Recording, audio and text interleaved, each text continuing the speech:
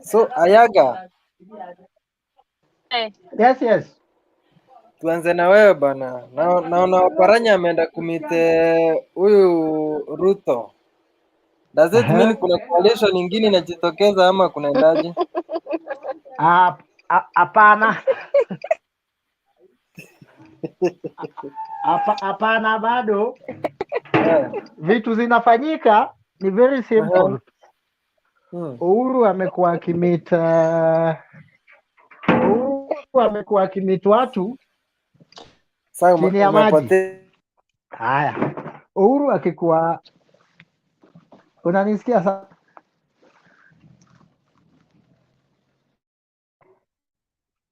Sasa niko sawa. Sawa, unanipata?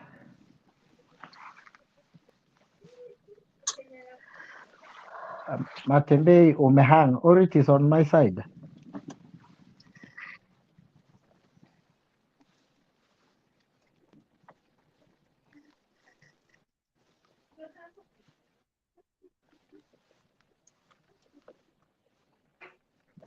Ayaga.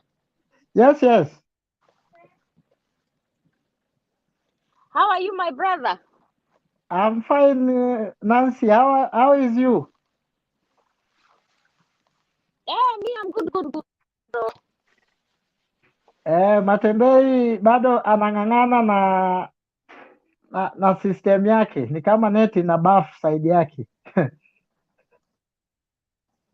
Like amerudi sasa. Aya, ngoja, najua watu. Ayaga, wewe ndiye tunangoja utueleze hii story vizuri.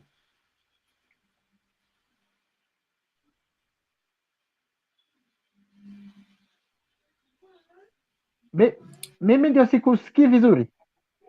Unisikii vizuri, tunangoja utueleze story ya Ruto Oparanya meeting. Aya, sawa nakupata. So and once you are done, Nancy naye aingilie. Wacha Nancy aanze tafadhali, 1 minute. Haya, Nancy tuanzie. Mimi story ya kumit Oparanya. Unanisikia? Na tunakusikia, endelea. Na mtu ni propaganda.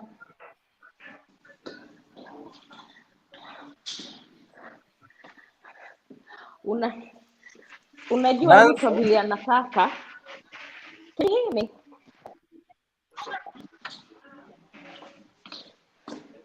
Endelea. Nasema Oparanya kwenda kumit Ruto is just putting his card right. So for me, I think it's his game plan to know what ODM is planning so that he can play his cards well. I don't think there is anything to it because Ruto anajua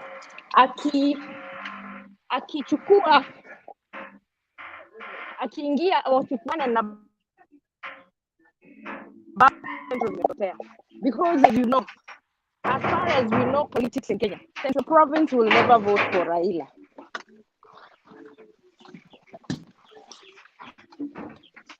So actually, Ruto goes for a connection with Ruto. I think he's lost it.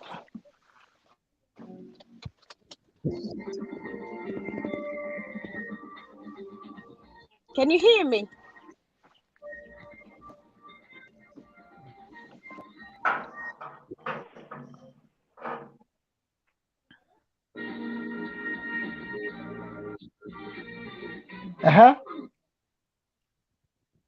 Presenting the new Harpic bathroom cleaner. Compared to ordinary detergents, its deep formulation gives you superior cleaning and kills 99.9% of germs and viruses all around the bathroom. Blue for the toilet and red for the bathroom. At the first sign of pain, you need a solution that you can trust to provide effective relief and gentle response. Try Panadol Advance for the use of headaches, body aches, Panadol Optizol formula. The tablet gently breaks down in the stomach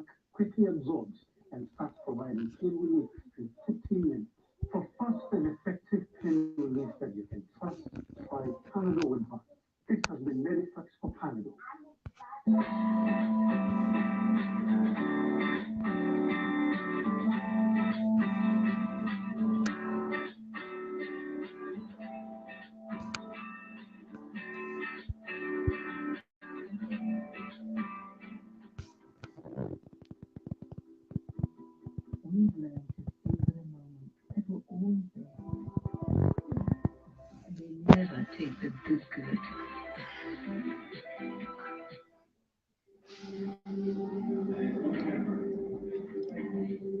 Hello? Yes, tunawapata. Hello? Hello? Sensitivity pain fast with fast-time rapid action. So clinically proven relief in 60 seconds.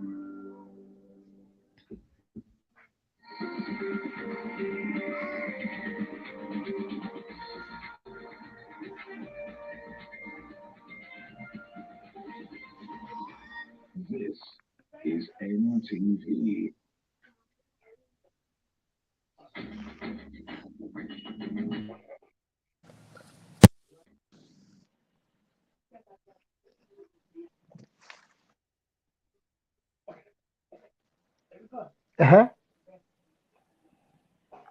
Hello, Ayaga, unanisikiza?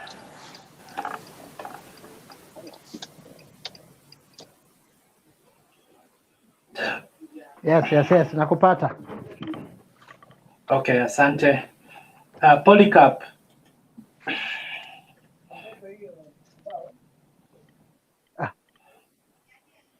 Nani atanikupa? Oh, ni huyo ya mzee huyo.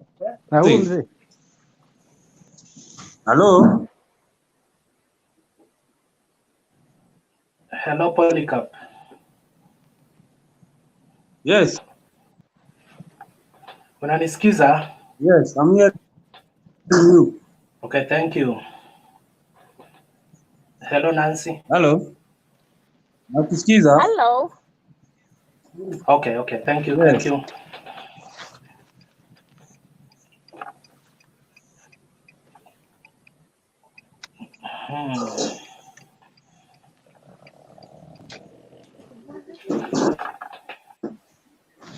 Mayungu. Wale DJ Clinton Jacoredo. Yes. Clinton Jacoredo. Yes.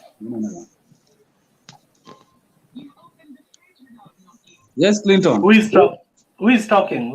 I'm behind I've entered the show late. You are not late. You've not started. Polycarp talking. Polycarp is talking. You are not late. You are not I late. come from UK, United Kingdom of Kisumu. No problem, man. Yes. So just stay cool.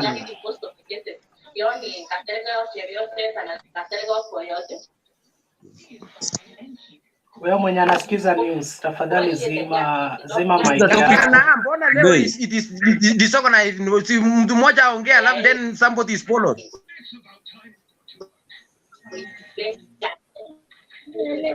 I'm cool already, my friend.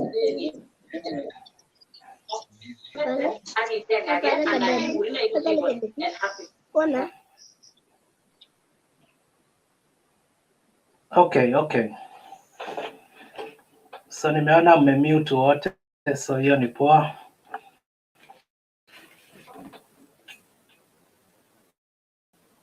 So kwa wale ambao mko kwa comment mnasema add me please, kuna link na watumia sasa hivi.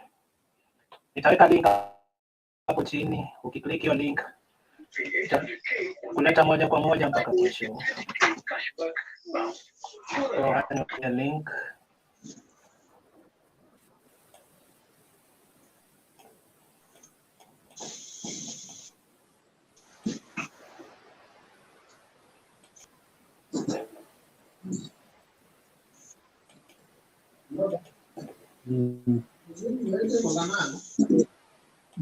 Uje morube modo ni sani StreamYard.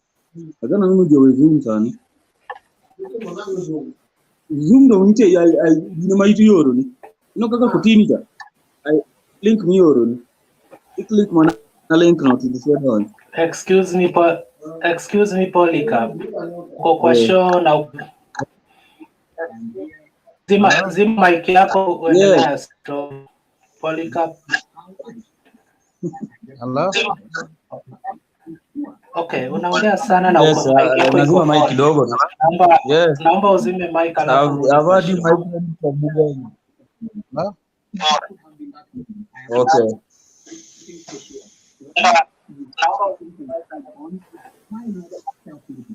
No, I wanted to eat ugali and fish.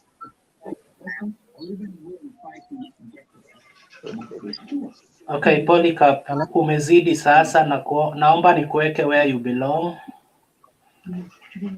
Kidogo tu, ukizima mic utarudi Polycarp. Hello? Hello?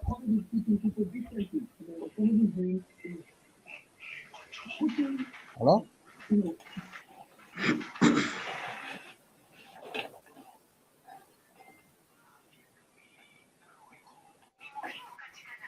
Was your week?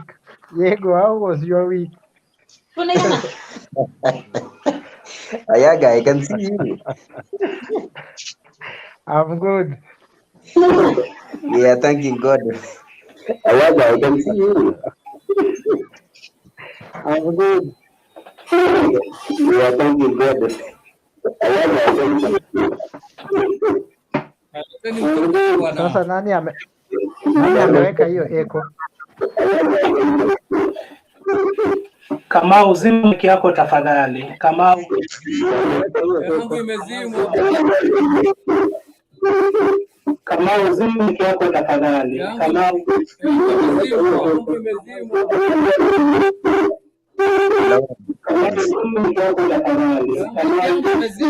Guys, hebu zima mic yako tafadhali.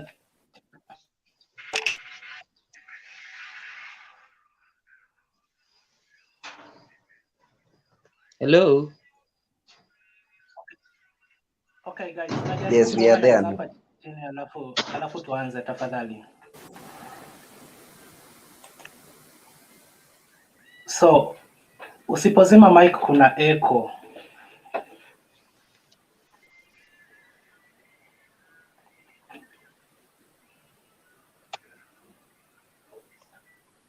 Wacha nisalamia Ayaga kwanza bwana. Ayaga, my man.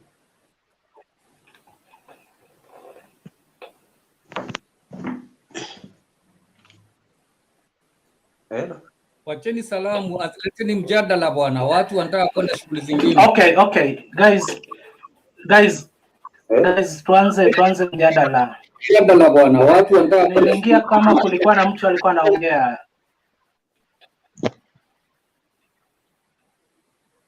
Nancy, ulikuwa naongea. Tafadhali malizia alafu tuende kwa mtu mwingine.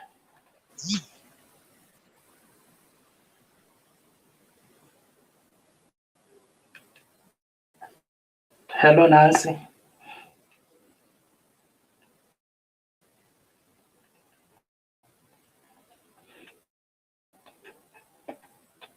Nancy, mic yako iko off. Okay. Hello. Yes, tunakupata sasa. Yes. Ongea Nancy, tukusikia. Yes, tunakupata sasa. Yes. Hello. Yes, Nancy.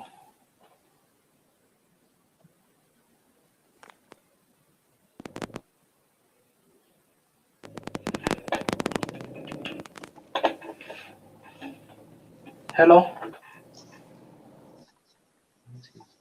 Okay, Nancy, ni kama uko na shida na mic yako ama internet. Ayaga.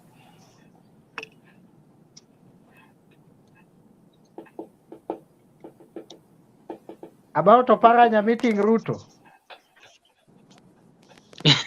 Yes. Okay.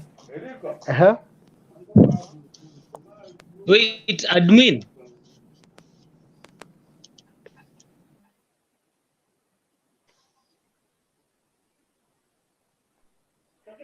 Yes, who's talking? Clinton, give me a minute or two. Sam aanze. Sam. Okay, thank you. Samit Aruz. Sema kitu Sami. Saidie kwa mute hiyo mic yako Sami.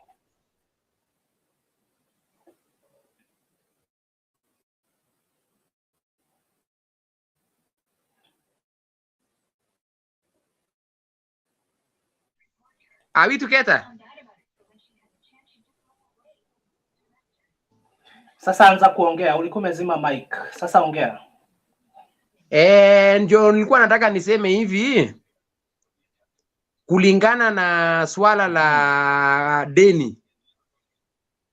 Sijui mnanipata, nani anaweza kuniashua mimi niko sawa kwa sauti? Niko sawa? Yeko niko sawa? uko sawa baba. Aya, sawa, wacha niongee. Nilikuwa nasema kwa maneno ya deni, deni ni mzuri na deni ni mbaya. Lakini kitu yenye inatusikisiza sana tukiwa vijana ni kitu moja tu. Hii nchi tutakopa mpaka tukonge ukuta. Wenye wanakubaliana na mimi na wenye wananisikiza, deni ni sawa kwa upande ingine, wenye inaweza sukuma development, but the problem is that yes, ni sawa kwa upande ingine, wenye inaweza sukuma development, but the problem is that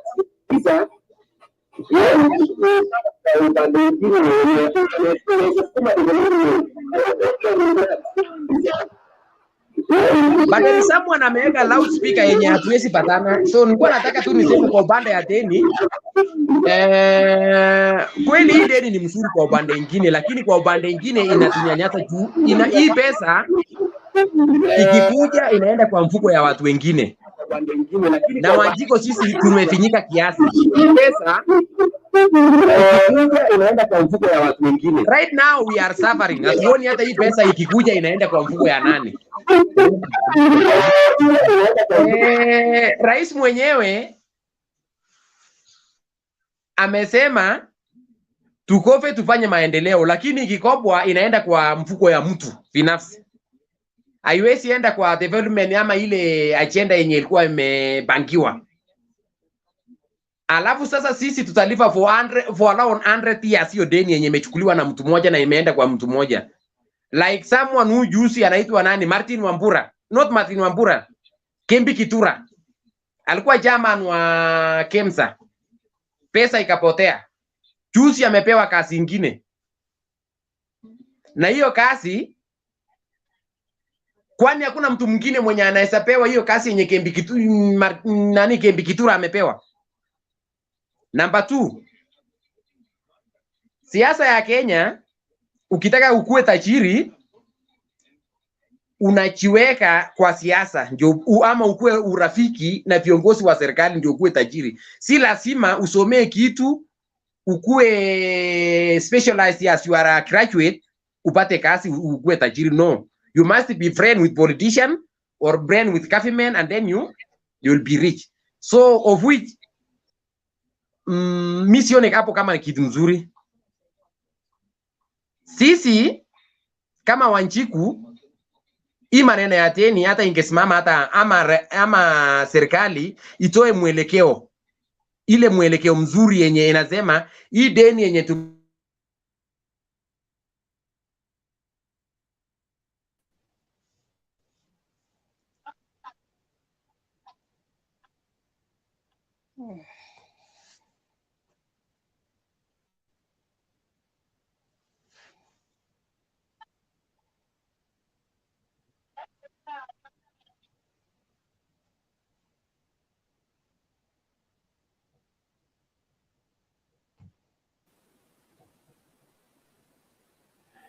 Asante sana Sami kwa maoni yako.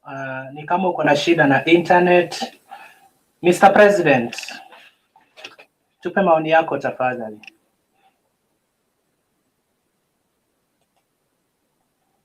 Hello? Okay, Mr. President, ni kama haiko nasi. Faith, tupe maoni. Halo. Mnanisikia?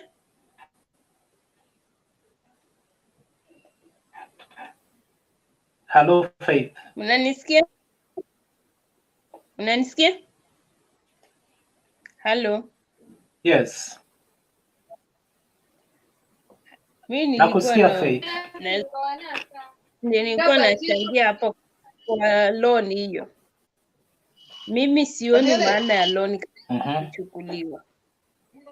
Na sioni inasaidia nini kabisa, bila kudanganya. Loan haina chochote itasaidia Kenya. Kitu yenye ingefanyika ni zile pesa zilichukuliwa zifuatiliwe, lakini hii loan kuongezea, hiyo ni kuongezea corruption nyingine tunaenda sasa kukuwa nayo. Tuja solve ile zingine zimeenda tu story mpaka saa hii, tukuje tuongezee ingine tena hapa. Hiyo sioni kama kuna kitu tunafanya hapo.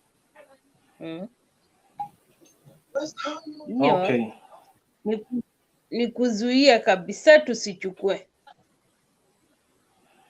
Okay, asante. Okay, tuarudi kwako in a short while. Lawrence Wainaina, uko na yepi ya kusema? Mnanisikia? Hello, admin. Yes. Can you get me? Yes. Yes, Sami. Okay, I'm here to discuss on the same topic Faith is discussing about the loans. Well, in as much as we are a growing country, tunahitaji loans as long as we have to live. Sisi ni nchi tunakuwa, lakini the main problems with our loan is that when we are taking these loans, we are unable to utilize the loans. But I find the president and the treasury in the right track when they take loans. What we're supposed to discuss, not complaining about the loans, but what we're supposed to do is to get to know how to utilize the loans you're taking, admin. Kwa hivyo ile kitu tunafaa kufanya saa hizi si kuteta ati tumechukua loan, kwa sababu in any case we can't run this country without loans. Kwa hivyo it was a bit petty, mimi wacha niseme petty for Kenyans to come and for those Kenyans who went to write for to the IMF, knowing very well that we survive on loans. Admin, we survive on loans. The loans have given us a beautiful infrastructures and powerful infrastructure like the Thika Superhighway. We have the SGR. Kwa hivyo hatuwezi kuwa ati sisi ndio sisi tunateta. Ile kitu tunafaa kuteta ni sisi wa Kenya, and question your MP, question your senator, pesa zinatumika aje? Hao watu wanatuchezea mchezo mbaya, wakifika ni kuteta, wanateta na sisi, na wako na power ya kwenda question kwa nini president anachukua loan na loan inaibiwa. Kwa hivyo loans are beneficial to us. Ile kitu tunafaa kujua ni the way of utilizing these loans and actually seeing the product of these loans. Thank you. Asante sana Lawrence Wainaina. Abdullahi Dynasty, Faith amesema kwamba haoni haja ya Kenya kuchukua loan. Abdullahi, unaweza ukasema nini wewe kama Dynasty wetu mkuu?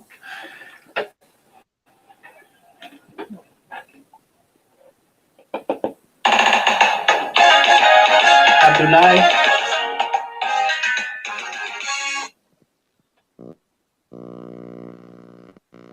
Okay, Abdullahi seems to be in another world. Daniel.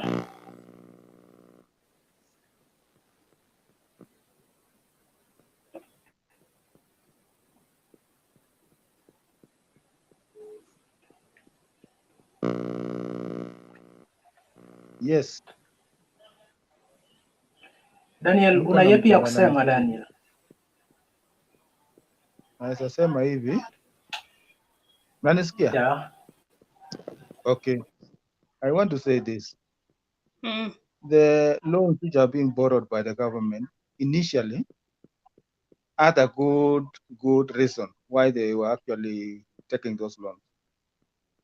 But recently, or some few years ago, these loans have been turned into, by some people, for enriching themselves. KEMSA, for example, nobody has ever been brought or taken to court. And we are seeing loans coming and coming and coming, and we are not seeing any tangible development. So it's actually good for Kenyans to ask certain questions about the use of these loans. We cannot just accept to be paying and we don't know how it is being used. That is my question. Thank you. Nimemaliza.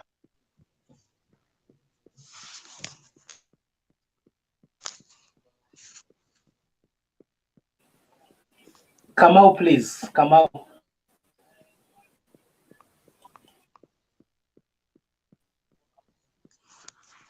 Kamau. Ya habari zote nyote mahali popote mlipo, kama mnanisikia muniwe, kama mnanisikia muniwe, habari zote nyote mahali popote mlipo, muniwe, kama mnanisikia, kama mnanisikia muniwe, kama mnanisikia muniwe, muniwe, ya inaonekana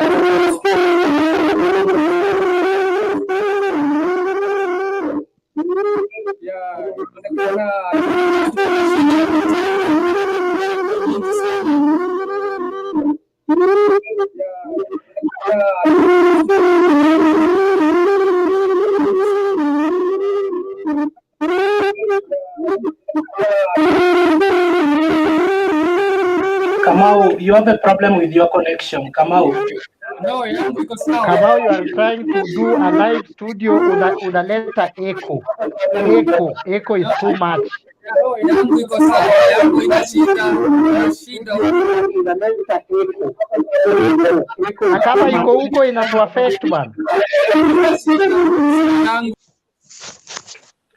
Okay, thank you. So, Mr. President, are you with us?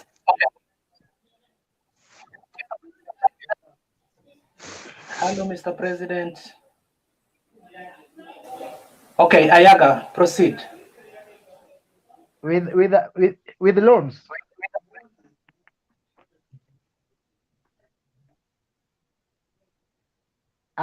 The topic is loan.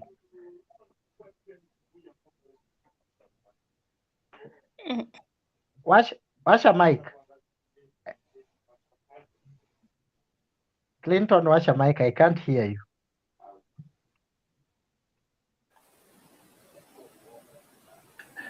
Okay, Ayaga, I'm saying you can proceed.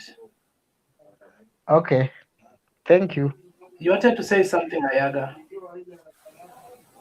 About loans, or Oparanya? Both, Ayaga. You can talk about Oparanya or loans. Yeah. Oh, okay, let me start with Oparanya. Oparanya, it is Uhuru Kenyatta who has been doing a political double-take, a political politics that is hard to understand. They try to grab BBI from Baba, and Baba amekanyaga break. So Baba anatumia lieutenants. Even before the meeting of Oparanya and the likes of Ruto, it took place a week ago. The photos were circulated yesterday. There was another meeting that was held between Ngilu, Mtua, Orengo, Nyong'o, and King at Nairobi Hotel. So Baba is trying to just send also different signal to Uhuru Kenyatta that we are aware and we know what is going on. About loans started in 2013. I don't know why Kenyans are complaining about it today. I will not complain about it. They started it, the so-called Jubilee numbers, by passing unreasonable law when they were calling themselves tyranny of numbers. Everybody knows where the problem started. None of our business. Let them run the government. If this government falls, the person who is in charge of government is Uhuru Muigai Kenyatta, deputized by William Ruto. We have the judiciary wing, we have the parliament wing. So we can't elect our MPs to do a work for us, like atufanyie kazi alafu tena tunaenda kuwafuata. You cannot do that, bro. I talked to my MP today. Hello? Is someone speaking? Okay, I think those are my points Tunakusikiza for now. wewe. Yeah. Those are my points for now. Okay, thank you. Mr. President, you are back, yeah. What do you have to say, Mr. President?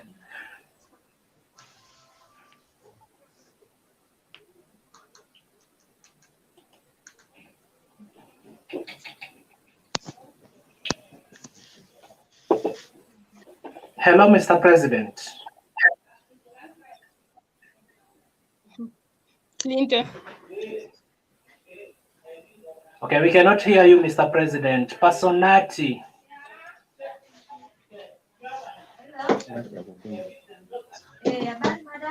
Oh, personality also has a problem.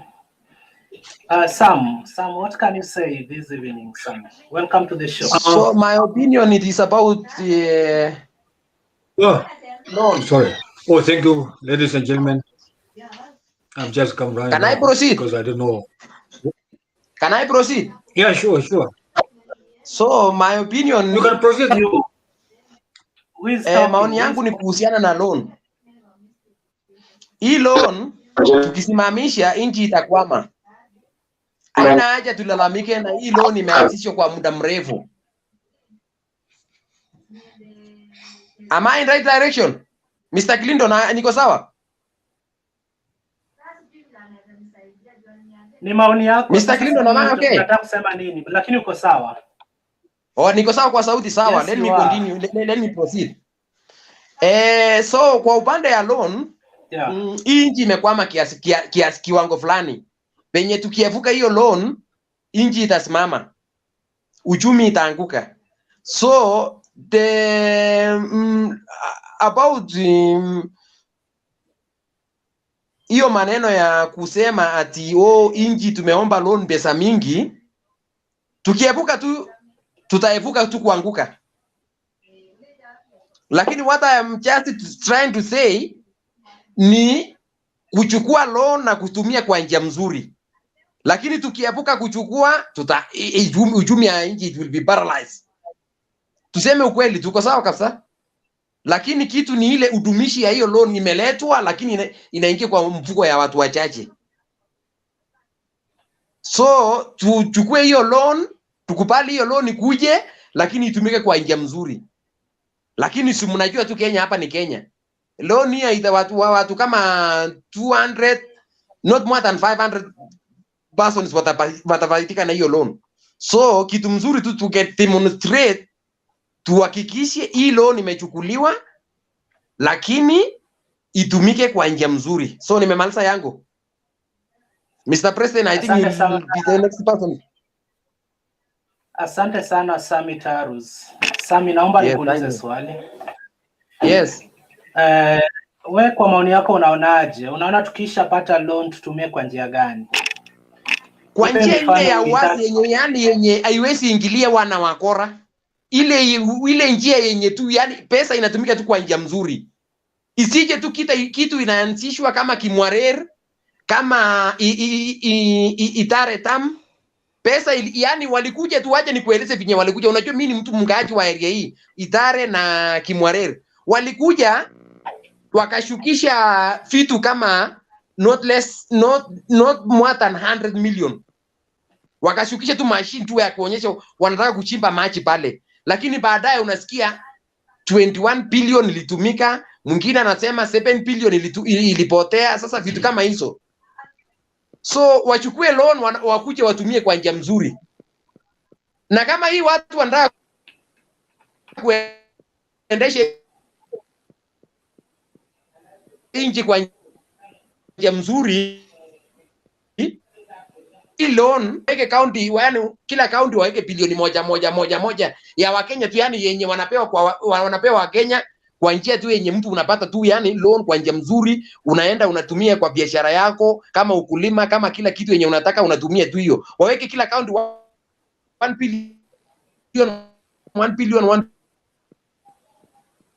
billion. Asante sana Sami Tarus. ile kama uko na shida na connection yako ya internet.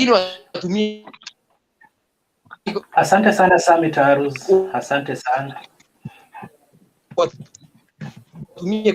Okay. Naomba nimsikize Mr. President. Mr. President. Zingine lakini ikuwe at least and proceed.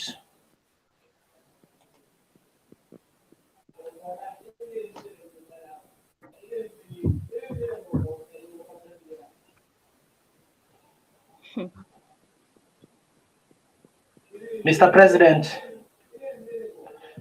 Okay, Kamau. Unmute and proceed, Kamau. Mr. President.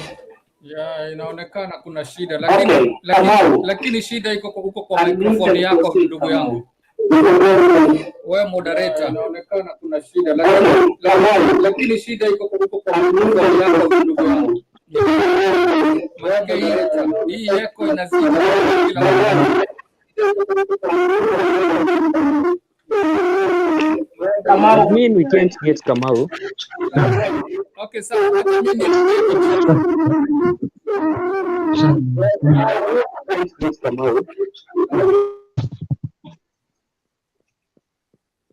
So, excuse me guys.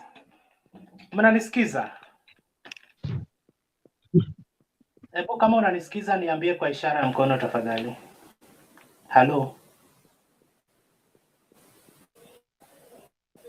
Okay, Kamau akiingia kuna venye anaachilia mic yake na kuna kelele kwa background yake. Sasa hatukupati Kamau. Kuna venye haitoki hapa. Anaachilia mic yake. Kamau, sema tena Kamau. Okay, Kamau rekebisha alafu uje tena. So, mnasema shida iko kwa mnipati?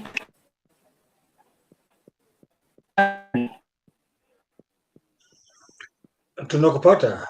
Yaani mimi mwenyewe nakupata vizuri sana. Pengine wenzetu sijui vile. Admin, pia mimi nakupata. I can get you clearly. Okay, Ayaga unanisikiza? Pengine wenzetu sijui vile. Admin, pia mimi nakupata. I can get you clearly. Okay, Ayaga unanisikiza? Wote tunapata. Ayaga. Ndio. Nyingi. Nafikiri kuna itilafu kwenye mawasiliano kati ya Kamau, please. Ayaga, Kamau, unanisikia? no.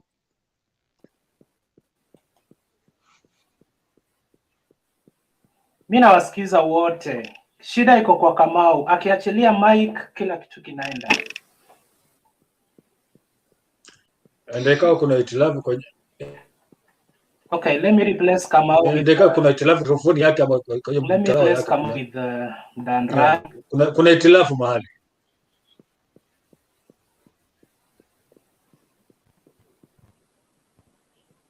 Ayaga. And there is Ken. And Ayaga, there is sema. Kevin. So, Dandrai, welcome to the show. Ken, welcome. Kevin Wekesa, welcome. Thank you. So, unmute your microphone, please, Ken na Kevin.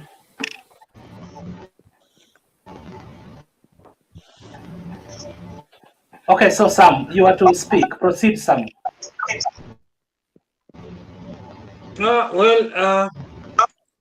First, I have to listen to some few things here. Anyway, we have a problem, and the problem there's no anybody other than us Kenyans to solve that problem in either way, whether we like it or not. Kwa mfano, nimesikia watu wakiongea juu ya mambo ya IMF. Je, mimi nauliza nyinyi, sio kwa ubaya, sio kwa sababu pengine tunajua sisi wenyewe mahali tunatoka, mahali tupo, tuna shida mbalimbali. Kwa mfano, kwa wakati huu ambao tumefungiwa kila mahali, huendi kazini, haupati mapato kutoka mahali, hauna njia popote, uko na familia, uko na jamii ambayo lazima uhakikishe kuwa wako salama. Anyway, singependa kuwa tunachukua hiyo mambo ya hii pesa ya IMF, lakini inafika mahali lazima tuhakikishe kuwa kuna vitu ambayo inabidi serikali ihakikishe inawapatia huduma wananchi wake, iwapo kama iko pesa ama isipo pesa zipo, ni lazima serikali ihakikishe kuwa imepatia huduma kwa wananchi wake. So kwangu mimi, ikiwa kama IMF wamepatia serikali pesa, ni lazima, sio kitu ya kuomba. Siombi serikali, ni sababu sisi ndio tumeandika serikali hiyo. Tumeandika hawa wabunge, tumeandika hawa president na mwenzake na deputy yake, au mawaziri, hata au ma MCA, sisi ndio tumeandika na tunalipa kushuru, ndio tulipa hao. Hao ndio wafanyikazi yetu. Hao sio wakubwa wetu, sisi ndio wakubwa wao. Hao ndio wafanyikazi yetu, ni lazima wafanye kazi vile tunataka.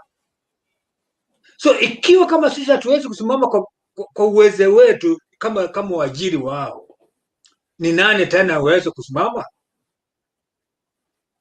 Tusichukulie tu kwa bumbwasi hivi, kupiga kwaje huko unapatia shilingi 10,000 hapa unafikiri umepata pesa. Hapana.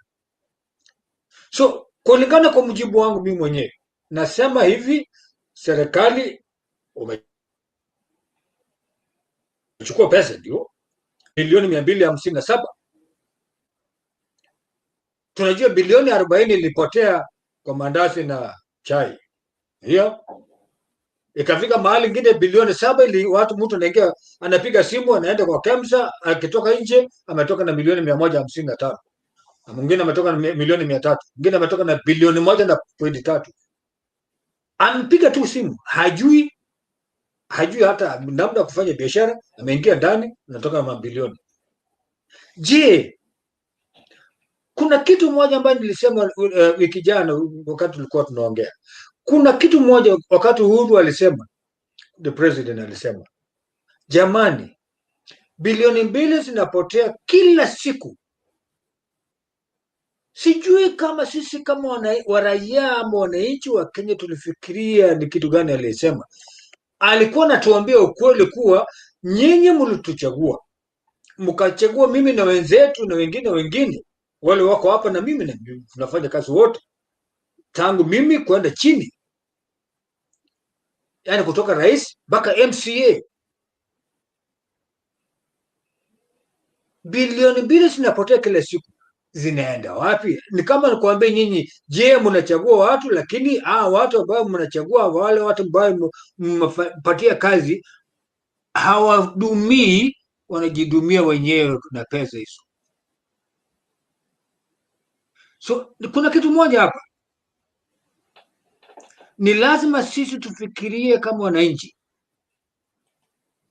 ni kitu gani tutafanya ambayo ni kwa saizi tuko na changamufu ama sorry, what do you call it, this problem. How can we solve that problem? There's no problem, but there's always a solution. But we have to seek a solution in a very systematic way, that to make sure that the next people we are going to elect, regardless of who he is, whether they have a good whatever, somebody can have language of talking, some don't have language to talk, some they cannot express themselves, but they have that ability to lead. It is us as a nation, regardless who, we have to see how the next are going to be. Before that, tufikirie kwanza mambo hii shida ile tuko saizi, ile tunaendelea. Dawa za COVID zilikuja, ikaletwa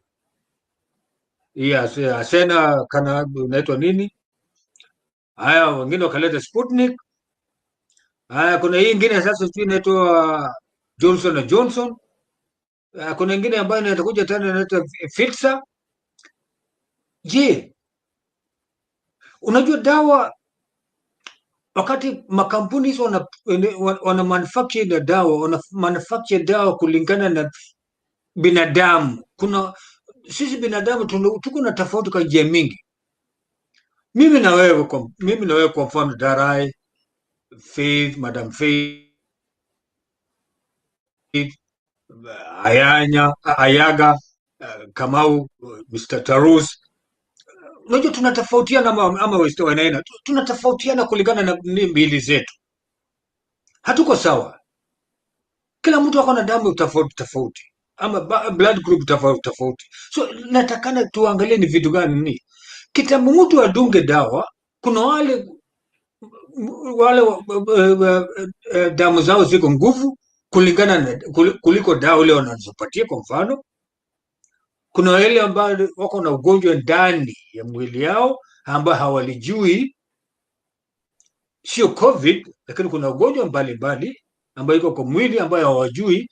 Ni lazima wahakikishwe na madaktari, wathibitishwe na madaktari kuwa huyu ako na ugonjwa fulani, anatakana dawa fulani ama COVID dawa fulani. So hivyo ndio kwa mfano mimi nauliza. Anyway, sababu sisi ni watu ambayo hatuwezi kufika kiwango ile ambayo kudhibitisha hayo. Ikiwa kuna mtu ambaye unajua daktari mahali fulani, pale pengine Kondele, pengine pale Kisumu Ndogo, pengine wapi, Bukungu Stadium, wapi, Wajia, Lagdera, wapi, mtu unasajaribu kutafuta namna kuweza kupunguza hii changamoto ambayo tuko nayo sasa. Najua, sorry, ngoja kidogo, tafadhali kidogo, nipatie dakika moja. Najua tuko na changamoto sana, lakini tuko na jawabu ama tuko na suluhu ya kuweza kutatua shida.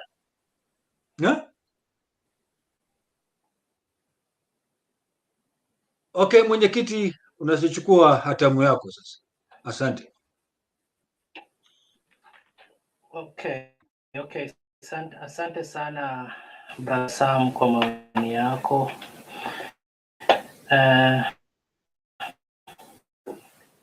Kamau, tunaweza tukakusikiza sasa.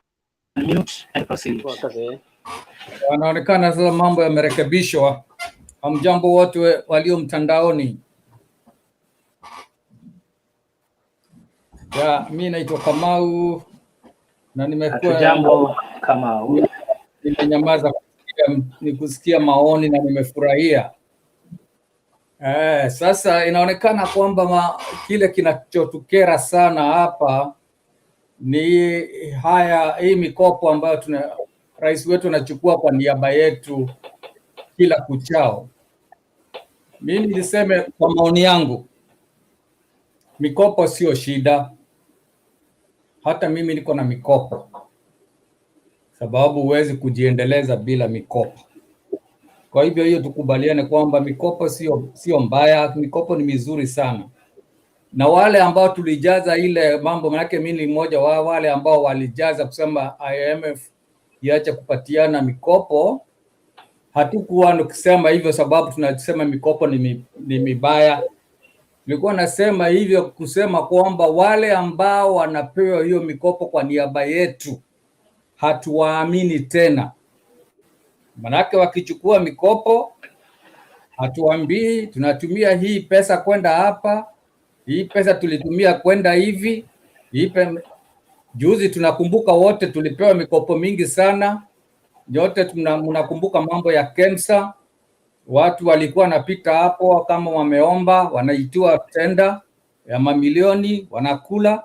Wengine wanapita tu hata wajaomba, wanaitwa, wanapewa tenda, wanakula.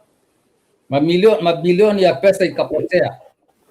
Sasa tunapoona kwamba rais mwenyewe amesema ni baada ya siku 21 ambayo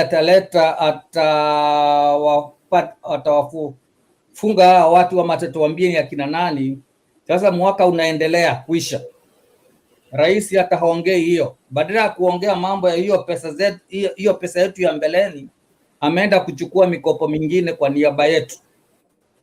Hiyo lazima sote kama Wakenya tuseme la, kwa sababu hiyo mikopo haichukuliwi kwa niaba yetu. Kama mikopo, mimi kwa saa hii siko Kenya, niko mahali kwingine nje ya Kenya, na nchi zote zinakopa. Hata hapa niko, watu wanakopa, serikali inakopa, lakini inatoa nini? Kila peni inawaambia watu wananchi wa hapa, tumetumia hizi pesa hiyo hapa, na mtu akipatikana dola moja ikipotea hivi, yule amekula atafungwa, hakuna mtu atamtetea. Na hiyo ndio shida tuko nayo Kenya, sababu ni kama Uhuru ameshindwa. Tuseme ukweli, tusibembelezane. Mwaka wa kuambiana ukweli, ndivyo watu wengi wanasema. Uhuru ni kama ameshindwa na kazi.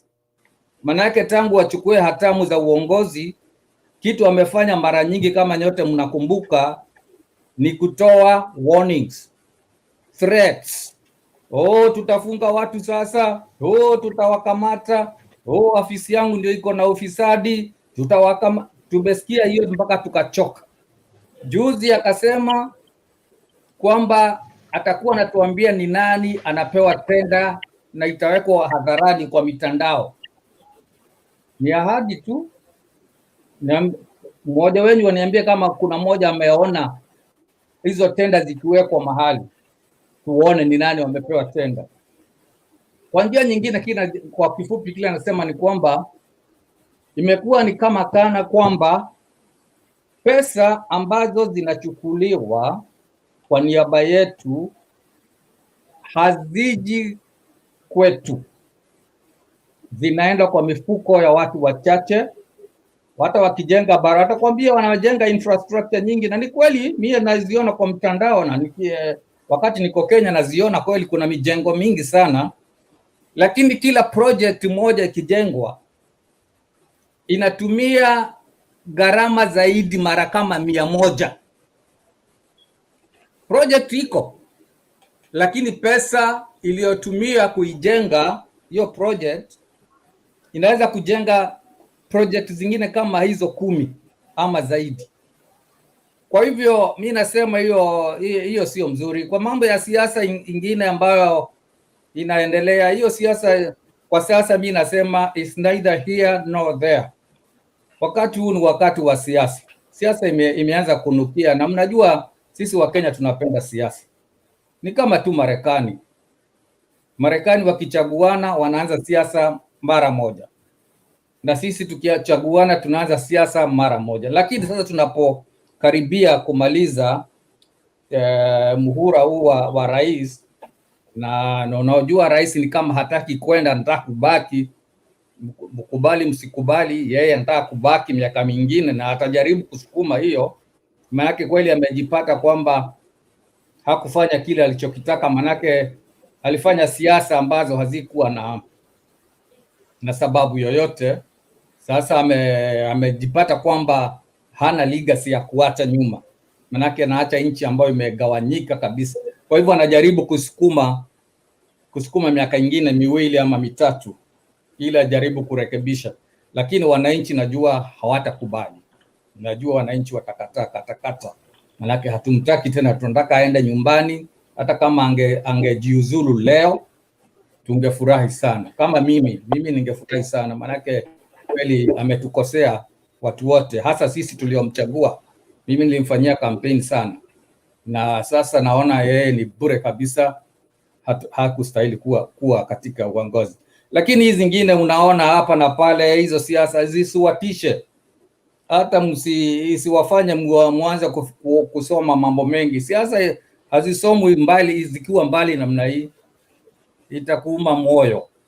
Siasa inapenda unangoja inakaribia wakati wake, ndio sasa unaanza kusoma. Unajua mimi naona ni mzee kuliko wengi wenyu hapa. Nimejionea siasa, nimepiga kura mara nyingi Kenya, najua siasa vile zinaenda. Na mimi nataka kuambia kwamba msiogope, msijali, mambo iko shwari. Unaona watu wanakutana huyu na yule, hiyo isiwaitie tumbo baridi ama tumbo joto kwa sababu hiyo itafanyika, lakini mungojee hadi mwisho wa mwaka huu, picha kamili itakuwa imejitokeza. Na sasa wakati hiyo ikijitokeza, sasa ndio wote tunaweza kuongea, na sote tukiongea tutakuwa tuongea kwa mambo ambayo tunajua ni nini. Lakini kwa sasa ile mimi naona ni siasa tu, hata haina msimamo. Huyu anasikutana huyu, anakutana yule, kesho anakuja anakutana yule. Hiyo ni kuwachanganya tu kwa kichwa. Kwangu mimi hiyo nasema mambo bado tunasubiri. Kwa hivyo asante sana mwenyekiti kwa kunipa wakati huo. Wacha niwape wengine nafasi pia nao waseme kitu. Shukran wote. Mr. Chair. Asante sana Kamau. Yes. So Chair, umenipatia fursa tafadhali. Yes, endelea. Okay, so mimi nimesikiza Kamau, and Kamau is a very intelligent man when it comes to politics. Lakini in as much as Kamau amecomment na amecomment venye anafikiria, kwa mawazo yangu naona the president can't take loans on his behalf. Ile Kamau amesema Uhuru anaenda anachukua loans on his behalf. Uhuru anachukua loans on behalf of the Kenyans, as we all know, na loans zinatumika kufanya maendeleo nchini. Na mimi kama vile nilisema, what you have to do right now is to question the legislature, that is the parliament, the upper house and the lower house. When I talk of the upper house and the lower house, I'm talking of the National Assembly and the Senate. Those are the people we are supposed to question, kwa sababu they are hypocrites. Right now we have members of parliament, sisi tukicomplain, sisi tukiteta about the IMF, sisi tukiteta Uhuru anachukua loans, tuko na wabunge wanaotujoin kuteta kama sisi, wanalia tukilia, and that is petty. Kwa hivyo the people we are supposed to question Kamau, Mr. Kamau, are our hypocritical members of parliament, in both the Senate and the National Assembly, because hata Uhuru akichukua hii loan ni wao wali approve, na Uhuru anachukua loan and they are supposed, in as much as we take loan, bado wanafaa kujua ile loan inatumika kufanya nini. Ile kitu wanafanya ni kulia sisi tukilia kama wananchi. You said Sam alisema sisi ni wadosi wa hawa watu. We are their employers. They are our employees. And we must hold them accountable for each and every loss. Kwa hivyo hapa we don't have to blame the president alone. The president does his right, kwa sababu I told you we are a developing country, we must depend on loans. Lakini hizi loans zetu zinatumika kufanya nini, Mr. Chair? Wacha tuache kublame president. President amechukua, okay, he's a mastermind of double words, and I'm sorry to say this. Kama venye Kamau amesema, Mr. President will come out and say, I am in charge of this government, and the next day he will come out and say, 2 billions were lost. We lost 2 billions. We always lose 2 billions a day. Yet he's the same person who is in charge of the government. But let us blame the president. Let us not only blame the president, but also the legislature, both the Senate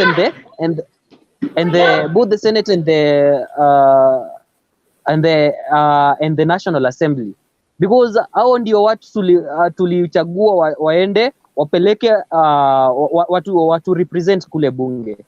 Kwa hivyo when we blame the president, tuache kublame the president alone. Kuna mtu hapa anaitwa Samitaras. Samitaras aliongea story ya Kimorer na Aror. But tukifika ni kuongea story ya Kimorer na Aror, bado tukumbuke kuna Kemsa na when Samitaras alikuwa anajaribu kufikia Kimorer, I think he was pointing out he was trying to point out a certain person, a certain individual, though I'm not sure. Lakini hii story ya Kimorer na Aror, we also have the DCI and the DPP. Mimi ningetaka kujua kwa sababu people keep talking about Kimwarere na Ror. Hii story tutaifika wapi mwisho wake na tupate investigations, the money that was lost, tupate tujue nani hizo pesa zilienda kwa mifuko ya nani, kwa sababu that was tulitupa pesa mingi sana. Na tukiongea kuhusu Kimwarere, let us also look at Kemsa. Tumetupa pesa mingi sana na Kemsa, tumetupa pesa mingi sana. Kwa hivyo when you talk of Kimwarere Samitaras, I know who you are pointing, maybe I might be wrong, lakini tuangalie mahali popote, tuangalie mahali kote Kimwarere and even the Kemsa, and we know the people who took Kemsa's money. Tunajua wale watu walipocket hiyo pesa ya Kemsa. Kwa hivyo Mr. Moderator, Mr. Chair, wacha nifike hapo kwanza, naona Samitara sana nataka kusema kitu. I think I'm next. Asante. I can be next. Please. Asante sana. Kwanza nijibu sababu huyo ameongea amenijibu, hata nijibu dakika moja tu. Yeah. Nimuelewe. I will speak and then umeniambia dakika moja nimekujibu tu na kupita. Nikwambie hapa Marekani. Excuse me, let's have order please. Okay, sorry. Let's have order please. Okay. Amitarus. Hautamjibu cause haja kuuliza swali. Sasa sijui amejibu direct. So excuse me, let's have order. Okay, sawa, mimi niko sawa. Okay. Haja kuuliza swali. So kabla hujaongea. Okay. Kabla hujaongea naomba hivi. Kama umeingia hakikisha umute microphone yako ndipo usikize vizuri. Alafu pia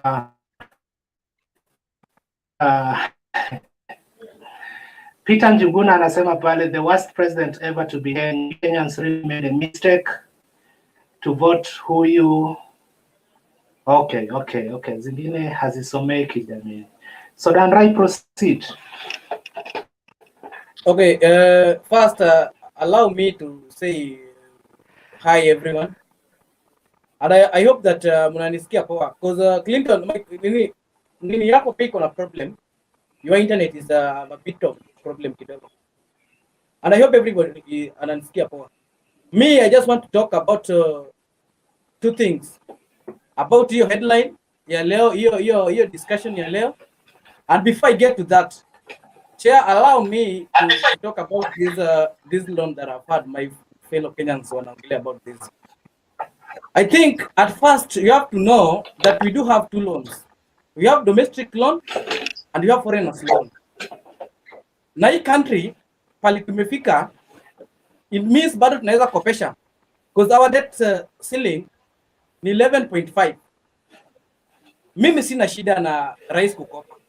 Shida ni wanakopa wanafanya nayo nini? And I don't want to blame rais. There are some things that huwezi toka tu atunaenda kufanya kama rais.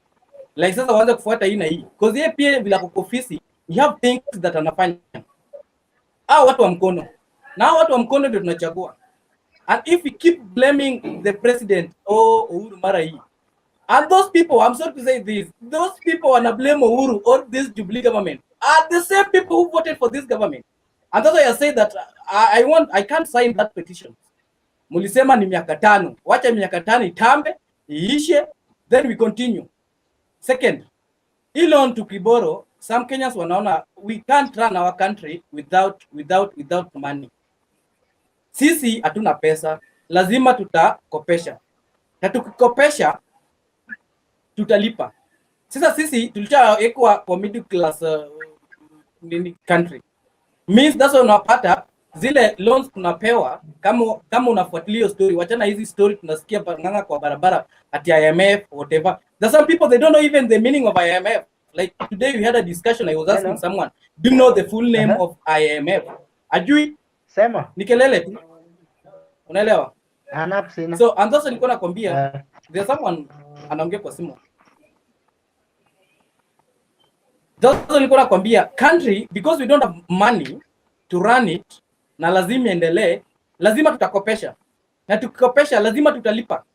Sasa Wakenya wale wanalia ni ile ni tu hizi pesa wanakopesha, hatuoni vitu wanafanya nayo. And I think Kamau, I don't know ni Kamau ama nani ameweka vizuri like utapata pesa kama hii SGR, ile pesa walitumia kujenga nayo SGR ni mingi sana kushinda hata tungejenga hiyo SGR ifike hata Busia ama itoke ifike hata Turkana. They triple it, you see.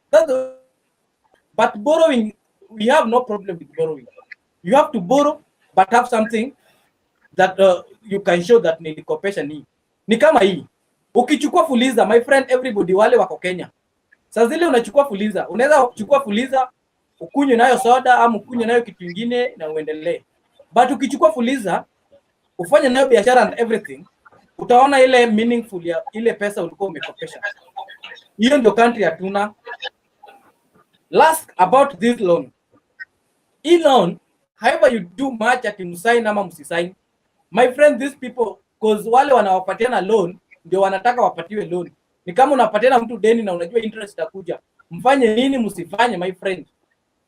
Hao watu watapatia Kenya loans and nothing you can do about it. There's nothing you can do about it. Ni true that we at least we have to questions, because in Kenya we have a certain attitude like ukiwa kwa ofisi kazi yako ni kuiba. Hiyo wacha niwachie hapo because I don't want to dwell about loans. I want just to dwell about this our headline today. I think our topic today was this Ruto versus Ruto Oparanya meeting. The certain time nilisema hapa, hii Kenya hakunanga story nyingine, yani hakunanga story nyingine like utasema sasa sisi tumekosana na mtu kabisa. And in politics we don't have permanent friends and permanent enemies. I think everybody akiingia kwa siasa, the first thing anapanga mbele is about priority. Na tumeona Ruto pia anataka ikiti. Although Raila hajatangaza anataka. Tumeona Musalia pia amesema anataka. Tumeona Gideon wanataka, everybody anataka. Sasa ni ina depend umejipanga namna gani. Na hii meeting imeanza. Na nilisema tu the same hapa. Hii kitu itaanza tu kama tumekutana church, tumesalamiana wakati wa sadaka, after kusalamiana waende. Next time wakutane church waseme tulikutana church, tukasalamiana nje ya church basi. After hiyo kuchurch iendelee, itoke kwa church iendelee. And the same thing tumeanza hapa.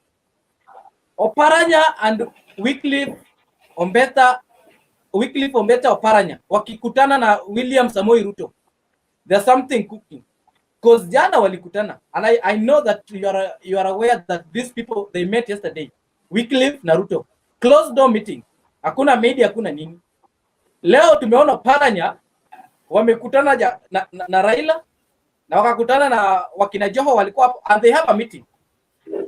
So see, there are some people walikuwa confused, Oparanya may defect ODM. I'm a live member of ODM. Oparanya is defect ODM. Oparanya alienda ku represent someone that hata tujui, because Raila alisema baada hajatangaza nataka president. Maybe yeye Oparanya alitangaza nataka president.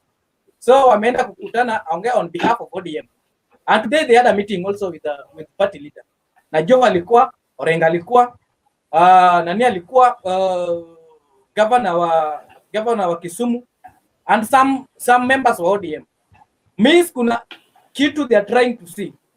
Na hii kitu ukiona kama wameanza kukutana, they are coalition, tunaitanga stellar coalitions. Wao wameshindaga tu, Raila endorse me, Uhuru tupatie, sijui nani tuachie. Hiyo ndio. Na hii kitu najua inafanywa very simple. Me, I'm a politician. Naona kama daktari ameingia, lakini Gatumo, you will excuse me for this. Tuliona kama baba wa Kalonzo alikufa. Wakamwambia Kalonzo, wewe tosha. Kalonzo, wewe ndio umetosha. By the way, Kalonzo, you can leave this country. Kalonzo akatoka huko akasema, ni mimi. Watu wameungana nyuma yangu. Haya, Malulu pia tuliona juzi mama Ana kikufa. Kila mtu alikuwa anasema, wewe saizi Mudavadi wewe ndio umetosha, ati kabila mbili sasa haiwezi rule. Sasa Mudavadi pia kapiga kelele. Sasa watu wamesema ni mimi. Walio tumeungana. Sasa mama Wetangula pia amekufa. Wacha later soul rest in peace. My friend, kwa hii matanga utasikia wakimwambia Wetangula, wewe ndio umetosha. Wewe ndio umetosha kulead Luya nations. Sasa hizi ni vitu za tunaonanga tu.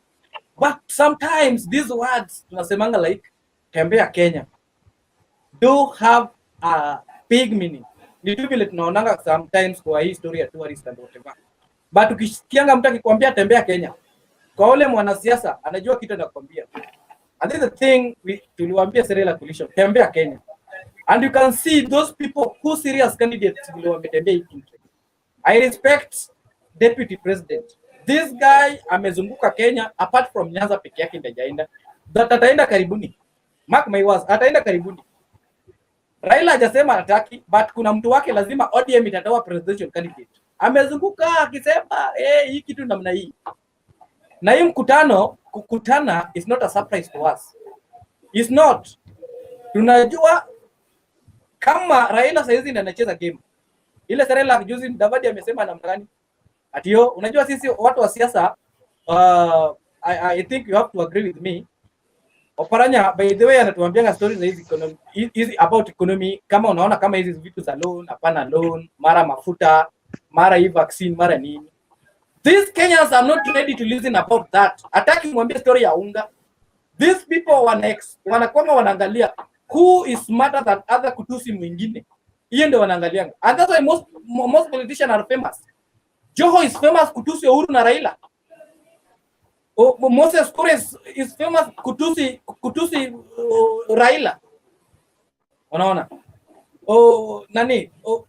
Sudi wakina Sudi, they are famous kutusi Raila. There are some people like kwa ODM, they are famous kama Ulo Ponde Kaluma and whatever kutusi wakina William Moi Ruto and Uhuru. So these Kenyans, they are not ready to listen kwa hiyo story ya unga unawaambia. They are not. Watapiga tu kelele kama sahihi mara ya loan imepandishwa, sisi hatutaki loan. But ukianza tu kusema nani ni mjinga hatapata kiti, they celebrate. And that's the what, and that's unaona kama these politicians, they know we have to serve you with what you want. Easy coalition is not like wanna serve for your interest. And I'm sorry to say this, they are making these coalitions as you are the bargaining power. We unakuja na watu wangapi ni wewe my friend. Sasa zile tumekaa kwa meza, we bargain according na uko na watu wangapi nyuma yako. Sasa nyinyi ndio mnakuwa kwa soko, mnauzwa. And this nakwambia na I do tell Kenyans, sisi kama youths hapa, by the way nawaambia I'm going to vibe by the way, but I do say kama unaweza vibe, go and vibe. If you want to change this country, huwezi change the country vile tu alituambia ukitembea huko kwa barabara. You can't, because we know there are some people they make decisions.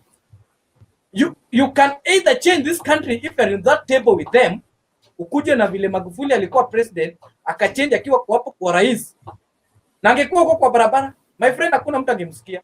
Sasa hata hizi loans tunaambiwa sahi that loan imeendelea.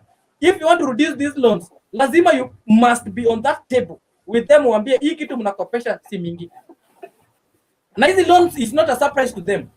They are going to take this, mpige kelele, wakuje wachukue ingine tena mpige kelele, wakuje wachukue ingine tena hadi wafike ile debt ceiling ya 11.5. Ndio wawache na tena waongeze, ilikuwa 9 trillion. Sasa hizi wakaongeza hadi 11.5 trillion. Wataongeza ifike hata 20 because wao ndio wanaamua. And this MP we do elect. Nikimalizia naona yaka na pepa mkono. Nikimalizia, these MPs we do elect, my friend, these people saizi wanaweza ita a meeting ama waita sitting with immediate effect. Saa zile wamesikia mshahara inaongezwa ama nini inaongezwa. In fact about this vaccine, hata juzi tumepiga kelele hapa na Daktari Gatumo, vaccine tumefundisha watu. My friend, umeshasikia hata MP yote akitokezea kusema story ya vaccine and whatever? Mumesikia? Nothing. They are not interested. Now, if you think that you can correct them about that, you can't and you will not. Sisi Kenya ni kujiorganize tu tuone vile na. I respect you Chani, nimeona kama umerudi filming. Let me just give someone time to speak.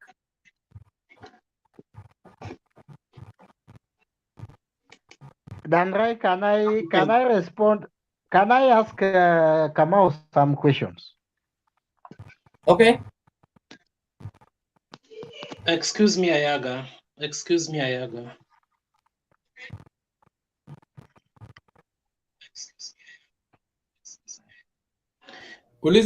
Thank you Danrai for your contribution. Lee, una yepi ya kusema? Unmute and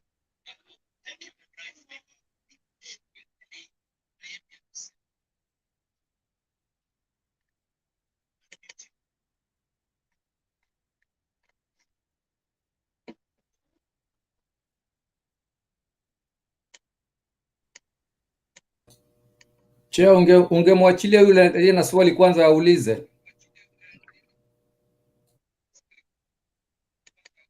It seems Lee ako na shida kidogo kwa sawa, aulize swali basi. Yes, thank you very much. Swali yangu ni kwa Kamau. Kamau, you have said you are a bit older than us by look of appearance, which I agree 100% correct. You have said umevote kwa hii Kenya mara mingi, right? My question is, how long does it take you wewe kujua Uhuru ni ovyo? Huyu ni mtu umempigia kura mara 3. Mimi nakwambia huyu ni mtu I'm younger than you, and I can categorically tell you this is the person I know way back. In fact, I voted first in 2013, and I could not vote Uhuru Muigai Kenyatta because I know he's a wrong leader for Kenya. So, as intelligence, as Lawrence calls you, as experience, as some people call you here, and even your age speak volume for that.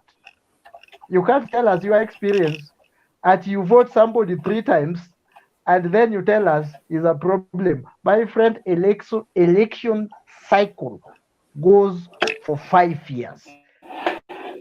Uhuru is not even the problem. Our MPs are the problem. The MP, you are blaming Uhuru, and I know very well where I sat here that you voted the MP. Your MP in 2013 is your MP today. The MPs from 2013 to 2017 put us in this trouble. They passed the law. Uhuru is using the law. Even if you sign those shenanigans, sijui called online, I saw in fact niliona ka gazeti ingine kule Uingereza akasema ignorant Kenyans invades the IMF Facebook page to sign for a memorandum. My friend, waliweka vizuri. That is ignorance, because number one, Uhuru is not against the law. The law was passed in parliament. The law was passed in parliament. What were you singing that time? Wembe ni yule, tutamnyoa the same way. Sijui. The same MPs that you call the tyranny of numbers are the tyranny of numbers that passed the law. Even if you take Uhuru to the Hague, or even to God himself, God will tell you what I'm telling you today, that Uhuru is using the law that was passed in parliament and ratified at the judiciary. No problem. That was the main problem. Uhuru hate Maraga. Let us speak the truth. None of you never bother talk about how they frustrate Maraga, and they told us they are going to revisit, and they did by finance, by always. Your question is too. Wacha nikujibu. Jibu baba. Asante.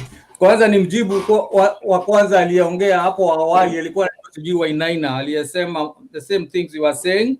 Sema we blame the parliament and the like and the like, and to some extent I agree with you and with him, but also that comes from some type of ignorance, because as they say in America, they say the buck stops at the president. So tunapochagua rais tunajua tumempatia bunge, tumejua ako na judiciary, lakini the overall is the president. He has the final say. He's the one to be blamed in case of anything, not the parliament. Yes, we know the parliament also passed whatever, and probably depending on what they were told then. But nobody else is to blame other than the person who we elected to protect us as wananchi. Hiyo ndio jibu nyote wawili pamoja na ule jamaa mwingine, sijui kama alitoroka ama alienda wapi, aliuliza na katoroka. Wacha niingie kwa mambo mengine ambao umeongea hapa kadhaa ambao yale nitakayokumbuka. My brother, uchaguzi Samahani Kamau. Samahani. Wacha nimalize tu dakika moja, manake ameuliza maswali mengi. Samahani, kuna watu ndio, lakini ameuliza swali lilikuwa direct to me. Okay. My brother, uchaguzi nchini kote unachaguliwa wanadamu, na wale ambao ni wapiga kura wanaenda kupiga kura, hao sio malaika, pia ni wanadamu. Kwa hivyo unapomlaumu mtu ambaye amefanya uchaguzi wake, unaonekana wewe hujui maana ya demokrasia ni nini. Manake kama mwanadamu Ayaga akisimama, sina uwezo wa kusema anaweza kuwa mzuri kwa sasa katika mambo anayofanya, anayosema, lakini siwezi kujua kesho yake atakuwa namna gani. Manake mimi sio malaika, na yule ambaye nimemchagua pia sio malaika, ni mwanadamu. Kuna ile tunaita flaws, zile flaws za kibinadamu, yani zile makosa za kibinadamu. Kwa hivyo usilaumu mtu. Mimi najivunia kwamba nilifanya uchaguzi wangu, maanake ni demokrasia. Nilipigia kura Uhuru na Ruto, na 2022 labda nitapigia Ruto. Unaona? Kwa hivyo siwezi kujilaumu kwa sababu ati nilipigia mwanadamu akafanya makosa. Siwezi kujilaumu, na sitaki mtu anilaumu kwa sababu hiyo ni uchaguzi wangu, na yeye alifanya uchaguzi wake, yeye akashindwa, atulie kwa yule ambaye ameshinda, na yule ambaye amepiga kura vibaya mwenzake akabadilika, pia asijilaumu, maana alitekeleza wajibu wake wa demokrasia. So Mwangi, can I interrupt? Yeah, no, let me finish. I gave you time. In such interactions, give time. Let whoever is talking finish his point or her point, then jump in so that we can have a well-moderated conversation. So what I'm trying to say here, my brother, in short, ili nimalize, ni kwamba as long as you are a human being, now as long as you are going to vote, you'll always vote a human being who is prone to change. Even no matter how good Kamau looks, and nasikia hata hapa niko, kila mtu wananchi ambao niko hapa, na mimi huja hapa mara nyingi, kwa hivyo I interact with them. Najua ukiwauliza watakwambia tulifanya makosa, tungechagua huyu, tungechagua. Hiyo ni kawaida ya binadamu, manake unachagua mwanadamu. Kwa hivyo ndugu yangu, usitarajie ati kuna wakati utachagua mwanadamu ambaye ni perfect. Human flaws. Kwa hivyo hiyo labda same option, ningechagua the same thing. Labda itategemea na nani wanapatia. Kwa hivyo hiyo sitaki kusema hii hapa vile. Nataka kukuambia tu binadamu ni binadamu, mimi ni binadamu. Ninapopiga kura yangu na kuchagua, nikitarajia wewe utawajibika, utafanya kazi kulingana vile ulivyoniambia. Usipofanya kazi, Sasa hapo nina haki, na ndio maana demokrasia inatupatia miaka mingapi? Miaka 5 ya demokrasia ya Kenya. Hapa tunapewa miaka 4 hapa niliko, ya kuangalia kama huyo mtu alitekeleza wajibu wake wa vile mliagana mwanzo. Kama hakutekeleza, mnambadilisha, lakini sio kulaumu watu wale ndio walichagua. Hiyo ni kukosa kuelewa demokrasia ni nini. Nimemaliza.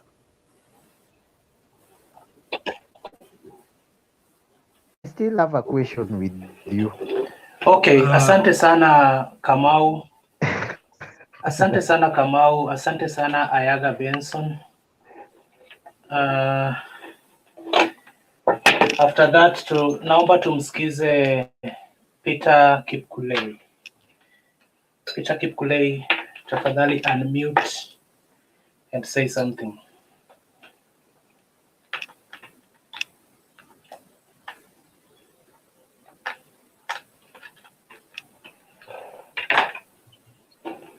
Hello, I hope mnanisikiza.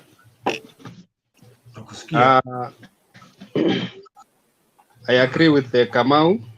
Kamau amesema ya kwamba the person to be blamed in this country is a voter. The voter tulidanganywa, tukaambiwa Raila ni mkanga, Ruto ni mwizi. Then we just agreed. Hata saa hii tukikaa hivi, kuna watu wanabelieve ya kwamba Raila ni mkanga, na kuna watu wanabelieve ya kwamba Ruto ni mwizi.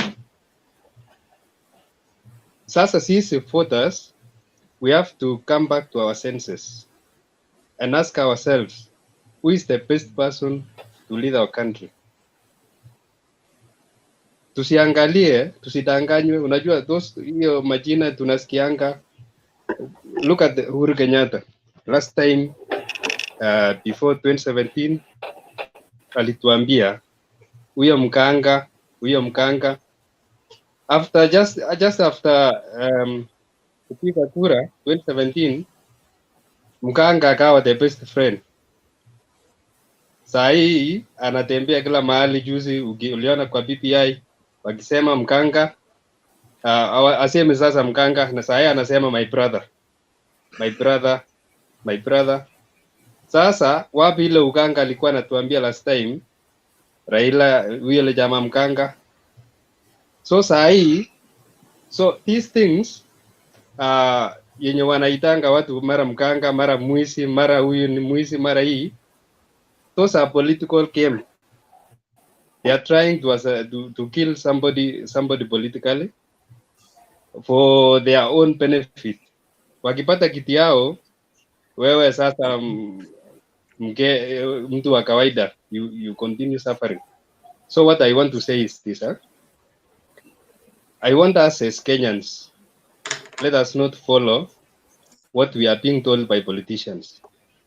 Wewe kama Mkenya, kaa chini, angalia nani anaweza kuwa kiongozi mzuri, mtu ambaye anaweza kusaidia. Look at the unajua mpaka saa hii, I think you know who is good, nani anaweza ongoza nchi, hata even your own constituency. I think mpaka saa hii unaweza jua nani hawezi. Sisi tulidanganywa, tukaambiwa hii, we believe, tukaenda kupiga kura. Saa hii niliona juzi chairman wa ODM, was it chairman wa ODM? Alikuwa na not chairman wa ODM, but this MP wa Embakasi na wengine, the ODM guys. Ati sasa they want to say Ruto is not a thief. Last time wamezunguka wakisema kwa sababu kuna ile uwezekano ya wanataka kuungana for the political reasons. So let us not follow politicians. Let us think as Kenyans and vote as a Kenyan, just as a Kenyan, as a thinking person. Sit down, analyze them, vote for your own. Msidanganywe tena kama Wakenya, mwambie huyu sijui huyu ni nani. So those are what I was to say only. Let me give another person to continue also. Thank you. Okay, thank you Kipkulei. Kuna huyu anajiita Sa Milton Million. Say something. Okay, thank you very much, Mr. Chama. I hope kila nisikia vizuri. Yeah, okay. For me, what I would say, it's very simple. That you cannot blame the voters. The only thing we can say we can blame is our political condition and situation that we have in the country, because politicians will always come, they will tarnish each other's name, but at the end of the day tunajua vizuri sana what they want is that seat. Kesho utawapata wataongea mchana watukanane, and then jioni wako pamoja wanakunywa chai. But sisi hapa nje tunafikiria kwamba hawa watu ni maadui.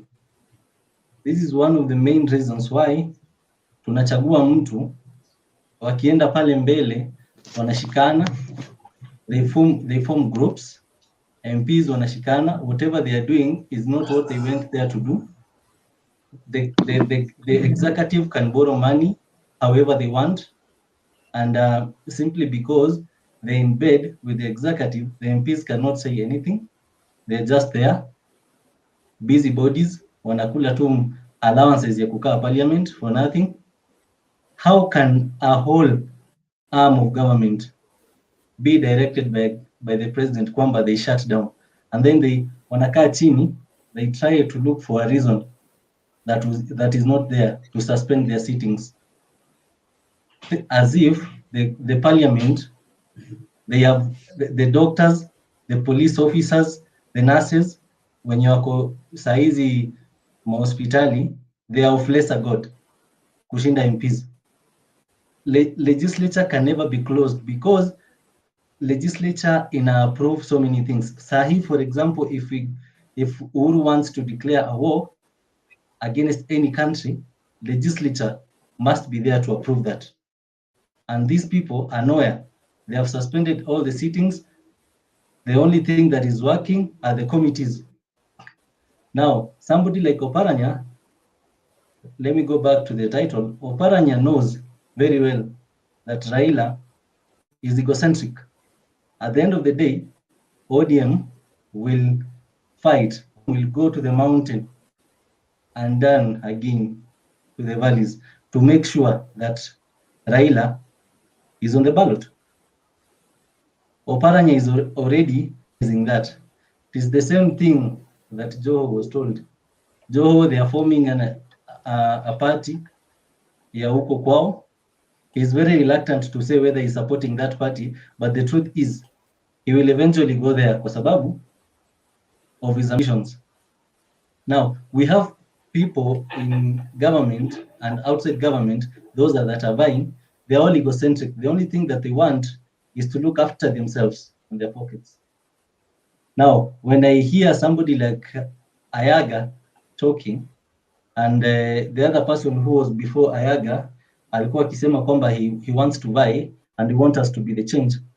First of all, what we need as Kenyans is not to allow the narrative ya kwamba MP akija ama whoever is campaigning akikuja hapa chini lazima akuachie 200. Once we are able to look beyond that 200 shillings, when somebody tells you their manifesto, is it something that it is workable? For example, Uhuru akiingia, tuongee ukweli kila mtu, they will bear me witness. It was sympathy vote, that was the first thing. Second thing, it was laptops. They promised us our children will be given laptops. It was sympathy for ICC and the laptops. Those two things. What we failed to ask was, how will our children get these laptops? Ruto akasimama akasema watatujengea 5 stadiums. Where are these 5 stadiums? Well, Ruto came clearly and said that everything was going well until when now Baba came in and all the Jubilee plans were dismantled and disarranged, and they gave birth to something called BBI, and now everything else did not matter anymore. And it was all for nothing. Look at it now. Oparanya came out the other day clearly saying that it is not practical, it is not workable. Why?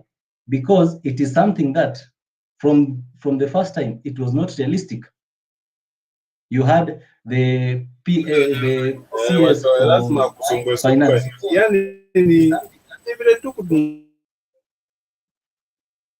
You had the other day the CS for finance, Ukuriatani, said that there is no money to fund something like BBI. If there is no money to fund BBI, will there be money for referendum and then election the following time? If we do it now, will 2022, will we have the money for election again?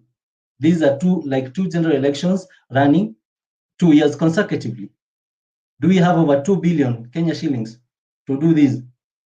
We are currently, since the second wave of Corona, there is nothing. We have not upgraded any health system in our country.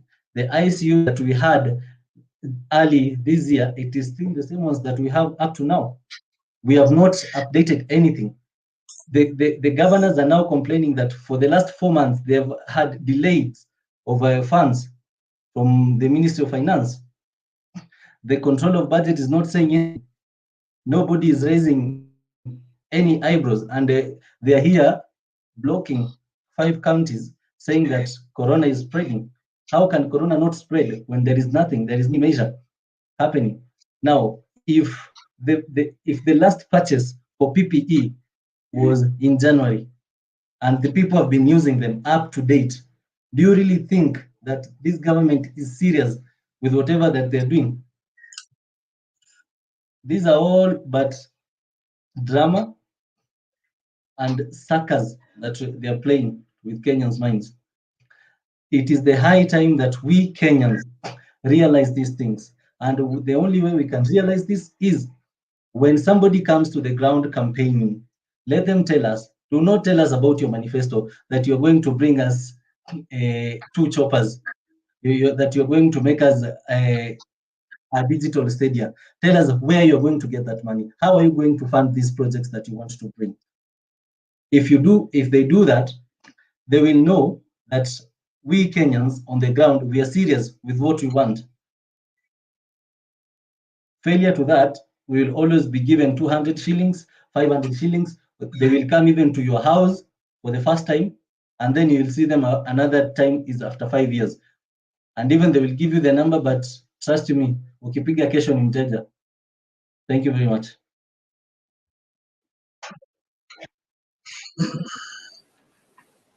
Okay, asante sana Samilio. Naomba tumsikize daktari.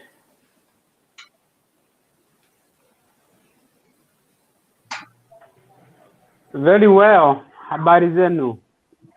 Nzuri. Mine today, I don't really have much. I'm just enjoying the discussion. I do, however, take exception, to Ayega and Danray, because I think it appears they take every chance and opportunity to remind us that we voted for Uhuru Kenyatta and here we are whining. What I would like Mr. Ayega and Danray to know is this: where we will be mahali tutakuwa tuna wine, utakuwa una wine. When our taxes are going up, yours will be going up. Pesa yetu ikikulwa, yako inakulwa. Whether we voted for Uhuru Kenyatta or not, you are in the same predicament. and so when people are laughing off, for us, I'm one of those people who signed off on that petition when I for IMF, and I proudly did it. And no matter how, Mr. Ayega and Danray keep telling us that we are ignorant, I'm okay with being ignorant. But I am a Kikuyu guy, from not from Kiambu, but from Nyeri, and for us from Kikuyu, yes, sir. Daktari, kuna mtu anasumbua na sauti ameweka ni microphone ama kuna background ambayo tu. I don't know if it's me, but I do have a microphone. No, sio wewe. Kuna mtu mahali tunasikiza sauti on the background. Excuse me. Davis. Amefungulia mbili, pia funge moja. Mute Davis. Wangwana. Aifunge kabisa. Aifunge kabisa hiyo kitu. Sababu inatusumbua masikio. Pole daktari kwa kusumbua, lakini inaweza kuwa ni ya Yega, hataki nisikike. You know he don't hear my sentiment. Najua ni yeye. Ayega. Lakini I think we cannot know that. You know, Dan Rai said that that because a few years left now, we have to live with what we voted for. No, we must speak up against these guys, you know. So Mimi, I'm glad that Kenyans were able to sign off, you know, no matter how ignorant that signatory looked like it, we are talking about it. Baba knows about it, Uhuru knows about it.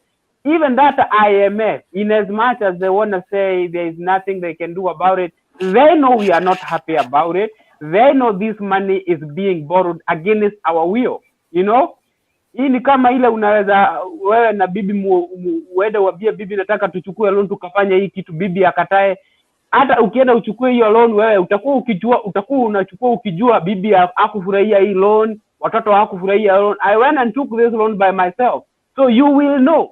So the Uhuru Kenyatta na Baba, hata wakienda wachukue hiyo loan, wanajua sisi we were not part of that loan. And that's what I would like to say for now. I'm really happy Kenyans did that. And by the way, sometimes I ask myself, everybody is against what this government, who supports this government?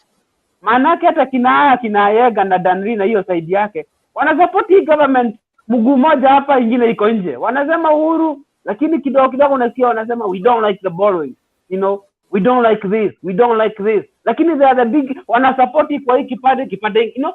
So it's a mixture of things that they are doing. And maybe for me, I will continue opposing vitu kama hii borrowing. We must oppose these things. Pia hata hii BBI ukiangalia, you know, it's like tunaambiwa we are borrowing all this money, and the other hand tunaambiwa tunaongezea county. So utaongezea county kile kitu hauna, you know. Now I think they have already moved to borrowing. Wamechukua hii IMF, sasa wanaenda kwa World Bank, alafu wanaambia county tutawapatia pesa zingine. How are you gonna give more money where you don't even have any, you know? Now when you make that argument, unaambiwa, you know, we don't have to plan for today, we can plan for tomorrow. How are you going to plan for tomorrow for what you do not have today? And that's all I would like to say for now. Thank you, guys. Thank you, Daktari. Thank you, Daktari. Personati, are you with us? Personati. Hello. Hello, Personati. Yes. Thank you very much, say something. Clinton. Are you getting me? Yes, we are getting you. Okay. First of all, I'll talk about the IMF loan, or rather the general, just the government borrowing. The issue with this government is that the moment they take that law and instill in several projects, the problem comes in this, and maybe if it is in terms of maybe purchasing items, stage of procurement, those people will be maybe, when people apply for those tenders to undertake various government projects, the fraudulent activities occur during that tendering period. Yesterday or the other day, Honorable Moses Wetangula was talking about the current project that was that was made the other day by Raila, Right Honorable Raila and President Uhuru Kenyatta. He said that the similar, almost the same project was launched during the Kibaki regime with only 23 billion. But now the same similar project is being launched by 6 billion. That's a huge difference. Even if I told there is inflation, maybe our currency's values going down, it can't go that much. You realize that there is a huge difference between 63 billion and 23 billion. So there may be an issue with the people the government is trusting to carry out their projects. That things should be looked into and make sure that the government doesn't undertake its project at a higher cost. And then we've seen in terms, when I talk about Oparanya visiting Ruto, you know, the fact that Oparanya is in them in terms of a party, it doesn't, we can't conclude that now he will land in ODM when it comes to 2022. No. Oparanya has not decided. He has just said, like Joho, I will vie for presidency, but he has not speaked out his stand. But when we look at likes of Mudavadi, Kalonzo, that team, then we look at Ruto, and then look at Raila, they are a bit, it's like they already have their stand. So we can look at that meeting of Ruto and Oparanya in two speculatives. One, Oparanya may be trying to suit Ruto, or talking to him to see if maybe he can join his camp, the Hustler Nation, and on this team known as Sirlak, they may have sent Oparanya to talk to Ruto, maybe to see if there is a way they can merge, or even Raila. Raila can also use Oparanya because maybe they fear going to Ruto by themselves. Actually, who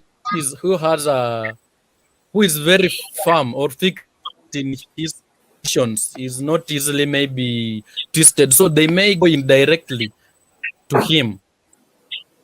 And maybe just in conclusion, we are approaching the election season. And I want to warn we Kenyans, let's not repeat the mistake we've been doing in the last years. At the moment, we are all crying. Regardless of whom you voted for, if you voted to Raila, if you voted, and something that is making me happy is that the government are the one crying most, are the most affected. So I don't know, how does it happen? Why don't you elect a leader whom you have trust in? Well, if you voted for this person, it's like because if you voted for him when he was opposing Kibaki, you came to vote for him in 2013, you voted twice in 2017. Now you are crying. Who am I crying to? Just one cry from his office, and you are now crying that, oh, there is no opposition. You want Baba to regulate government. You want him to regulate government, and you wanted him to go back to his home and allow Ruto Ruto and Uhuru to rule. Kindly go and cry to in those offices. Don't tell Baba to start correcting the government. Let Baba relax. Can I talk? Thank you, Personati. Thank you. Chairman. Sam, wait. Can I talk? We have PS Kitambey. And then Liz. Okay. That's why we have to rebuttal some, because we cannot hold our thoughts for long. Tafadhali. give us a minute or two, Sam and I, so that you can answer to these guys, and then we move on. Tafadhali, I beg. So before you answer to this guy, before you answer to them, we have PS Kitambei, Abdullahi, and Liz in that order. Okay. So PS Kitambei, unmute and proceed.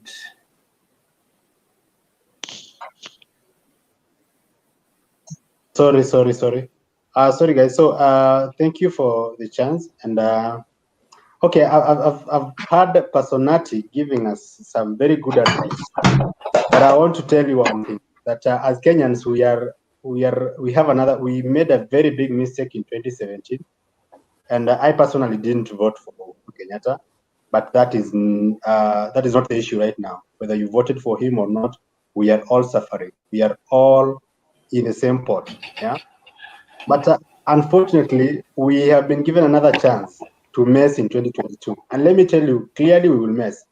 Because everybody, you will all agree with me that the next president will either be Ruto, Raila, Kalonzo, Mudavadi, or Gideon Moi. Yeah, those 5 for less than 10 guys. So we can all agree here that in as much as we all think Mother Karua can take us to the next level, Peter Kenneth can also take us to the next level, but we cannot vote for them. So everyone here, we will either vote for the people that I've mentioned. That is very sad because it's the same people. Those guys are buddies. Raila Odinga, most of us voted for him in 2017, and we thought that he will bring change. But apparently, they are buddies. He has also proved to us that they are buddies with Uhuru Kenyatta, William Ruto, and the likes. Because right now, this is the time Raila Odinga could have been gaining bonga points from Kenyans. But look, he is not talking. We are all over signing the petition. He hasn't signed. He's not talking about it. We all know that these loans are bad. They are, and one thing that we need to just be clear about is loan is not bad, but how you use it is bad. But consistently, the Jubilee government have been borrowing and misusing the same fund that we are borrowing on our behalf, but misusing it. Yeah. But apparently now Raila Odinga is on the same side with Uhuru Kenyatta and the likes.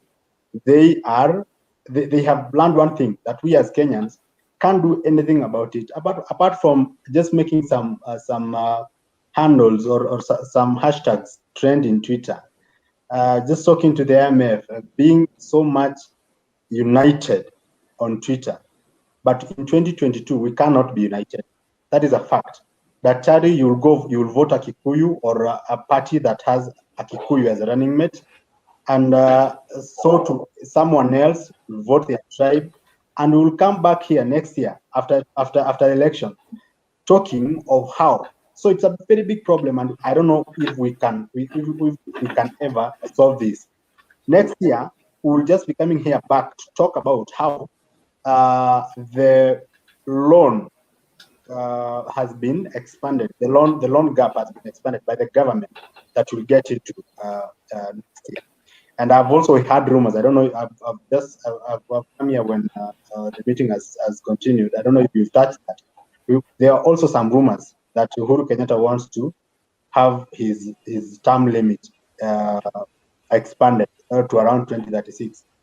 Whether he does that or not, believe you me, Uhuru Kenyatta will be in the next government, either as a president or the advisor, because those guys are buddies and they do these things together.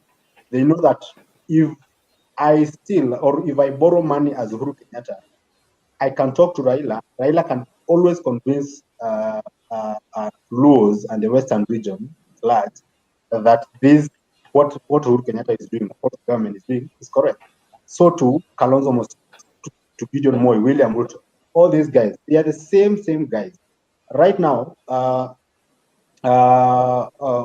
William Ruto is in the forefront, wanting to be the flag bearer of Jubilee or UDA or whichever party, and he is the most favorite of Kenyans right now, if you ask me. But the same guy was supporting the borrowings that they were doing in their first term and even early in the second term, But right now, he is mute on it.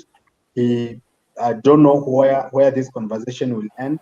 But the fact is, even the social media on Twitter, what we are trending on Twitter, very few MPs or none are helping us signing those petitions or making those hashtags trend. So right now, we'll just talk, but Kenya, where we are, and the problem is the common people, and where we are right now, it is very difficult for us to get out of the hook that we got ourselves into. Very difficult, because we did a mistake in 2017. We know it was a mistake, and we are now, even those like the likes of Daktari and the rest who voted for Uhuru Kenyatta are confirming that they did a mistake. But we also did a mistake because we voted for Raila Odinga. And if Raila Odinga has just confirmed to us that if he won the election in 2017, he would have also had a handshake. Ayaga Tulia. So if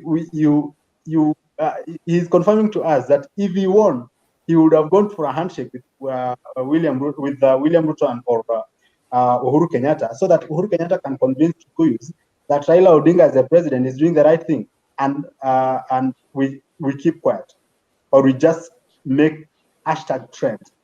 But let me tell you, we don't have a breakthrough as Kenya in the near future. 20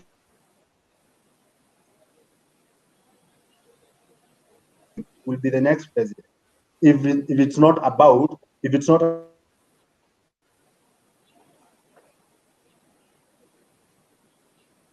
of this hook that Kenyatta and company has gotten us into. Yeah, thank you. Okay, thank you Kitambei. Abdullahi, sema kitu. Samilion, relax, wengine waongee tafadhali. Habari zenu, mimi sitaongea sana, lakini mimi naona agenda hapa ni Oparanya kukutana na William Ruto. Hiyo ni siasa, hiyo haijalishi wala haiwezi kabadilisha chochote. Hii Kenya sisi tuko ndani, kila mtu akona freedom. Raila anaweza kuungana na Ruto, Gideon Moi anaweza kuungana na Mudavadi, lakini mwishowe mmoja tu ndo atakuja kwa president. Na yule first kitu kwanza, hii siasa mnaona inachezwa sana. Juzi mimi watu wanaongea juu loan pesa, na kila mtu analaumu tu President Uhuru Kenyatta, analaumu tu rais. Wewe mbona hutaki kulaumu bunge yako? Mbona hutaki kulaumu seneta wako? Mbona hutaki kulaumu MC wako? Sasa kabla hujaanza kulaumu MC wako ama bunge wako ama seneta wako, unaanza kuenda kwa deep state. Hiyo sio haki. Chochote ambaye inatembea inatakana uulize bunge yako ambayo umemchagua, ndio atakueleza mazuri. Kwa mfano mimi naona wakati mwingine juzi kulikuwa na Moses Kuria na Boni Halwale. Boni Halwale aliweza kuzungumza jambo ambaye mimi nimeshangaa nao kabisa, hata Wakenya wote wameshangaa. Alikuwa ametangaza pesa ambaye imeingia Central Kenya, Mount Kenya, billions of money project. Paka misho amesema Nyandarua kuna bilioni kadhaa, Kiambu kuna bilioni kadhaa, Nyeri kuna bilioni kadhaa, billions. Na hizo pesa yote nyinyi hamuoni. Nyinyi mnaona tu kama pesa imepotea. Lakini pesa ujue kwamba pesa inafanya kazi. Paka misho the last word amesema nyinyi watu wa Mount Kenya mmekula sana. Sasa wacha tuchague Ruto. It means hapa kuna mambo ambaye hata mtu aweze kufahamu. It means ya kwamba hawa watu wa Mount Kenya wamekula sana. Wacha tubadilishe president mwingine ambaye akipata watu wa Mount Kenya kina Kamau wasipate kitu. Na hiyo si haki. Kamau, naona ndugu yangu Kamau alikuwa amezungumza sana. Amesema yeye ni mtu wa siasa, hataki Rais Uhuru Kenyatta, lakini ile jambo Rais Uhuru Kenyatta alifanyia Mount Kenya angelijua angezungumze mambo kama hiyo, angeanza kumbeba kuminua rais kazi ambayo ametendea. Hata ingawaje sisi kwetu huko Mandera ametendea jambo kidogo, huko pale zingine ametendea kidogo, lakini kusema kweli Mount Kenya, hata mimi mwenyewe kuna wakati mwingine nazunguka huko na shangaa, hii barabara ni pesa ngapi? Bilioni 2. Hii ni ngapi? Bilioni. Pesa yote ambayo iko tunadaiwa ambayo on loan zote ziko Mount Kenya, na bado itarudi tu, bado itarudi tu na haijapotea. Kwa hivyo mimi ningeambia vijana wetu, vijana wa Kenya, sisi first natakana tupende Kenya kabisa, tuweke Kenya mbele. Lakini kama saa hii social media watu wengi wanatuangalia, na sisi ndio mmoja wao ambaye tunaipinga serikali ambayo tulichagua. Wengine wanasema mimi nimechagua Raila Odinga nimejuta. Wengine wanasema nimechagua Uhuru Kenyatta nimejuta. Mimi nimechagua Uhuru Kenyatta sijajuta, na hata 2020 wakiniuliza kura mimi nitampatia. Kwa sababu wako na haki na ni president wetu. Kwa hivyo sometimes hata kama mtu amekosea, ni mzuri tuweze kupatia nguvu serikali yetu. Kama sisi vijana hatutapatia serikali yetu nguvu, hiyo serikali itakuwa itapotea na hiyo serikali haitafanya kazi. Kwa hivyo mambo ya kuuliza pesa, endeni muulizeni bungenu. Kwa mfano mimi nikienda huko Western ile kazi mabunge wanafanya na zile kazi ambayo huko Mandera anafanywa iko tofauti. Western unashangaa mbunge mmoja anajenga shule karibu shule 20 ama shule 10 ama 30. Lakini huko kwetu hata hutaona shule moja, na hao wote wanapata pesa iko. Kwa hivyo sisi lazima tujue kwamba pesa iko na serikali ya Uhuru Kenyatta iko imara, na bado vile anafanya kazi. Juzi alifungua barabara hapa Nairobi. Kila wakati jana Kiambu alifungua mambo ya silaha.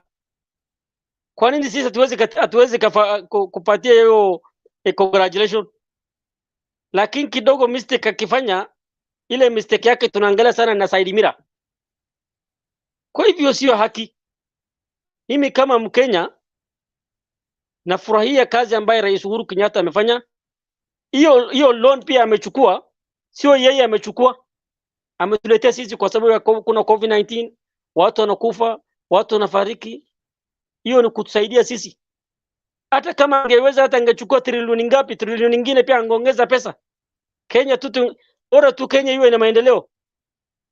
Kwa hivyo lazima tuangalie ya kwamba tujue kwamba hii Kenya ni sisi sote ni yetu. Na lazima tu defend Kenya usiku na mchana.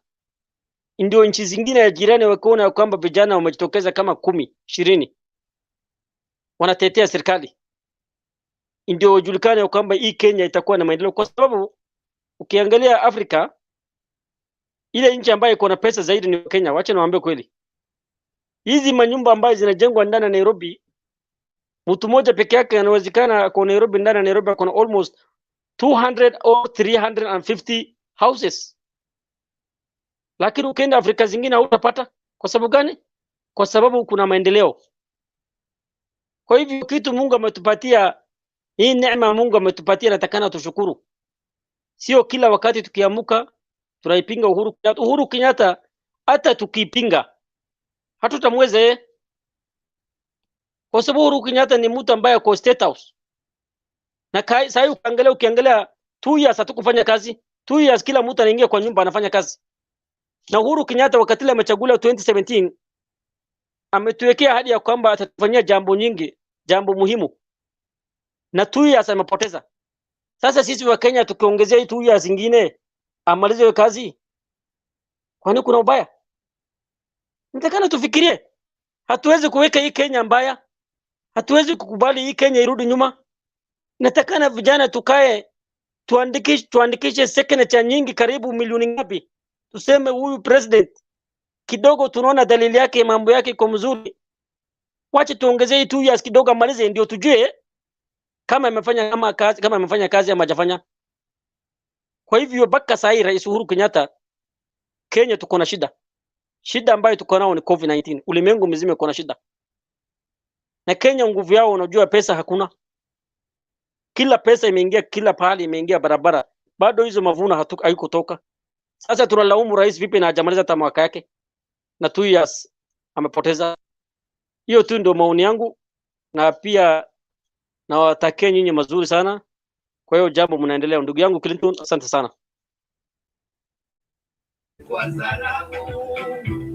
Okay, asante sana Abdullahi kwa maoni yako, tumeshukuru. Kuna mtu hapa hajaongea, anaitwa Bernard. Bernard, una yepi ya kusema kwa dakika 3?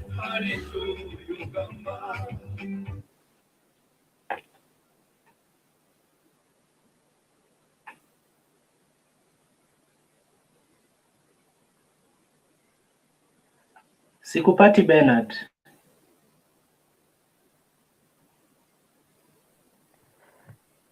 Bernard Clinton atupate Bernard, pengine kuna itilafu kwenye mikrofoni. Ya, nishaona ako na shida. Bernard, rekebisha alafu uje tena Bernard. Tujibu. Okay, Sam, una Ayanga, nani alikuuliza swali? Ni kama unataka kumjibu mtu. Nani alikuuliza swali? Watu wamenitaja. Yes, saa daktari, Kamau, watu wamenitaja. So unahitaji dakika ngapi kuwajibu? Maybe at most 3 minutes. Okay, 3 minutes exactly nitakuwa na commute. Proceed. Problem is na huyo mwenye ameweka kelele nyuma. Hiyo simu unapiga kelele sana. Aya, haiko. Nimeulizwa na nimesikia daktari, I have a simple clear with you. Thank you for accepting you are ignorant. You made an ignorant decision. It's not my problem. What I want to tell you, the moment Uhuru Kenyatta won the presidency in 2017, I was told by my grandfather that we are going to face a problem. So that's why one day I said here, Kenya iko sawa, because when you are told the problem is ahead, is like bumps. So ukianza kupatana na bumps, you don't blame everything. So maybe kama wewe ulikuwa una expect some mteremuko na upate kuna mlima, I was expecting that mlima, so I might not be complaining like you. Well, my friend Sa Kitambai, you said you vote Raila. I think you have a memory of problem or something like that. Actually, Raila, I'm not a Raila supporter, by the way. My grandfather told me politics begins at KANU, so I'm still at KANU na bado hapo ndio natulia nikijipanga kidogo. So tuko pamoja. So Raila participated in 2017 election, which was August. That election was nullified. Anything nullified by Supreme Court, you cannot talk about it. There was a repeat election. Raila boycotted that election. I don't know if you went to polling station and vote for him. I think number 2 was Dida according to constitution. So if the opposition, the man who should be the face of opposition is Abduba Dida, so I don't think you are asking an old mzee. Some people vote against to send home. Sasa atolewe kwake ati akuje kuoppose government. That's a lie. Raila is right. After, if you don't participate in an election, you can work with anybody. That's why Raila is working with Ruto through lieutenants. That's why Raila is working with Uhuru Kenyatta through handshake. Period. My friend Kamau, you say you are as aged, a little bit more than us. Some of us are very, very young.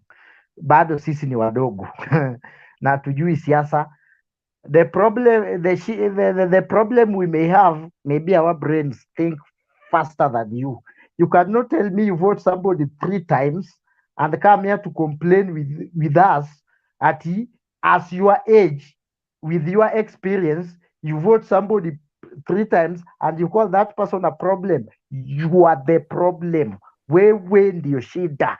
Kubali mimi kama Kamau, I campaign for somebody who cannot manage even a 2-year-old funeral program well, and just accept and move on, my friend. Sisi tuli accept, and that's what, hiyo ndio kitu tuliambiwa sisi, accept. Very good. Thank you, my brother. Asante. Wacha niseme kitu rebuttal. Allah, kwani nimetajwa na watu wawili, nikisikia nimetajwa na Abdullahi, Yes. nimetajwa na Sam, unasemaje? Kuna kitu nataka kujibu. Nataka kujibu. The panel as a whole. Yes, Sam, tunakuja kwako. Kwa dakika moja tu Sam. Relax kiasi tu. Mnanisikia lakini. Okay. Nasema tunakuja kwako after one minute please Sam. Okay sir. You're gonna speak next. Okay, thank you. Yeah. Sasa mimi sijui shida ya Yaga na Abdullahi ni nini. Mimi kile nimesema ni kwamba katika uchaguzi tunachagua binadamu. Binadamu hubadilika. Na mpaka wakati ambapo tutakuwa tunaitisha malaika kutoka mbinguni aje awe rais, tutachagua mmoja wetu. Na wazungu wanasema kiongozi wowote is as good as his elect or her electors. Kwa hivyo hatuna mtu, unafikiri Raila angekuwa mzuri? Si unaona vile ameshikana na, kama angekuwa mzuri angeshikana na Uhuru. Si angekuwa huko mbali anatupa maneno mbaya. Uhuru ni kitu mbaya. Na lazima tutangaze. Mimi nilimfanyia kampeni na sijuti. Sijuti. Nilifanya kampeni kulingana na ujuaji niliojua wakati ule. Sasa uchaguzi ikija mwingine nitafikiria mara ingine, lakini kwa ile sijuti, sisemi kwa nini nilivote Uhuru. Nilivote nikidhani ni mtu mzuri, lakini ameshindwa na kazi. Hiyo lazima niote. Ndio maana tumechaguliwa, ndio maana sisi ni wananchi. Unalipa kodi. Unapewa hiyo. Asante Kamau. Kusema mtu ni mbaya na mtu ni mzuri. Asante Kamau, asante sana. Makofi hapo. Asante kwa maoni yako. Naweza kuuliza swali Kamau? Uliza.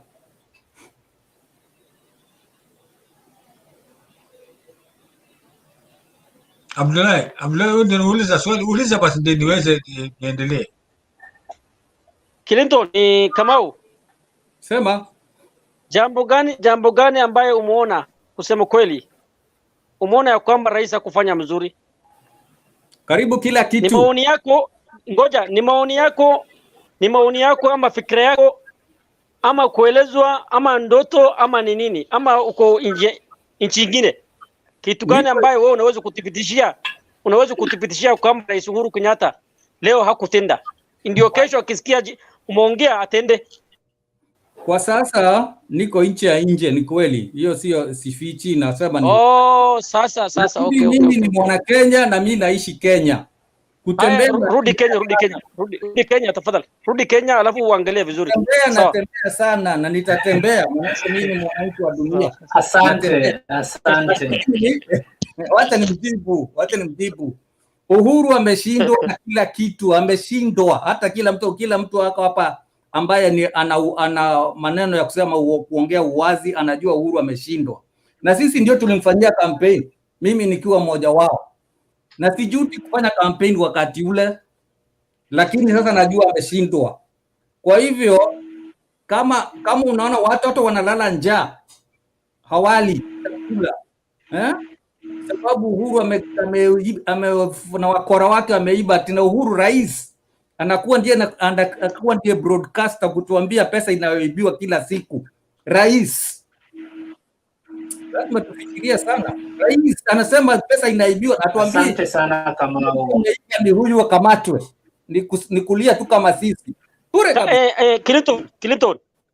I want to reply to Thank you, Kamau. Kamau. Sema.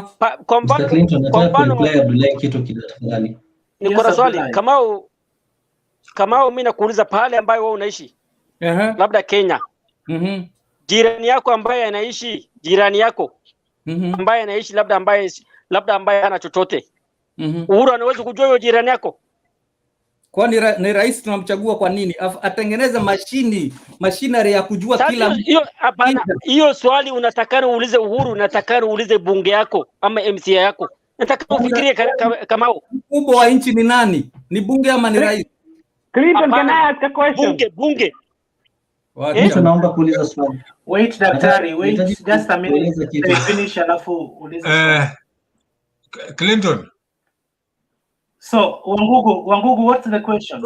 In 1 minute. Wangugu anataka I was just gonna try and see, does Ayega and Rai, do these guys agree with Abdurai characterization of Uhuru and the government?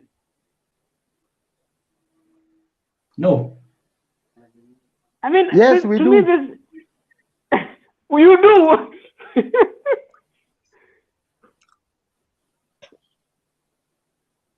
Okay. Oh, okay. Thank you. That's all. That's all. That's fine. Okay. Okay. Can I talk? Okay. I'm trying to ask you to wait for just a minute so that you speak last. Sam Million, what's your question? In 1 minute, please.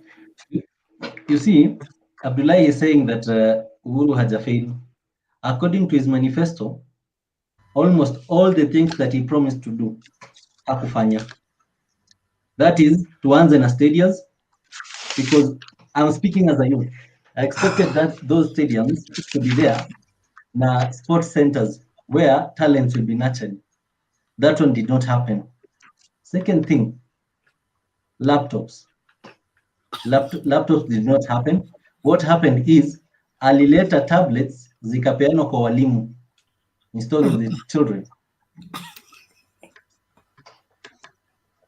That thing, barabara ni za Nairobi zinatengenezwa. Thank you. The rest of the country, mahali ambapo barabara inatengenezwa, it is a kickback to his people. Bear me witness. Makueni ni barabara gani imetengenezwa na county? Isiolo County mahali nimetoka, hakuna barabara imetengenezwa na national government ya Uhuru.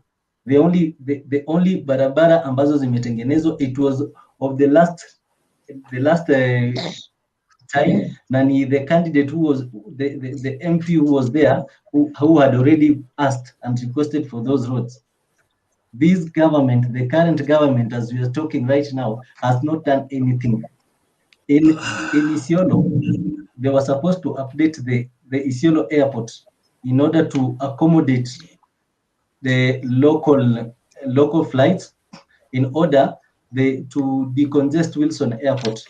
Hizi ndege zinabeba miraa zikipeleka Somalia na Uarabuni na Ethiopia. Hizo ndege ziwe zinatoka Isiolo, kwa sababu kutoka Meru mahali miraa inatoka, it will take 30 minutes to Isiolo Airport, rather than kurisk maisha, na kila mtu anajua vile gari za miraa zinaendeshwa kutoka Meru mpaka Nairobi. That one has not happened. We have an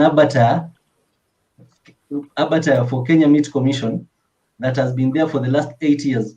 It was supposed to have been launched by this government, but this government has not allocated any money for that. That is what we call trickle-down effect, depending on who is sitting at the top. Now, I will give you a very good example here, Magufuli. When Magufuli came to power, Magufuli did something. He emphasized on something called accountability. In each and every state office, every civil servant was accountable in whatever they did. My only thing is, we have what we call institutional corruption in Kenya, whereby money is being looted from each stage as it goes down to mwananchi. Everybody in every level is stealing something. This can only be averted, and this can only be fought if Uhuru implements something very simple. Aanze to identify kwa pahali shida hiko. There was this time Magufuli went to a certain town and he was told that kuna kichinjio kinatengenezwa ambapo it has taken twice the time. He called the regional commissioner, he called the DC na akawauliza, you're the people representing me here. Why is it that this thing is happening this way? The people from that district were complaining, saying Magufuli has neglected them. But when you come out straight, asking the people who are responsible, why is this happening? The mwananchi down here hataona kwamba kuna ugumu eti kwamba rais ndio mwenye makosa, kwa sababu tayari rais atakuwa ameondoa makosa kwake, ameweka lawama kwa mtu ambaye anastahili, ambaye ni mtu ambaye amekalia ofisi, analipwa mwisho wa mwezi, pesa ya wananchi, akae hapo atushughulikie, lakini hawashughulikie. Thank you. Thank you, sir. Thank you, sir. Thank you, sir. Thank you. So I'd like to ask the question. Ulikuwa na points. But ni sawa tu. Naweza kumpatia maoni? After tumemsikiza saa, kumbe hakuwa na swali, ilikuwa ni point. Bernard, are you guys ready? Relax. Hello. Abdullahi. Bernard, are your devices ready? I think so. Am I out there? Okay, we cannot get you, Bernard. Rekebisha tena na tena. Mimi namsikia vizuri sana. Namsikia vizuri. Namsikia vizuri sana. Hata mimi nampata tena sana. So Clinton seems to have something against me. No. Don't take that way. No, don't take that way. No. Inaweza kuwa ni usichurie kuchukua hivyo, hapana. I beg. Clinton is always me, genuine person. Okay, thank you. No, so can I make some remarks?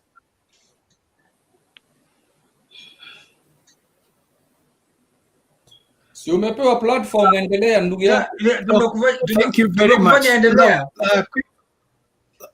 Quickly, I would just want to note that the agitation and the blame game that we are very much fired to cause and to make happen seems to be, in my opinion, a hangover from the dependent syndrome of a government of handouts.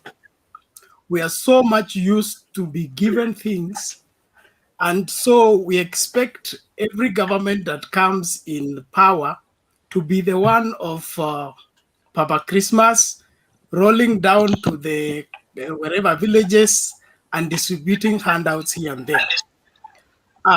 What we need in Kenya is a government that can facilitate the productivity of the citizens. Create an atmosphere where citizens can be productive, and then through the productivity of the citizens, development can take place. But if we all sit and wait for the president and his ministers and the governors to come and bring us development, we'll wait forever. Development begins by the productivity of the people. And so as much as the Uhuru government has not performed to our expectation, we cannot rule out and say that they have done nothing.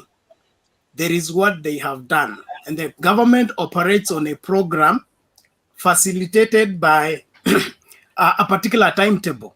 They have their priorities. So you cannot just say that because we cried and the government did not answer, so they are not caring for us. There is a difference between the most urgent and the most important. It may be urgent to you, but is it important to a level whereby the government should suspend the most important projects they have to come and rescue you from your own emergency? So let's be realistic in our bashing the government.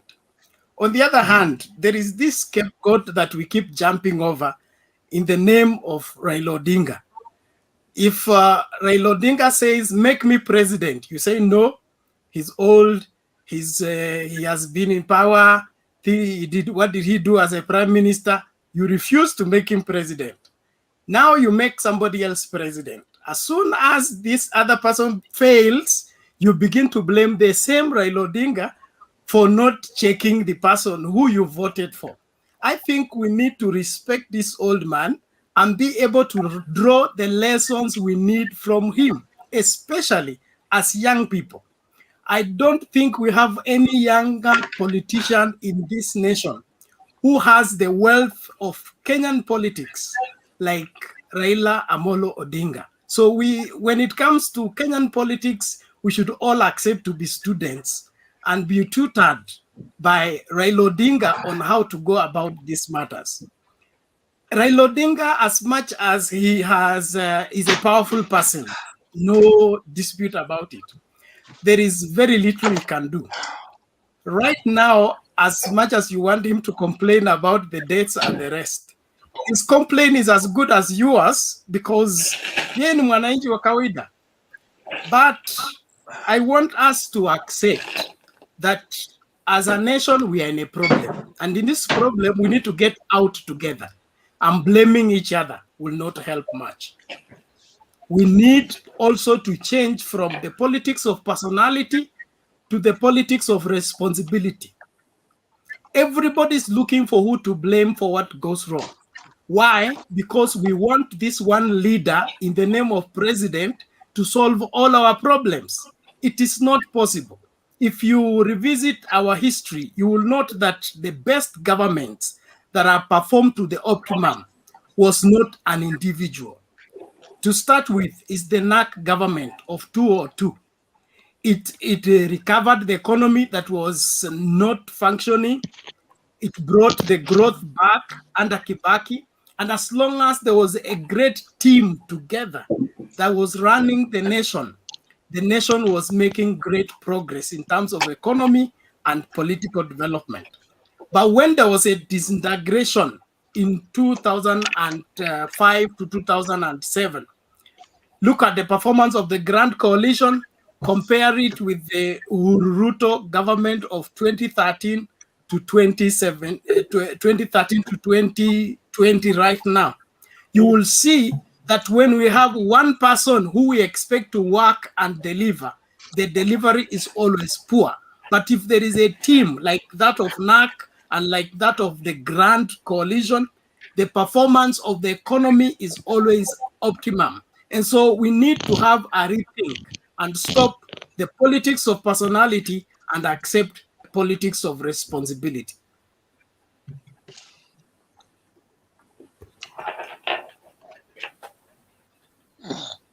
Bernard. Thank you very much, Bernard. Thank you very much, Bernard. So, Bernard, nimesikia ukisema kwamba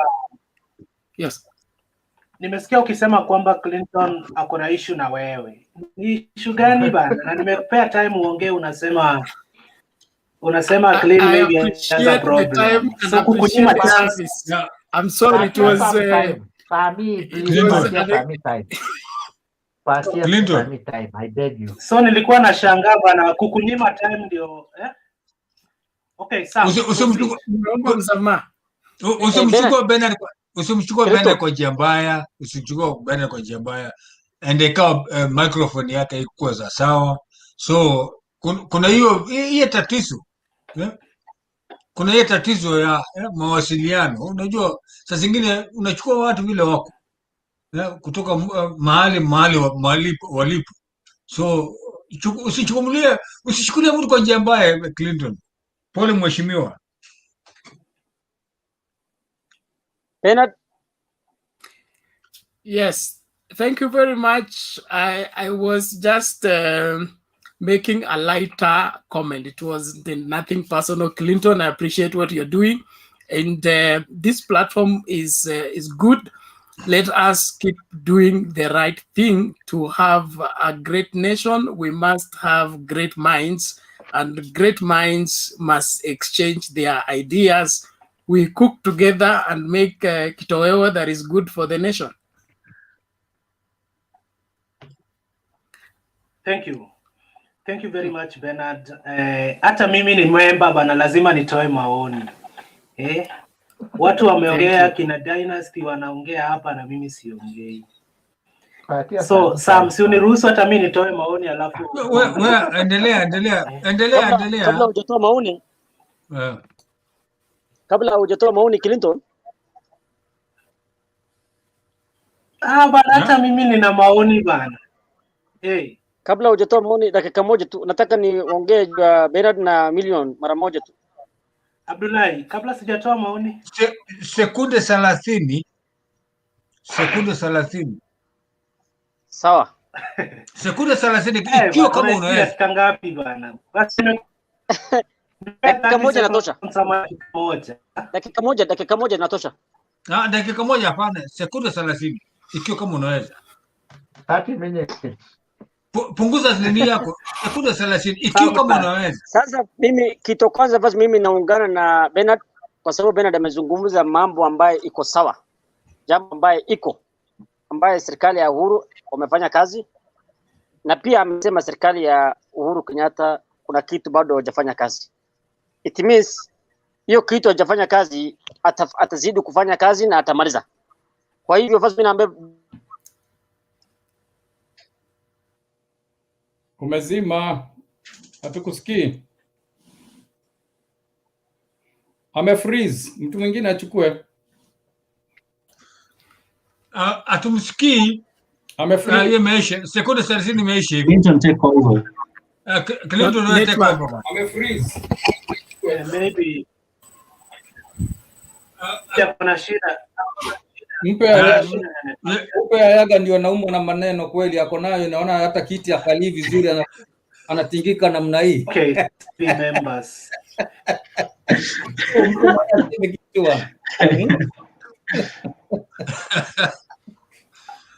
So, hello.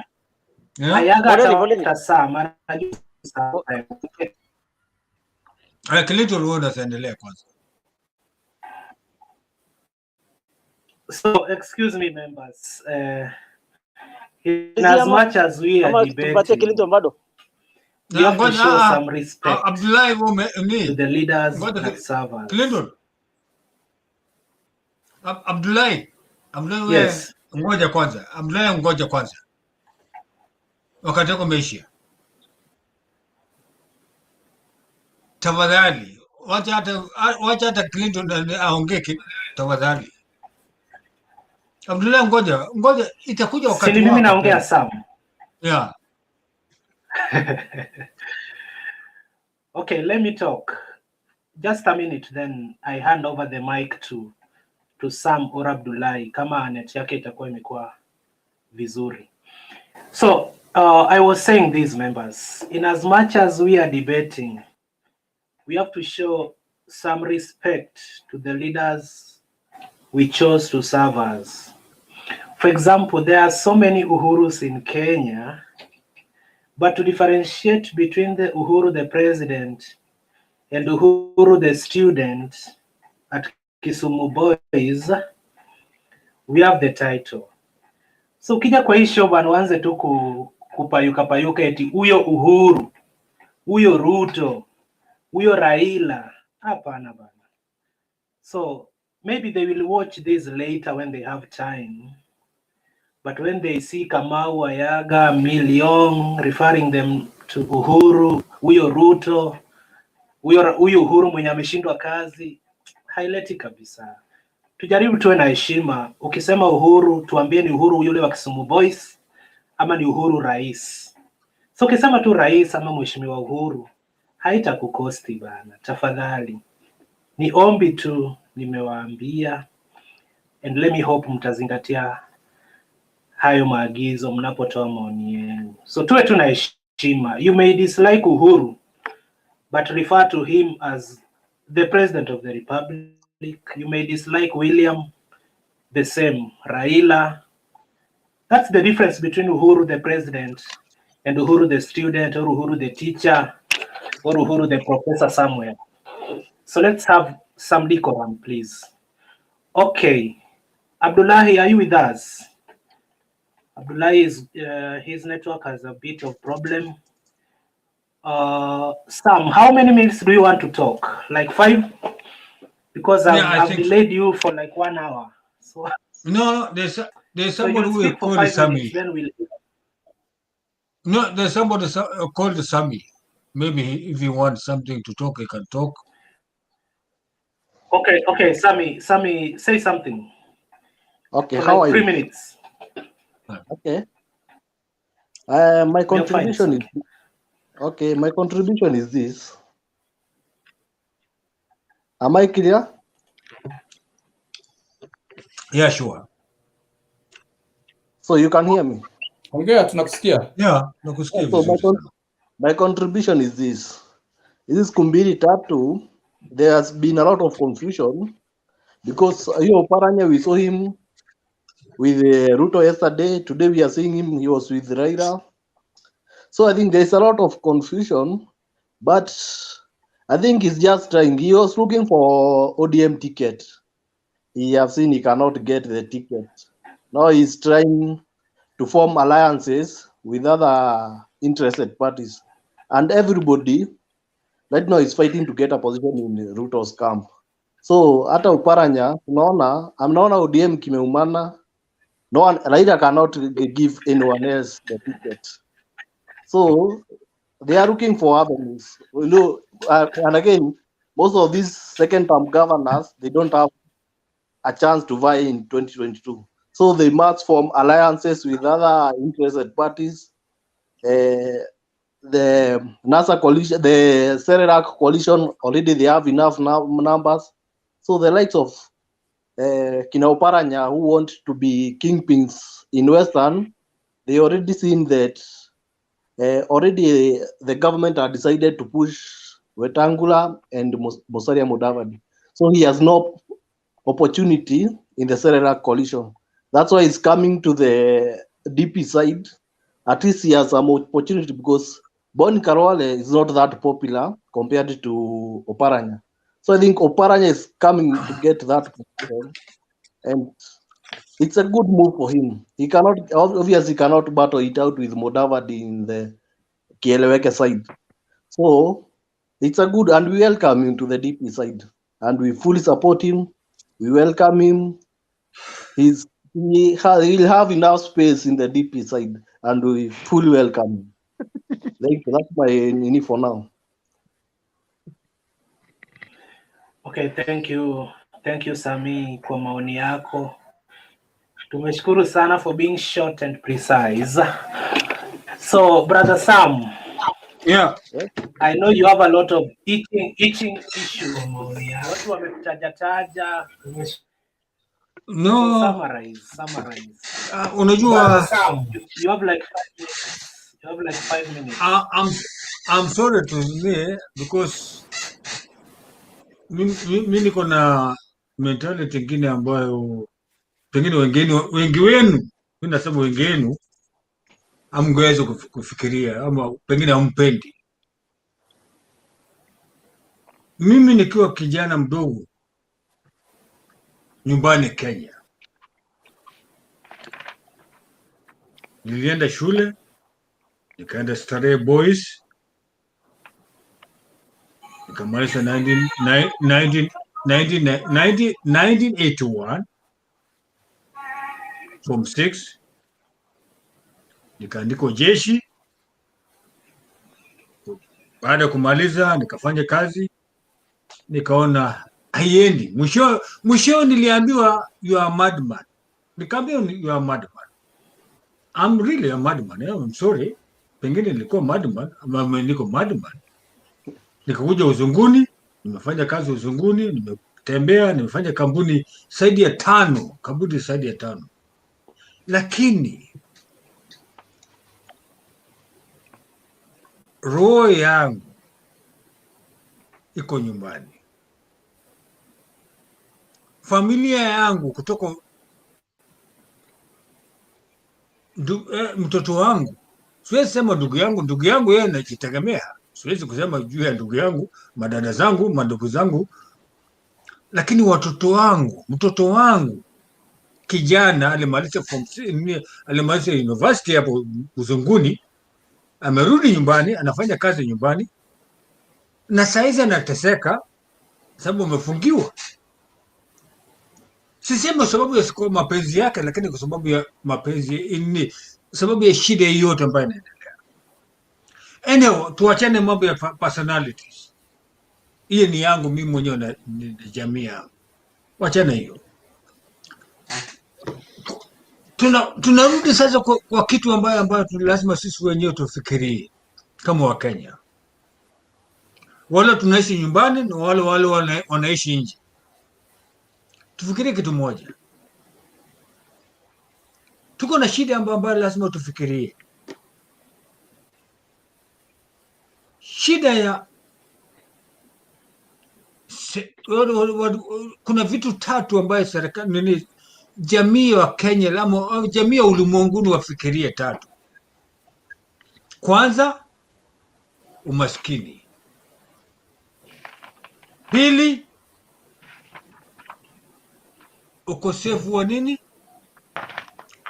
shule, kutosoma. 3, ukosefu wa mambo ya utabibu. Vitu 3 lazima tufikirie. Tumekuwa na shida mingi kwa karibu mwaka 1.5 sasa, tangu mwaka jana mwezi wa Februari ama mwezi wa 3 nyumbani. Je, tumepata suluhu ambayo inaweza kufanya Wakenya waweze kufikiria? Pengine hiyo ndio ama hapana. Mimi sijui, inaenda kulingana na vile tunasikia. Kwangu mimi naweza sema hatujapata suluhu. Pole, lakini na pengine naongea kivyangu. Kwanza, wakati shida ilipatikana nyumbani, imetokea ulimwenguni wote. Tumepatikana nyumbani mwezi wa 3, tarehe 12, mwezi wa 3 mwaka jana, tarehe 12, kitu kama hiyo. Imepatikana, tumepata COVID. Nini? Wataalamu, serikali wako na wataalamu kwa Cambridge. Cambridge wako na wataalamu wazuri sana katika ulimwenguni. Katika kusema kweli, tuko na wataalamu wazuri sana katika ulimwengu mzima ambao wanafahamika kwa mambo ya magonjwa tofauti. Ikiwa kama walikuja na jawabu wao, walikuja na suluhu yao, ikiwa kama serikali walisikiza ama walisikiza lakini wakapuuza, hatujui. Tangu mwaka jana hadi sasa, serikali yetu ya Kenya ungeweza kupata suluhisho ya kuhakikisha kuwa hatujui hii ugonjwa ama madhara hii inaenda kwa muda gani, pengine mwaka 1, miaka 2 ama miaka 3, pengine hata miaka 10 sijazo, sababu inaenda na msimu. It goes with the season. So Uzunguni saizi winter time, tangu mwezi wa 2 mpaka saizi is getting more hard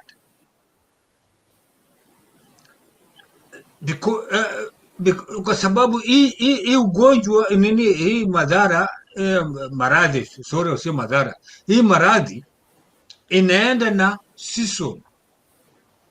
In the winter season, it sticks with it something metallic, anything which is sababu ni upepo na how do you call it, mfuke, inaitwa mfuke. I'm sorry because msinichukue kwa ubaya ndugu zangu na madada mahali mliko, msinichukulie kwa ubaya, msinichukulie kwa ubaya. Endelea, tunakuelewa. Yeah, inategemea na nini. So it depends at which kind of, at what time, and that is one of the things we have to face it. Mwaka jana tulikuwa na cheka kusema kweli, from March to this year, to Africa, the whole of Africa, we were laughing. Sisi at the end, Africa, sisi tuko sawa tu, we are very resistant. But anyway, the immunity of the resistance of our bodies is always weakened by the time, every time these things is going on. Ni kusudi sasa tunapata zaidi hata kuliko wazungu. And that's the truth. Kumbuka kitu moja, Waafrika sisi tuko na 80% ya Waafrika, 80%, mimi nasema 80%, nikisema 80% sababu mimi nafanya kazi kwa hospitali, mimi si daktari, I'm sorry, I'm just an administrator in hospital. I'm just an administrator, I'm not a doctor, I'm sorry to say though. 80% Africans in the whole, a black person, it doesn't matter wherever that person is in the whole world, has O positive. Ukiona Mwafrika akiona A positive, bimayani, nini, sio atu kuna tatizo. O positive unaweza patia kila mtu damu yake. Ukiwa na O positive unapatia kila mtu. Kila mtu ule akona A positive, nini A positive ama B, nini, akona blood group tofauti. Huwezi kupatia kila mtu. So, ndio unaona saizi, kwa mfano nchi yetu ya Kenya tunapata shida hii ya kila wakati. Watu 100, huyo amekufa leo, ameenda hospitali leo, kesho ameaga dunia, tunasema Mungu amsaidie, unaenda hivi, inaenda polepole. Lakini sisemi ni kwa sababu ya mtu mwenyewe anaamini hivyo. Mungu atusamee sisi wa Kenya wote mahali tuliko, na Mungu atupatie uhai, sababu serikali yetu pengine, mimi nasema pengine, msinichukule kwa ubaya, mimi nafanya hivi with the quotes, I say with the quotes, kama mnaniangalia, with the quotes, pengine aidha sisi wenyewe kama binadamu hatufikiri, ama serikali yetu hawatudhamini sisi kama wa Kenya.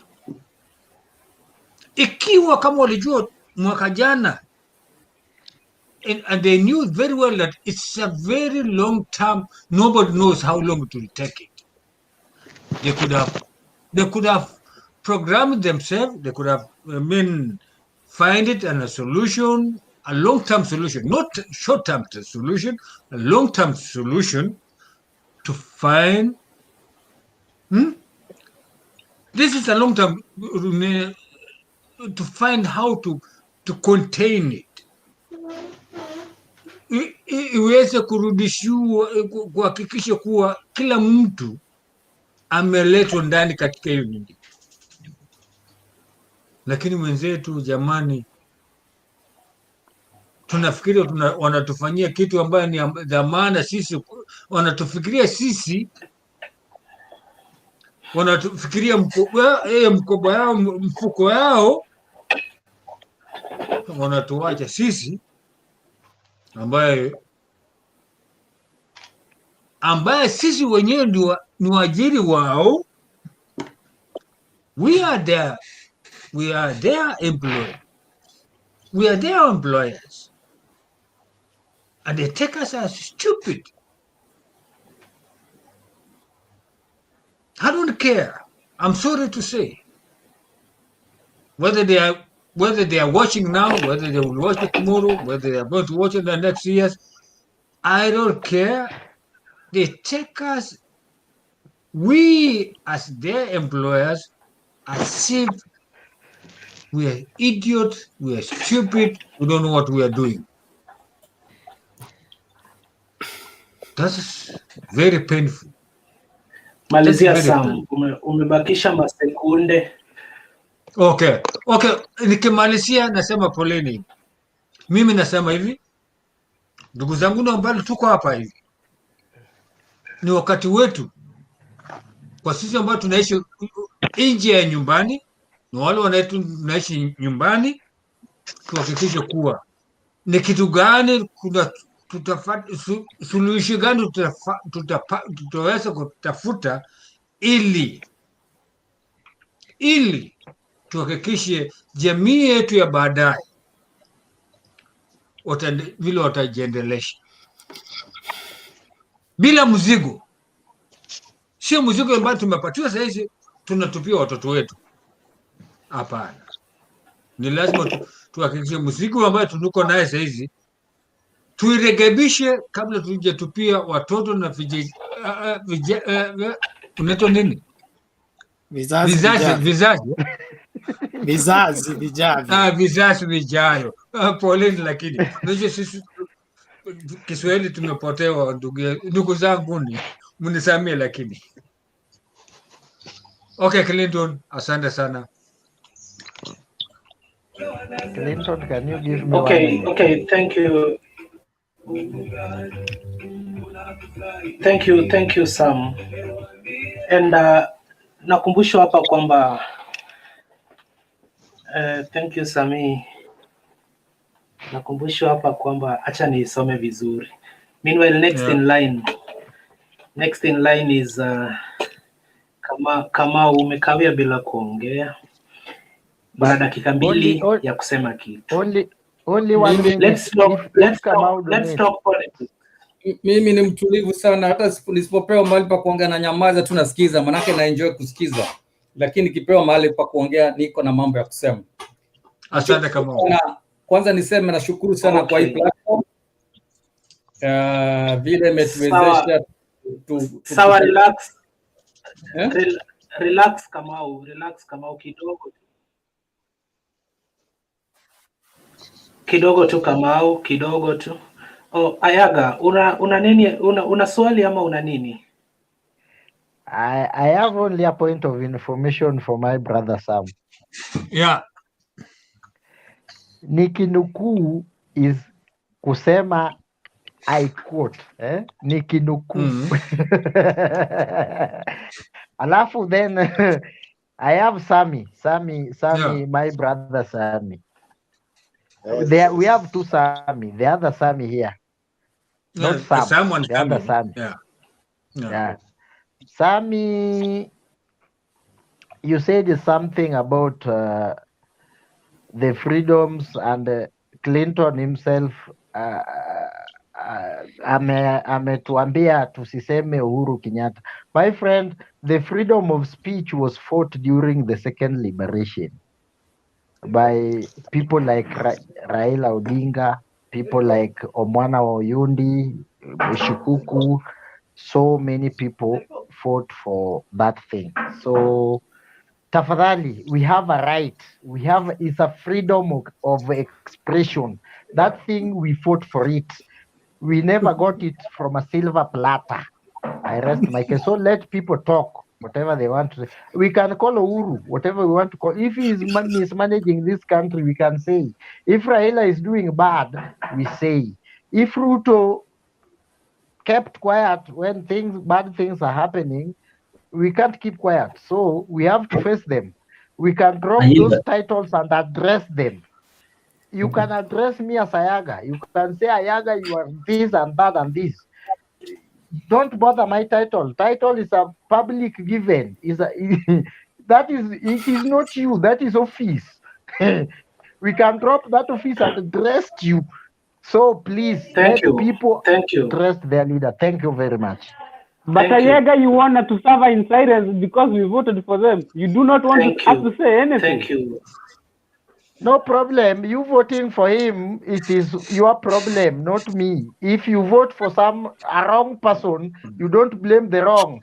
You cannot minus one. You can't plus one. You get 2. You blame 2. But don't tell me not to say anything. You are the problem. You are the problem. Wangungu ni Ayaga. Poleni Clinton, nipatie. Excuse me guys, mkianza kuongea wote at the same time inakuwa ni kelele kama soko. Sasa hatupatani, ndio maana niliwanyamazisha wote kwa pamoja. Na poleni.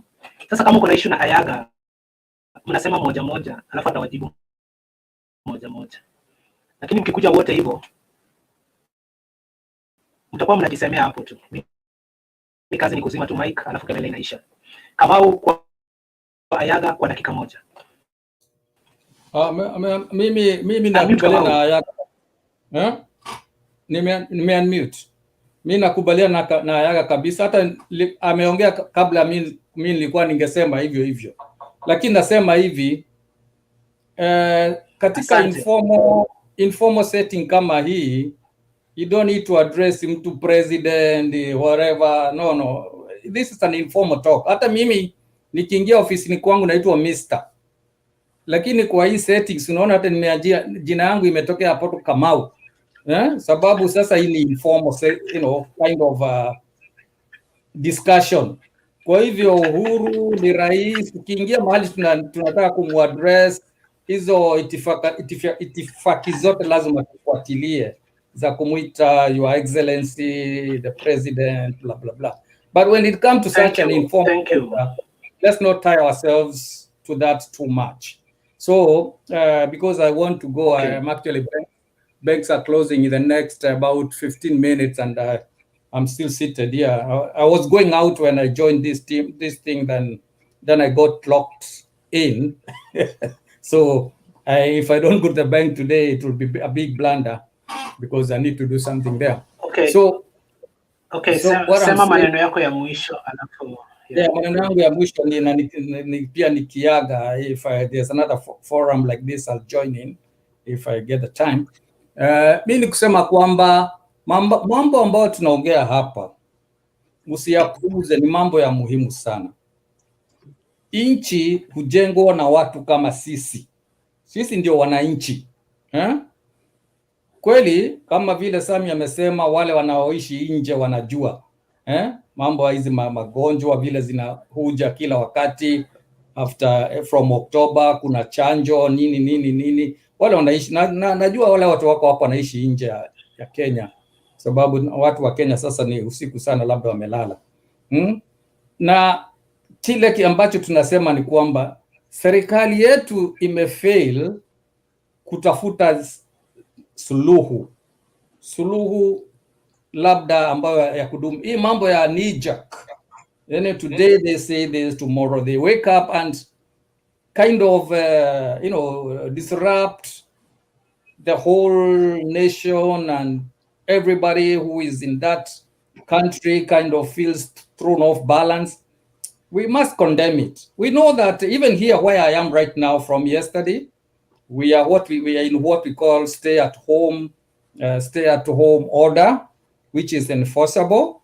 Although I'm going out, we were in a curfew, and from 3rd of April, then yesterday it became a stay at home order, and we still here, we still survive. And Uhuru maybe had a good reason to do what he did, but here, those people who are very, very vulnerable, the government provides for them some stipends, something that they can eat.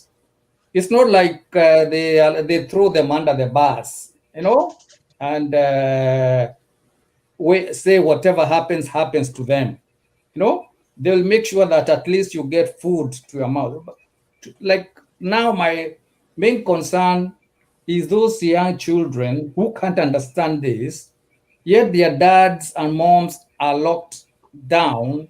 They can't go out there to make money, yet the kids still want to eat. They can't understand why.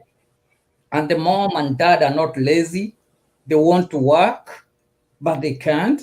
Those are type of some of the things, you know, that make me a little bit bitter with this government, because it doesn't seem to look ahead. It's a knee-jerk government. It reacts to the situation as it comes. It never plans anything, and that's why we are where we are, and that's why all of us are complaining. Whether Ayaga says he voted somebody else, me, I voted the Uhuru, and I'm still happy that I voted him, because I made my mistake and learned from it. Maybe next time I'll know who to vote.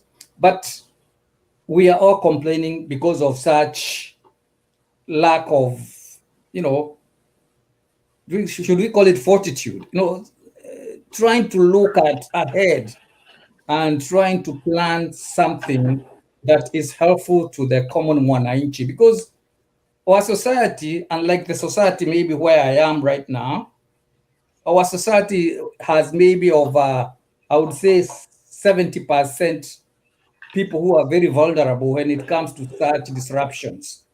Yeah, that means there are people down the ladder down there who are really suffering. And as I sit here, I have sent money to lots of people. Some people, I don't even know them. They cry to me, they tell me. And since God has blessed me a little bit, I'm not a rich man. Let nobody lie to you. I'm not a rich man, but I have made sure I have fed maybe just unga here, unga there. And these things make me feel bitter, because I know I shouldn't be doing this, because I have my own things to take care of. But because I won't allow my fellow Kenyans to die, I kind of volunteer to do some of these things, which I call silly, even in my own opinion, because I'm not the government. I shouldn't do that. But I would rather regret it later than regret when a person has cried to me and I know that I have verified that it's a true, genuine case, and allowed it to happen. So what I'm trying to say is that Kenyans, let's wake up. Let's not allow politicians to divide us. Yes, I can assure you, even in the next election, we shall still elect another human being who is prone to change. We will elect the best among those people who will become campaigning, because we will be listening to what they say. We don't know them. We don't know we don't know how they will live in the future. We can tell of what they are telling us now, and probably check a little bit of their profile and Thank see. you. Yeah. But in the future, we don't know. So in conclusion, next election, let's be a little bit more, you know, let's look a little bit deeper than the skin. Thank you. And kwaherini water, because I have now. Come on. Yeah. Before you go. Yeah. Or before you end up maybe you want to go somewhere. Yes. I'm sorry to disturb you, sir. Yes, sir. I can say whatever you have contributed today or tonight or this morning, according to where we come from. I'm in the afternoon. Where we are reside. I can say it's in a good way of accepting of our own, how do you call it? Shida zetu sisi wenyewe. We are accepting our own problem. We are accepting our own deeds in either way. Anyway, whoever said the president, deputy or so, or Raila or so, you vote is it doesn't make any sense anymore. It's true. It doesn't make any sense anymore now. It's now the collective. Do we have collective responsibility, collective our own things, deeds, what we made it before today? What are we going to? Do we have the resolution, or do we have anything we have to see it as from tomorrow, or as from the next minute? Thank you so much. Come on. Thank you, Sam. Thank you, Sam. I wish you a nice, Also, wherever you're going, thank have you, a nice Sam. evening, have a good day, I'm have a just good rushing morning. which is right next door. It's a 5 minutes drive, so it's not a big deal. See you, but Thank you, thank you. Well, tutapambana na nyinyi baadaye. Thank you, Kamau. Okay. Hello, Clinton. Thank you, Kamau, na tunakukaribisha tena na tena. Asante. Labda kesho kutwa na pengine wiki ijayo vile vile. Asante na usafiri salama. Asante. Nashukuru sana nyinyi mbaki salama. Tutaongea tena. Hello. Asante sana.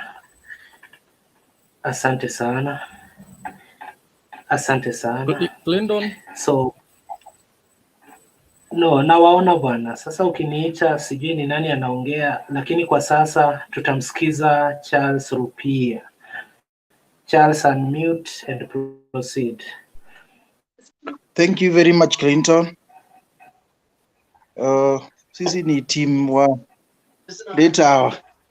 I have tried to join you people, but I've not managed, though I've been following. What I would like to say is that I heard you were talking about governance and things concerning this country, and I would like to add impetus to what most of you have said. It is true that as a country, we feel that our governance is not in the right track. And we also feel that the government of the day has failed to deliver for Kenyans. And that is true. The only worry that we have that there's a section of Kenyans who feel that there is a part of the government that has not failed. You know, when the president was elected to the office, he was elected with alongside his deputy. And the failure to govern this country properly squarely fall on both of them. So both, if we want to say that President Uhuru Kenyatta has failed, we would also say the same, that the deputy president, William Ruto, has also failed. I've seen him going around the country preaching the hustler narrative, which I also abhor, because the word hustler is not a right word that somebody who is learned and educated should be using to refer to themselves. I think if you refer to your dictionaries, you will see that. And I think we did this, and I would like to appreciate you, because we talked about several things here, including the vaccines, including the ARVs. Right now, I got the information that the ARV thing had been cleared, and the vaccine is still going on. I don't know where it is heading to, but personally, I have not taken the vaccine. So generally, this country, Kenya, we just need to pray, because in 2013, I'm sorry to go back there, In 2013, Kenya had a chance to make a choice or to make choices on the way forward with regard to governance, and I mean good governance. Right now, Kenyans are up in arms in social media, but it is the choice that they made. I don't know whether something happened fishy, but we can say that Kenyans made that choice in 2013, and we are living by it. Now, we are suffering together in it. If you voted the Jubilee government, you didn't vote the Jubilee government, we are suffering together. And we have seen very negative things about this government. I don't know what is wrong with the government. The government is hell-bent in everything.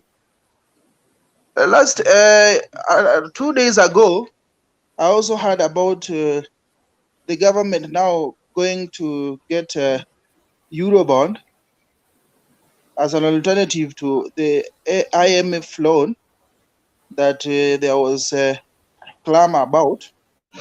So all these steps that the government is making, we still feel they are not right. And I think it was on just yesterday, but if not yesterday, the president launched something in Ruiru, Kiambu. And I was really shocked that despite all these tribulations that we are going through, the president can still go ahead and launch a gun factory. I don't know what which one we are preparing for, but it is a misplaced priority. Just the same way the SGR was a misplaced priority. So I don't know who advises the president. Every time they advise the president has a wrong thing. I don't know whether they do public participation. I think that money that was injected in launching a gun factory, we would inject it elsewhere, so that we revive our economy, because this economy, I know it's at its deathbed and it needs revival, and that is what the president should focus on. And I wanted to ask Kamau a question, because I've heard he has said that we unite as Kenyans. But last time when I was talking here, I said that there's a section of Kenyans that they don't see the good. They only see, I don't know from what angle they look at this country from. Because leaders will come and they will sell their policies. And we see clearly that some of them are lying to us, and we just refuse to admit that, and we refuse to save ourselves. When Jubilee had done 5 years or 4 years, from 2013 to 2017, they had failed massively. And you could hear people saying, Wembe ni ure ure, and they were saying that there was another term there they were also using, which was quite unfortunate. It was quite unfortunate, the things which were being said. And by 2017, we could see that there was a massive failure by the government to tackle a lot of things. That is, starting with the creation of jobs. Unemployment rate was very low at that time, despite the government of the day promising so many things, like growing the economy by double digits, creating employment of around, I don't know, it was 1 million, I can't remember the figures. But you could see in 2013. So this is why we miss it as Kenyans, because we are being lied to and we see it. And then after we have been lied to, we still proceed to utter some things in public that at the end of the day, we are now suffering. So as Kenyans, I will still urge you, let us now see the sense. And I think maybe COVID-19 came so that we could test. You could now see clearly how our government is behaving. Because maybe with the little things that we are going through, the little problems that we are experiencing, Kenyans would not see that this government is a wrong one and is going the wrong direction. COVID is here with us now, and you've seen how COVID is being handled by the government. Lockdown, and I said here, curfew is not necessary in this country. We don't need curfew. We just need to accept that the COVID-19 is here with us, and we abide by the regulations that are given by the MOH.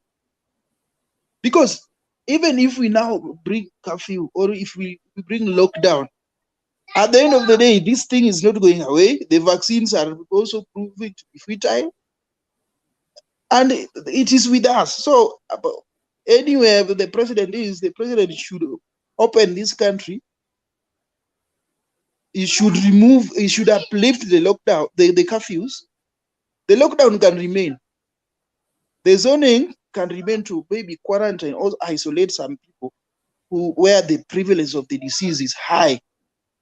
So the lockdown is necessary, but the curfew should be lifted so that we have a 24-hour economy in this country. Because if the government cannot keep on borrowing left and right, that the economy is bad, but it's them that have closed down the economy. Let us have this curfew lifted and the country is operational. We have the night economy, the day economy. Just like I said, the government has employees who work during the day. And there are people who are not employed by the government and they are employed by private sector. And these people work at night. Now, if you post curfew. Thank you, Charles. Okay, thank you. Yeah, Personati, you wanted to say something before quitting. Personati? Yes. Thank you You very have much. like 2 to 3 minutes to say so. Yeah. Thank you very much, Clinton. Okay. As I exit the platform, I would just like to say that maybe concerning the money that the government is borrowing from various financiers, instead of maybe just banging that they should not finance Kenya or they should not give loans to Kenya, let's try to work it the other way around. Maybe we propose some urgent needs that loan can adhere to for the better. For instance, you realize that this COVID-19 has really affected the various sectors, including education. You realize that last year, students only went to school for, was it like 3 months? Then the year is gone. Then this year again, it's like things are the same way. So these billions that the government is receiving, why don't it just allocate some to roll out enough vaccines and just have to and administer vaccines to, maybe they give vaccines to institutions so that students can resume and they are vaccinated. Let vaccines be rolled out. Enough vaccines should be rolled out instead of focusing on projects that may not even yield. They may not add up to the economy. There are some projects that they may add up, but after a long period of time. But there are some the government may invest that money and it may yield, and it will even help to repaying that loan. Instead of investing it in a poor way, then when it comes to paying, they post the burden of paying to the local mwananchi who didn't even felt the use of that money. So let's just be vigilant. Let's not say that we shouldn't be given loan, but we can propose on the best way to use the loan. if given an opportunity. You know, you may be banging, oh, let's not be given loans, but when I tell you now, tell us why are you proposing that Kenya should not receive loan? Then you may not have the better reason. Let's try to have some positive contribution towards the loaning. Let's have projects that are fruitful and are important to the country and to the local mwananchi. Just to mention. Thank you and have a blessed night. Thank you Personati, na uwe na usiku mwema ama uwe na popote uendapo, iwe ni kazini, kitandani, popote pale. It depends with where you are. Thank you for your contribution. Na Mungu awe nawe popote uendapo. Asante sana. Karibu. Kila mtu ameinua mkono. Asante. Kila mtu ameinua mkono. Sasa sijui nianze wapi. Samilion, uko na issue ama uko na point?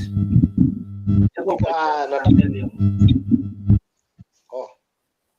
Yeah? Well, nilikuwa na point of information mwanzo ile time ya Yaga, then watu wakataka kuquit, so it was overtaken. But I only have like 2 statements to make. Then just mute. I'm getting back to you in a short while. Okay. Clinton, maybe can I say something? An input. There's something I want to contribute concerning what the person is it person? How many minutes, Charles? Just for 1 minute. Yeah, personality. Okay, I want to say this. We are not against the government taking a loan. We are against the government taking a loan. Then when they bring that loan here, they embezzle the funds. Like the government will take the loan. I'm talking of what I've heard and has happened in this country. The government will take a loan, and for his information, the government has a reason for taking that loan. So we cannot give our opinions on what that loan should do. What we pray is that that loan should be used to revive the economy of this country. And the government is also taking the loan to cushion us from hard times. With that, we also know. So we are not against the government taking any form of loan. They should just take the loan. The problem is spending that loan. If they spend it the way I have heard, he has said that, they buy vaccine. They will have a tender. They will float a tender, whereby you find out that the person who will win the tender is somebody who is very close to the president, close to the deputy president, or close to some influential politicians on top there. And then you find out that these things are not supplied and the monies are paid. So even before we take that loan, the government also told us that Kenya is losing 2 billion per day. And there are people who have embezzled government funds, and there are people who have stolen from public coffers. Can the president just be serious and take action against these people so that this money, because they have not used all this money, these monies are kept somewhere, maybe in offshore account. Can the government take action and maybe bring back the money that was stolen? Then we also borrow to use correctly, not borrow to misuse. That is the point. Thank you, Charles. Geff, naona umeingia sasa hivi, una yepi ya kusema? Geff, unmute Geff.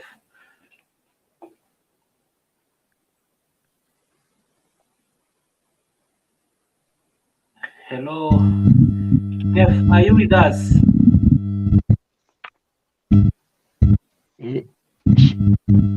She or he is not with us. Hayuko na sisi. Patia Sami bwana, ongea. Geff, sema neno. Si relax tafadhali. Wewe pia ni Geff. Geff hayuko na sisi. But mimi namuona. Geff, unmute your microphone, Geff. Okay, asante sana Geff. Pengine uko na shida ya network, nimeona hapo chini. So Sami, naja kwako. Nilikuwa nimemkatiza Samilion. Samilion, ulikuwa na pointi mbili kwa dakika mbili, yaseme sasa.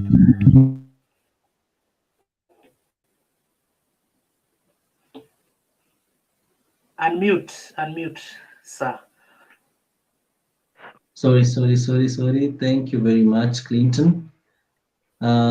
First of all, I request to correct Ayaga when he said that we have freedom of speech that we fought for.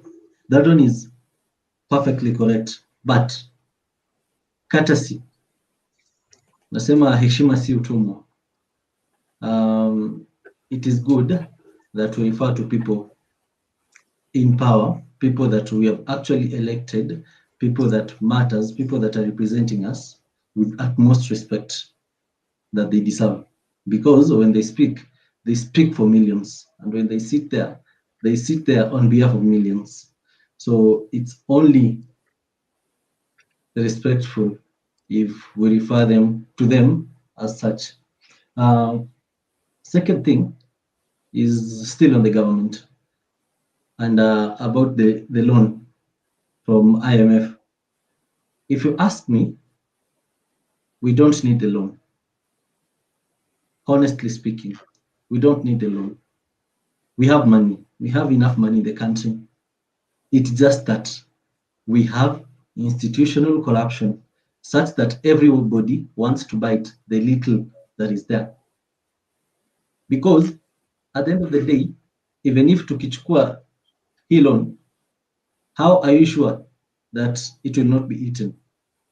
It will still be eaten. It will not bear any fruit. It will not be visible down there on the ground. So first of all, what I'd like to request the government, His Excellency the President, with his so-called ally right now, the Ayaga's friend and the person that Ayaga champions for, former Prime Minister Honorable Raila, that it is prudent for them to first cut the loopholes. It is in order for them now to cover every single place and point that is draining the Kenyan resources.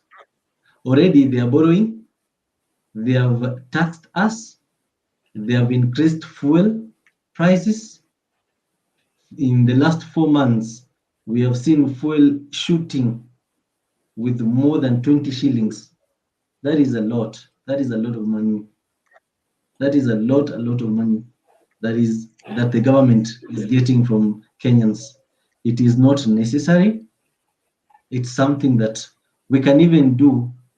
Even I am very sure if we allow the government to continue with the money that they are charging from the fuel and the trickling down effect of that fuel, that is the living standard in an increase, we don't need the loan. The only problem is, even if we get that loan, even with this high living standard, even with the high taxation, there are still people who are laundering government money, people who are making a fool out of us, because what they're doing, they're looting in every single point and every single situation that they get, which, according to me, I believe that His Excellency the President Uhuru Kenyatta has failed terribly. I was looking at the big four agendas, and allow me to just read it. The first one is enhancing manufacturing. For the last 8 years, 8 good years, yesterday, he launched something that is related to manufacturing. That is the ballistic factory in Ruto. Mumia's sugar is still dead. Nobody is talking about it. The paper company is still dead. Nobody is talking about it. Our cotton industry was buried. Nobody is talking about it. Now, what is manufacturing to this government, if at all the basic ones cannot be revived? What are we? Which other does this government want to come up with?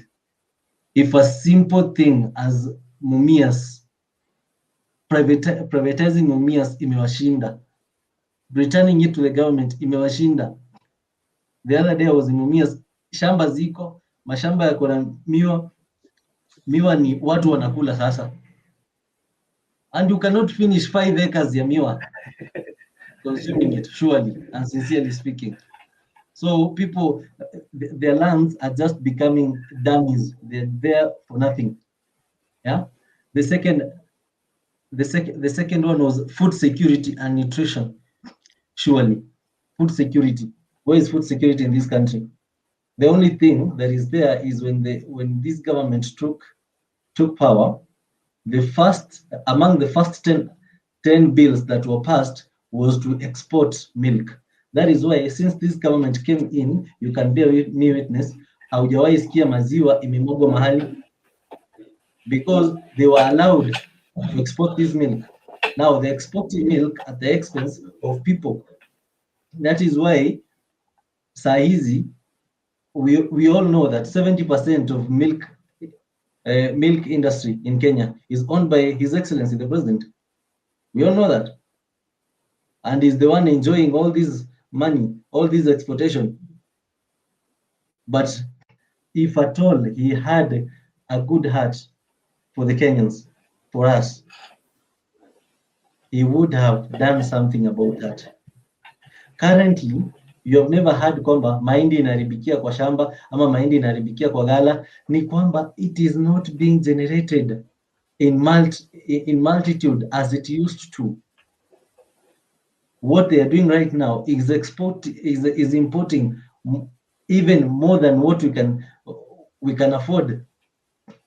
They're importing so that waongeze pesa hapo hivyo ndio mandugu zao na cousins wao wakule. Another point ni universal healthcare. Universal healthcare, we were lucky enough in my county back in Isiolo that we were among the 3 or 4 piloting counties. But trust you me now, as we speak, I have more than 5 letters sent to the Ministry of Health with the CEC Health, Isiolo County, that hakuna pesa imeriliziwa ya universal healthcare. Universal healthcare is not including maternity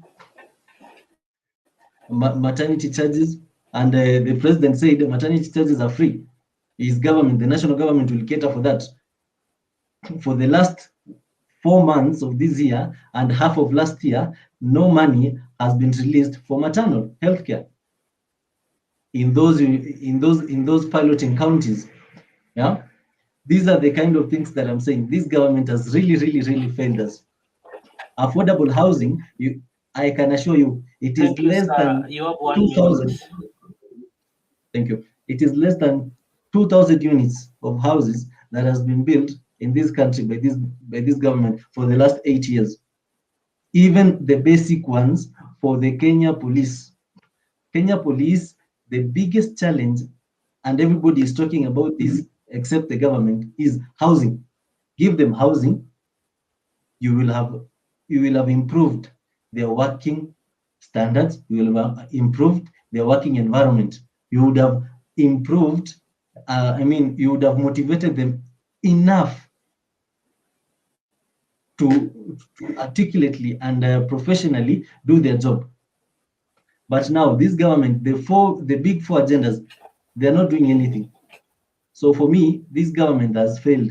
What we need, the next government that is going to come, we do not need the big agendas and what do we call it? The manifestos. What we need is, how are you going to get money? How are we going to do what you want us to vote you to come and do? Tell us the roadmap. Do not tell us the destination. We do not need the destination. We need the roadmap so that we can walk with you step by step. Thank you very much, Mr. Nini. Okay, thank you, sir. Members, I hope you were very keen when Sir was talking. Nobody interrupted him. Na tumemsikiza vizuri sana, as in hakukuwa na kelele. So kama tunaweza tukaiga mfano huo, then I think the next person who is gonna speak pia tutamsikiza vizuri.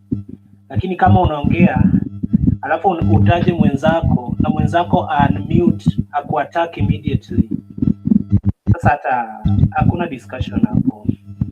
So ukiongea ongea umalize, kama kuna mtu wa kureact react, lakini hii story unaongea alafu mtu anakuattack unapoendelea kuongea haileti kabisa.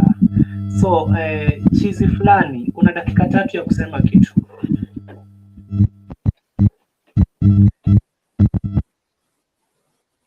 Chizi fulani, unmute and say something. Hi guys. I was just listening in and I decided to be part of this, at least to get to listen what other Kenyans are also talking about, which is a very good platform. I really appreciate that. What Million is saying, yeah, it is a good thing. It is a good thing, and it's just a strategy of that a government needs to even strategize on how to spend, strategize on how to do specific things. Because some people usually say like Magufuli was the best, but what Magufuli did, Magufuli has built Tanzania with most people call him dictator. Yes, he might be a dictator. We don't care about that.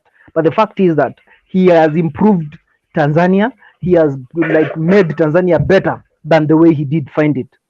If you could see, he has even he could build the railway line and all that thing without the loans and all that, which we really appreciate. Why can't our government also do the same?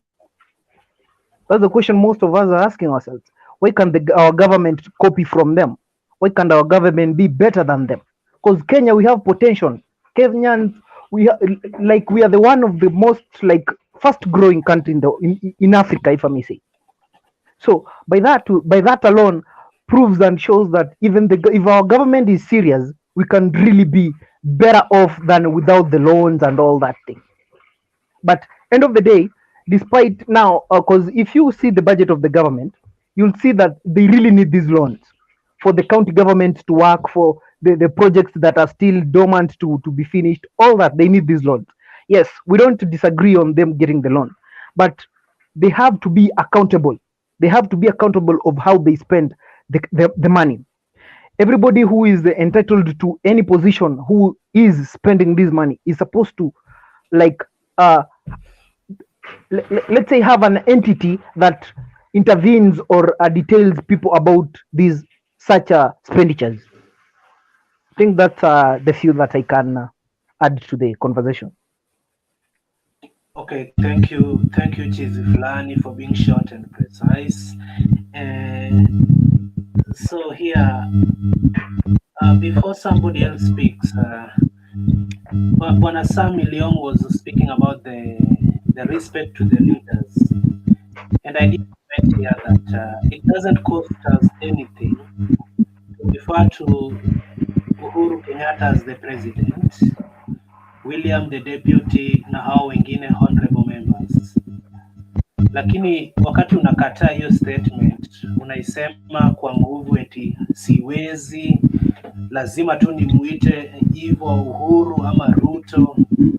Sasa hiyo sasa bana, hapana. Nilisema for us to differentiate between Uhuru the president and Uhuru the head boy, Kisumu Boys High School, there is one the head boy and one the president. So this is an official page for somebody. They might watch later. Na hii madharau yote tunawaonyesha, wataiona action watachukua huwezi juu. So let us just show some respect. I can call you Ayaga, you call me Clinton, Sami, Sam, Million. Lakini hao wengine wako na title. The power is with the people.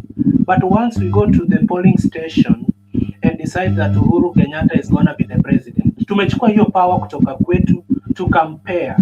So ana act on our behalf. So we no longer have that power, but we donate part of our powers to the president, to the deputy president, the prime minister through voting. Once tumewapa, maybe tunaweza tukawa recall, lakini ile time tumewapa tu hivi. Saizi Raila sio rais, hatuwezi tukamuita His Excellency the President Raila Amolo Odinga. But once tutamchagua 2022 ama tumchague William, hiyo power tutakuwa tutampea hadi na title, and we have to refer to him with that title for the rest of his serving days. Let me hope. Ayaga, you had a point, or you had a reaction to some of the comments.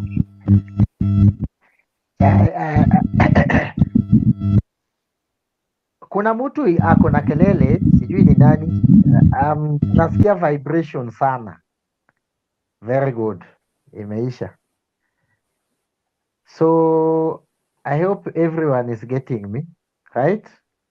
Ayaga, you had a point, or you wanted to react to somebody's comments? I Yes have to or no? I want to react. I want to react. On whose comments? Samalong. Yeah, you have 2 minutes or 1 minute to do so. Give me two. So thank you very much. Okay. Number one, we respect our leaders. We cannot vote the people we don't respect. We respect President Uhuru Kenyatta very much. That's why at some point I defend the government. At some times I disagree. I'm a human being. The government cannot think for me. when I have a right to think for myself, and I have also a point to defend Ruto at some times. Even at my first contribution, I defended Ruto meeting anybody. And even in that group, I posted a video of Nelson Mandela saying that the problem of political analysts is that if you say somebody is your enemy, you think it should be my enemy. No, Ruto is not our enemy. Most of we from the lakeside, even if somebody want to brand me as Raila Odinga, Samalong, I'm not a fan of Raila Odinga. I've said it clear. I'm in Kanu and I'm still niko hapo najipanga. But if you say something against Raila, I will defend Raila. I want to invite my brother Samalong to Constitution of Kenya. We don't have opposition leader, official opposition leader. We don't have. The people who should check government. Number one is a majority leader, which is Amos Kemonya. The guy is alive with all his organs. He's well. He's not sick. He can oppose the government the way you want. We have John Mbadi. We have John Mbadi, who is a minority leader. John Mbadi can do that with all his organs. He's alive and well. We also have majority leader in the Senate by the name anatoka huku West Pokot. Sina Lanyangapuo. Lanyangapuo ni governor. Remind me of the senator from West Pokot. Pogisho. We have Pogisho, Samuel Pogisho is a Senate majority leader, and I have my senator where I come from as a minority leader. That's enough, and that's what our government says. Even the person who was number 2 presidential election, the guy who was number 2, who I know very well is Akura Okot of Third Way Alliance, can join them to oppose the government. You cannot bring me from home. I was never voted. I never participated from election like Raila. Raila is a Raia like me. And then you want to accuse me of who I should work with. Raila is nowhere. Is a Raia kama mimi na wewe. So the title he has is only a prime minister because we don't have a current one. So we are allowed by grammatically. If there is no current, you call that the guy, like the way we call Kalonzo Musyoka the vice president, because there is no current vice president. We have the deputy. Kalonzo will forever remain the vice president. Raila, until we have another prime minister, Raila will still be a prime minister grammatically. If there is no former, the guy carries the title. We respect those titles, but don't blame Prime Minister Raila Odinga on election he never participated on, and he should come from where he should look after his cattle in Bondo, Poda Farm, in Bondo, to come and look for us, the government. It is a lie. We have very young people like me and you. Let us check the government. Let us ensure that the people who should check the government according to constitution, number one is majority leader and our minority leaders. Therefore, I mention them. They are known. Leave Raila, toa Raila kwa mdomo yako tafadhali. I'm not in ODM, lakini hapo hatutaelewana. Mimi bado niko KANU, tunavaa tu kala polepole, tukijipanga hapo 2027 Mungu atatujalia. Thank you, Charles. I'm coming to Sammy. You wanted to talk before Ayaga. What's your issue? Okay, I want to respond on a few things. First of For all, how many minutes? how many minutes? Just give me 3 minutes. Okay. First of all, to respond on what Samilgo said. On the first thing, there's nothing expensive in this Kenya like free services offered by the government. Good example is what you said, free maternity. It's very difficult, and also the free education. There are so many hidden charges such that the current school fees is higher than what was there before wakaanza kupeana hii mambo ya free education. Wako na mambo mingi, sijui utoe desk, sijui utoe development, sijui utoe nini. So it's much expensive than how it was before the government enrolled the free education. Second thing, hii mambo wanasema ni free.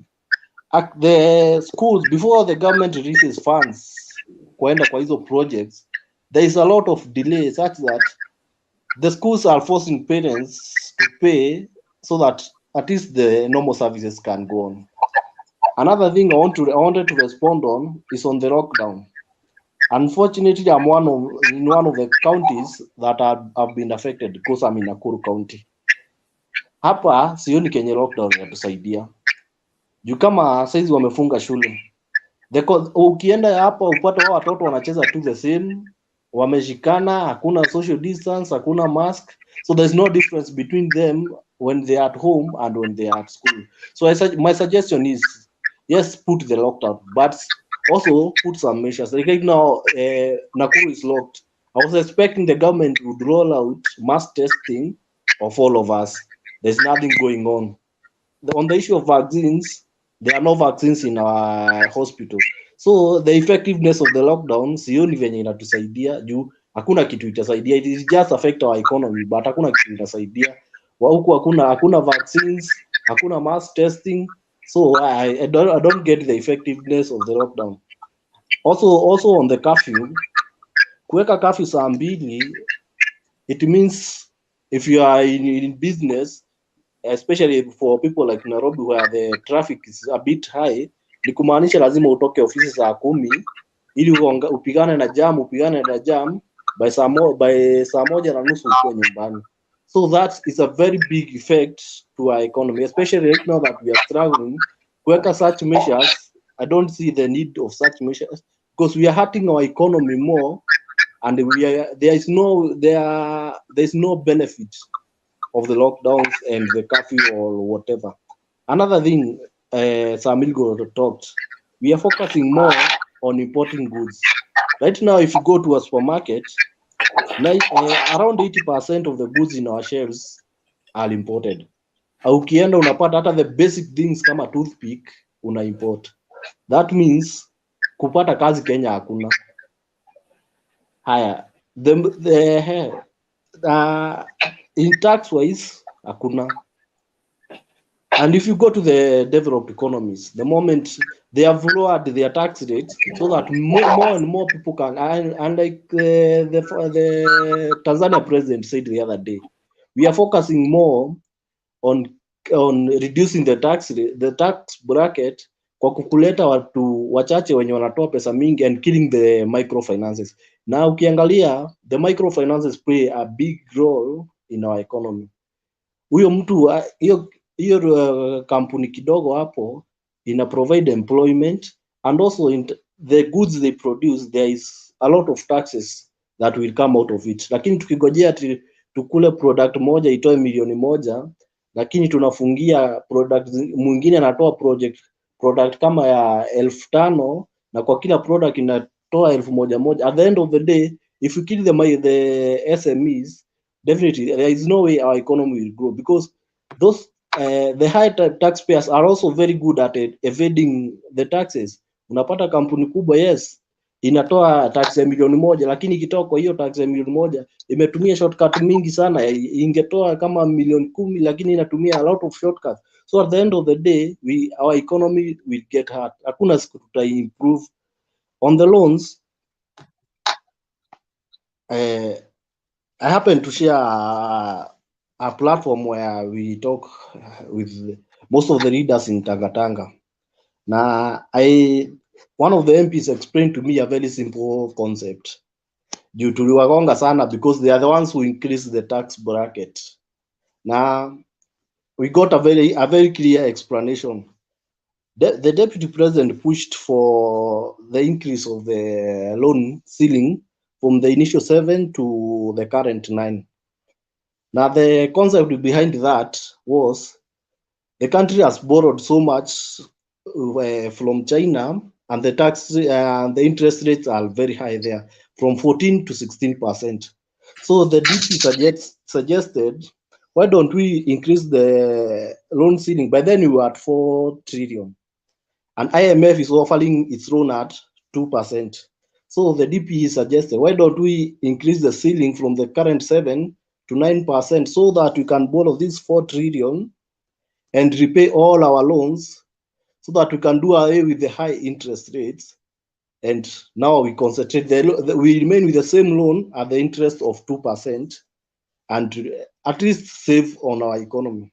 But if you look at most of the local banks, because they are the biggest beneficiaries loaning the government, most of them are owned either by Kenyatta family, by Gideon Moi family. So they cannot agree to the deputy president's suggestion, because they are the biggest beneficiary of these loans. And that's why the president started chasing away his deputy out of government, because the deputy want to improve our economy, but the president is the biggest beneficiary of this interest loan. So when the deputy president comes with suggestions of how they can save our economy at the expense of the profits the president is getting, that's why he's suffering all this. Another thing, the Big Four agenda. On their first term, the government concentrated more on the Big Four agenda, which was industrialization.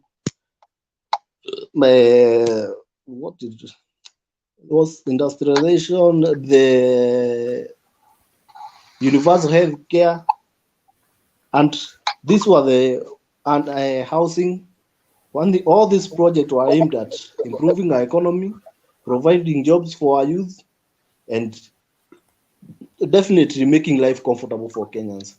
But the president is so afraid of having an empowered society, because he's the biggest he wants to blackmail Kenyans. If you like now, if you go to the milk sector, he has dominated the milk sector.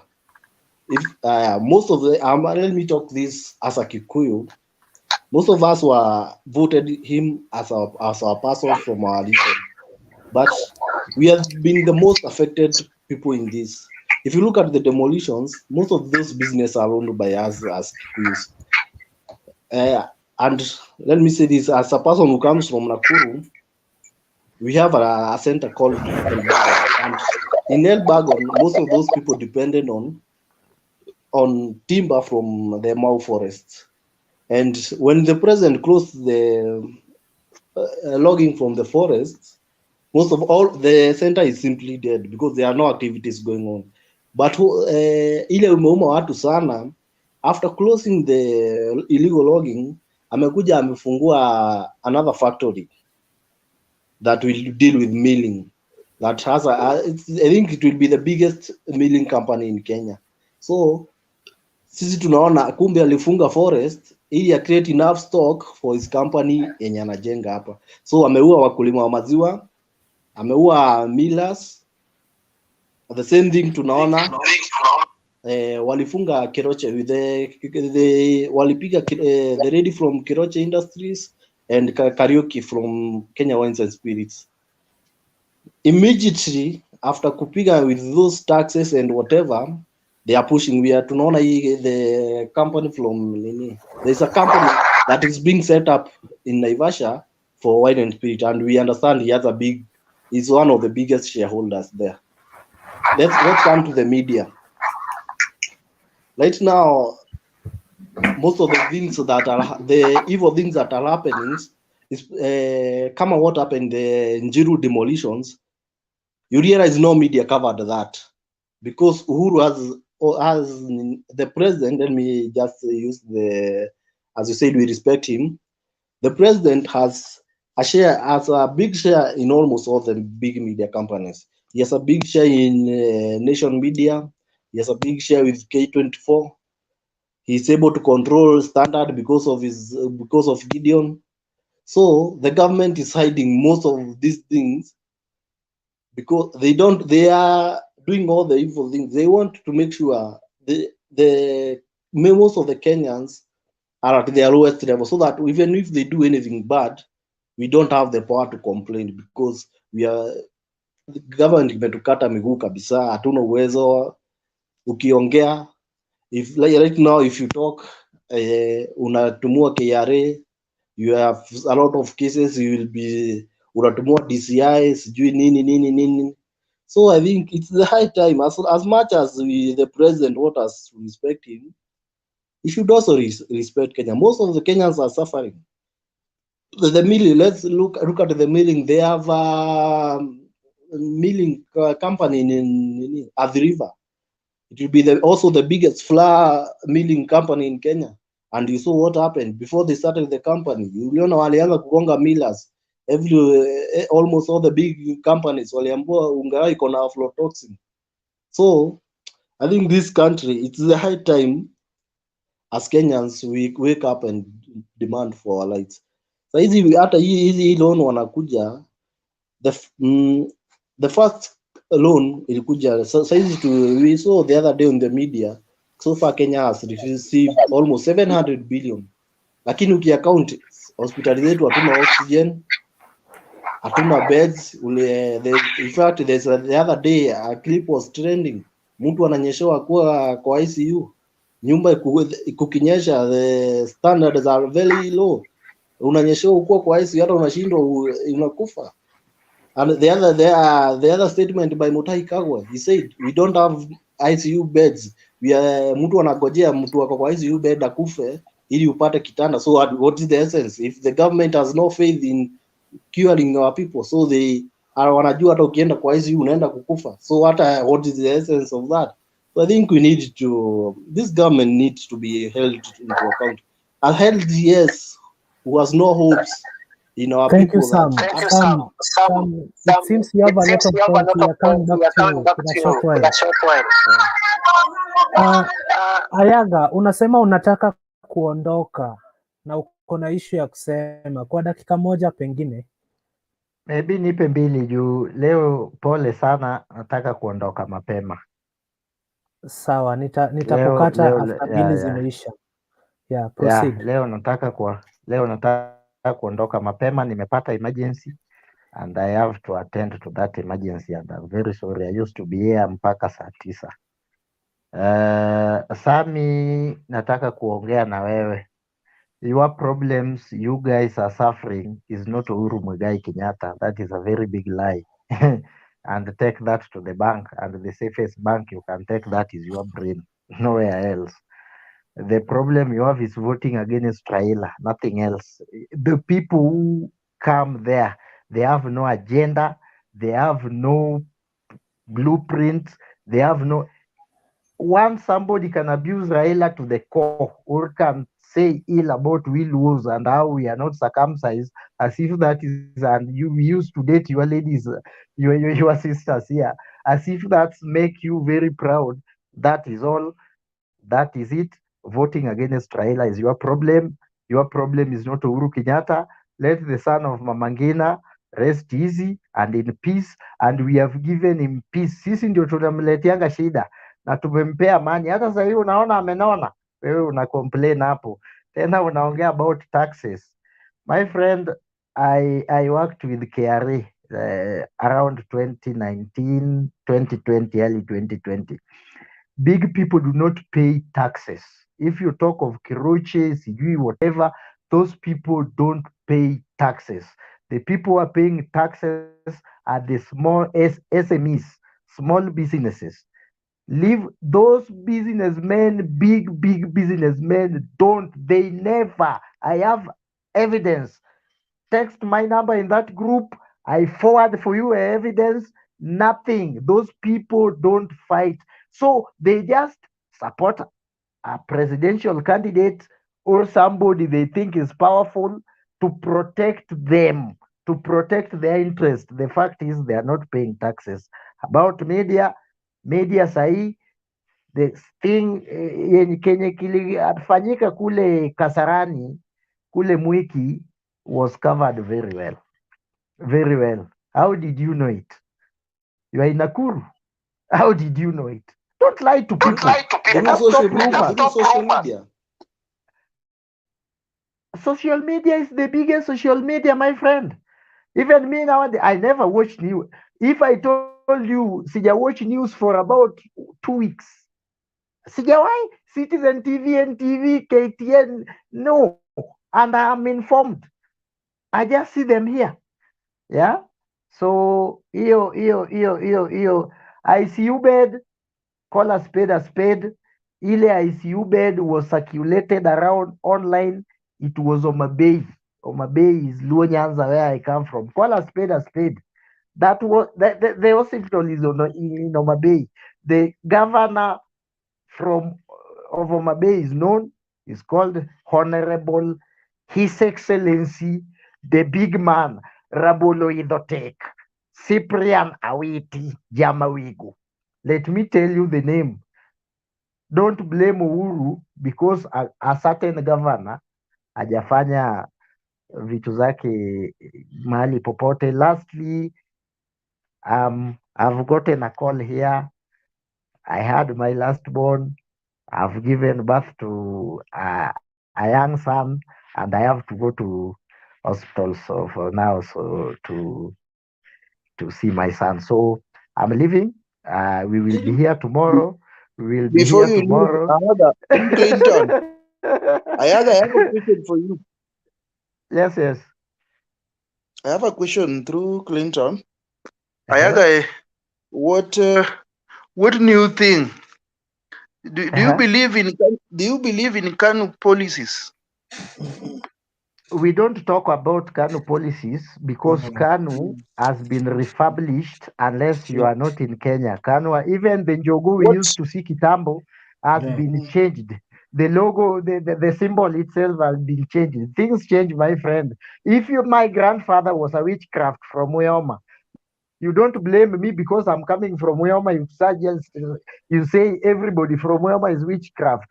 We know what Moi did. We cannot blame Gideon from them. We know what Kenyatta did. We can't blame Uhuru in that. We know what Ruto is doing. Nick is my age mate tomorrow. I will not blame him on that. Blame him for that. We know what Jaramogi did. Even in that land, we still have a problem where molasses is built. We can't blame Raila for them. If you want to blame generations, and then you are mad. Can you name two things? Let's say Kanu is in government now. Can you just give us two things that you think, or you as Kanu can offer this country to transform this country? Just two. you know what your problem is. One, you still have the original mentality of Kanu I used to know when before I was born. When Kanu I was born in 1994, so I only before I joined for class one, Kanu was out of power.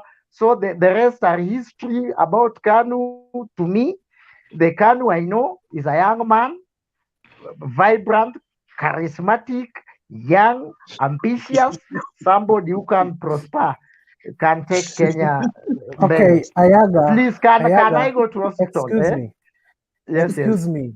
So congratulations man, na huyo Thank mtoto you wako very much. tunamwombea bwana asiwe kama babake Ni ambaye Ayaga the anaogopa kuambia ukweli. Ni Ayaga the third. So Ayaga the third will be just like Ayaga the father.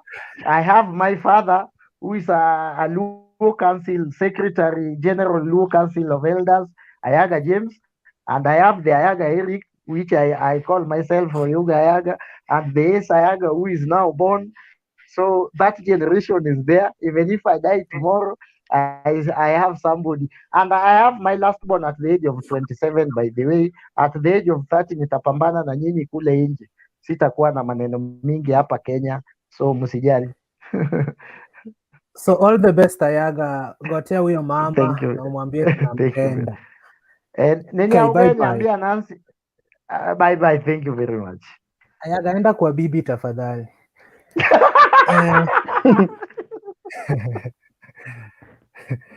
So, who was next in line? Ayaga was reacting to somebody's comments. Street historian. Hatuja kusikiza bana.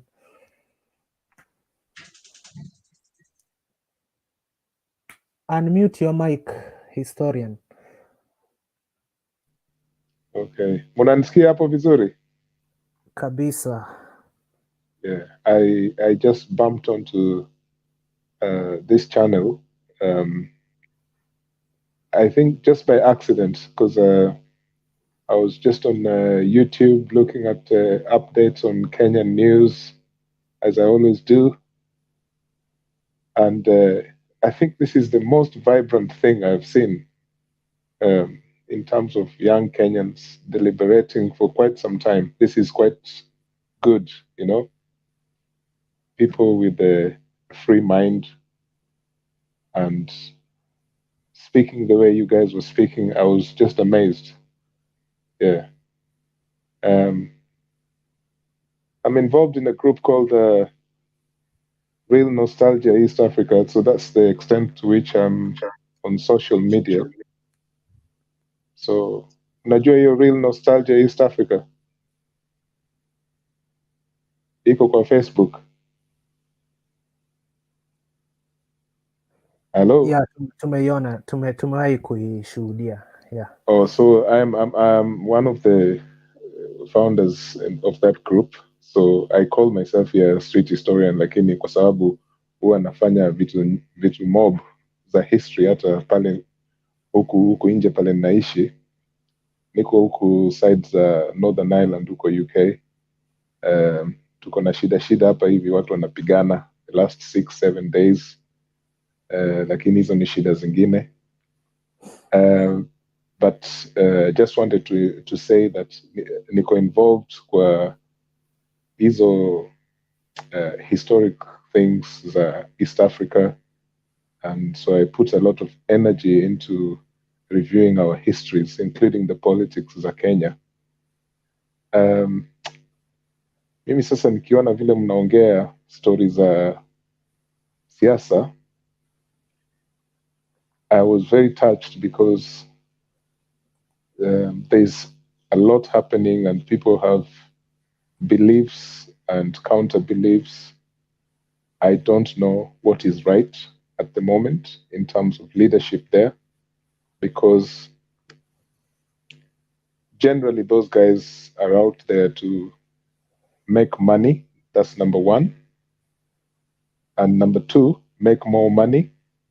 And number three, they want to stay in power and continue making money. And that's why I find that basically all Kenyan politicians generally, there is no voice for change as such. It's such a difficult problem. And I then listen to the way people are raising hope about, say, Gideon Moi or Ruto or Raila or Mudavadi and all these people. And I just say that we're going round in circles.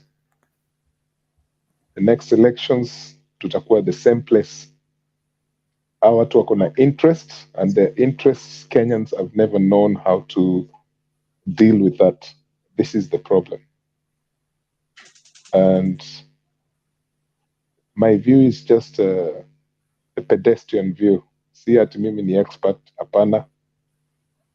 Kwa sababu nikisikia vile watu wanaongea kwa zile mtandao na pia kwa TV, sijui those experts, most of them are carrying the voice of those so-called leaders, and this is part of the tragedy.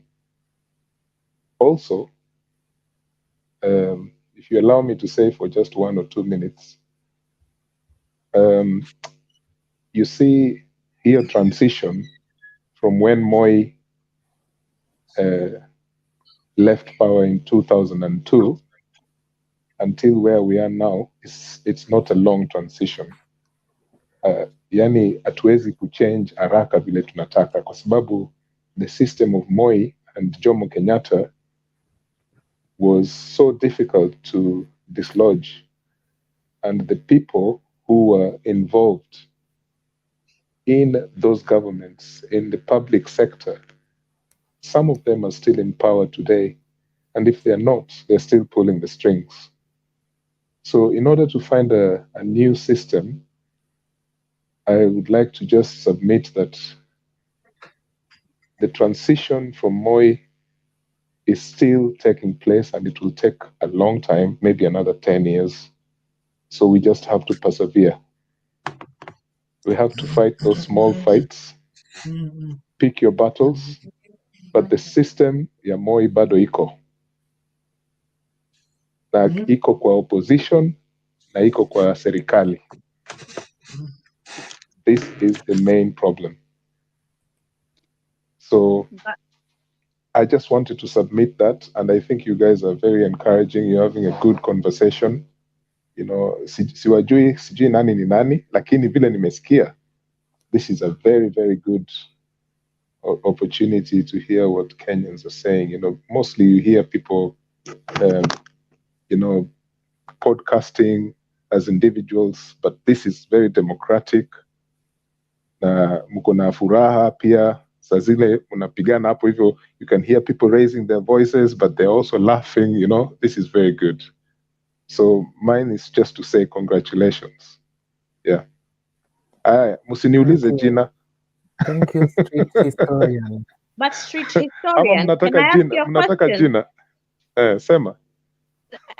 Because I'm also in the UK, and it's good to see people of like-minded joining this group. It's a very good group. I've been here for a few weeks, and I do join to hear what my fellow brothers have to say, because we all have a stake in that country. But you've talked about the vicious cycle of Kenya politics. And I was encouraged to see, and although it was the wrong thing to do, but it kind of encouraged me, the way the Kenyan people signed the petition to IMF. Right. You said that we have another 10 years of Even going more. vicious, yes, or more, for this vicious cycle, which we are all tired, we are all crying for change. Given that Kenyans were able to do the IMF way, we can mobilize as the young people of Kenya and actually throw these Raila, Mudavadi, Uhuru, and an uprising that can bring change to this country. Yes, sorry. I know that when I said what I said, I kept repeating that I'm not an expert, yeah? But I think that from our experience, all of us sitting here, we know what is happening, right? The transition is taking quite long in all phases, be it political, social, economic, health, because of the big man syndrome. And this big man syndrome or big woman syndrome is so deep that Kenyans, intellectuals, NGOs, religious sector, the faith sector, and just the ordinary person walking on the street, people are still afraid of wanting change. And I don't mean to say that they need to take up arms or anything like that. No, I'm just saying people are used to being in this vicious circle. For example, let me give you an example. Yeah, you take a matatu, you go to the office in Nairobi or wherever, and one of the regular conversations you hear, oh, you know what happened to me last week? I lost my mobile phone. Nilipigwa ngeta huku sijui nini nini. And people laugh. They would laugh. Yani nyinyi nyote mmekaa hapo, I would say everyone at some stage, simu imeibiwa. It happened to me twice when I was back in Kenya. And I found that that conversation about, for example, something being stolen from you, it's just symptomatic of what people are going through in Kenya. That people are so used to this situation, what they call the Stockholm syndrome, where you're used to the oppressor oppressing you and you just accept it. And I think this is part of the long transition that we have since Moi's time.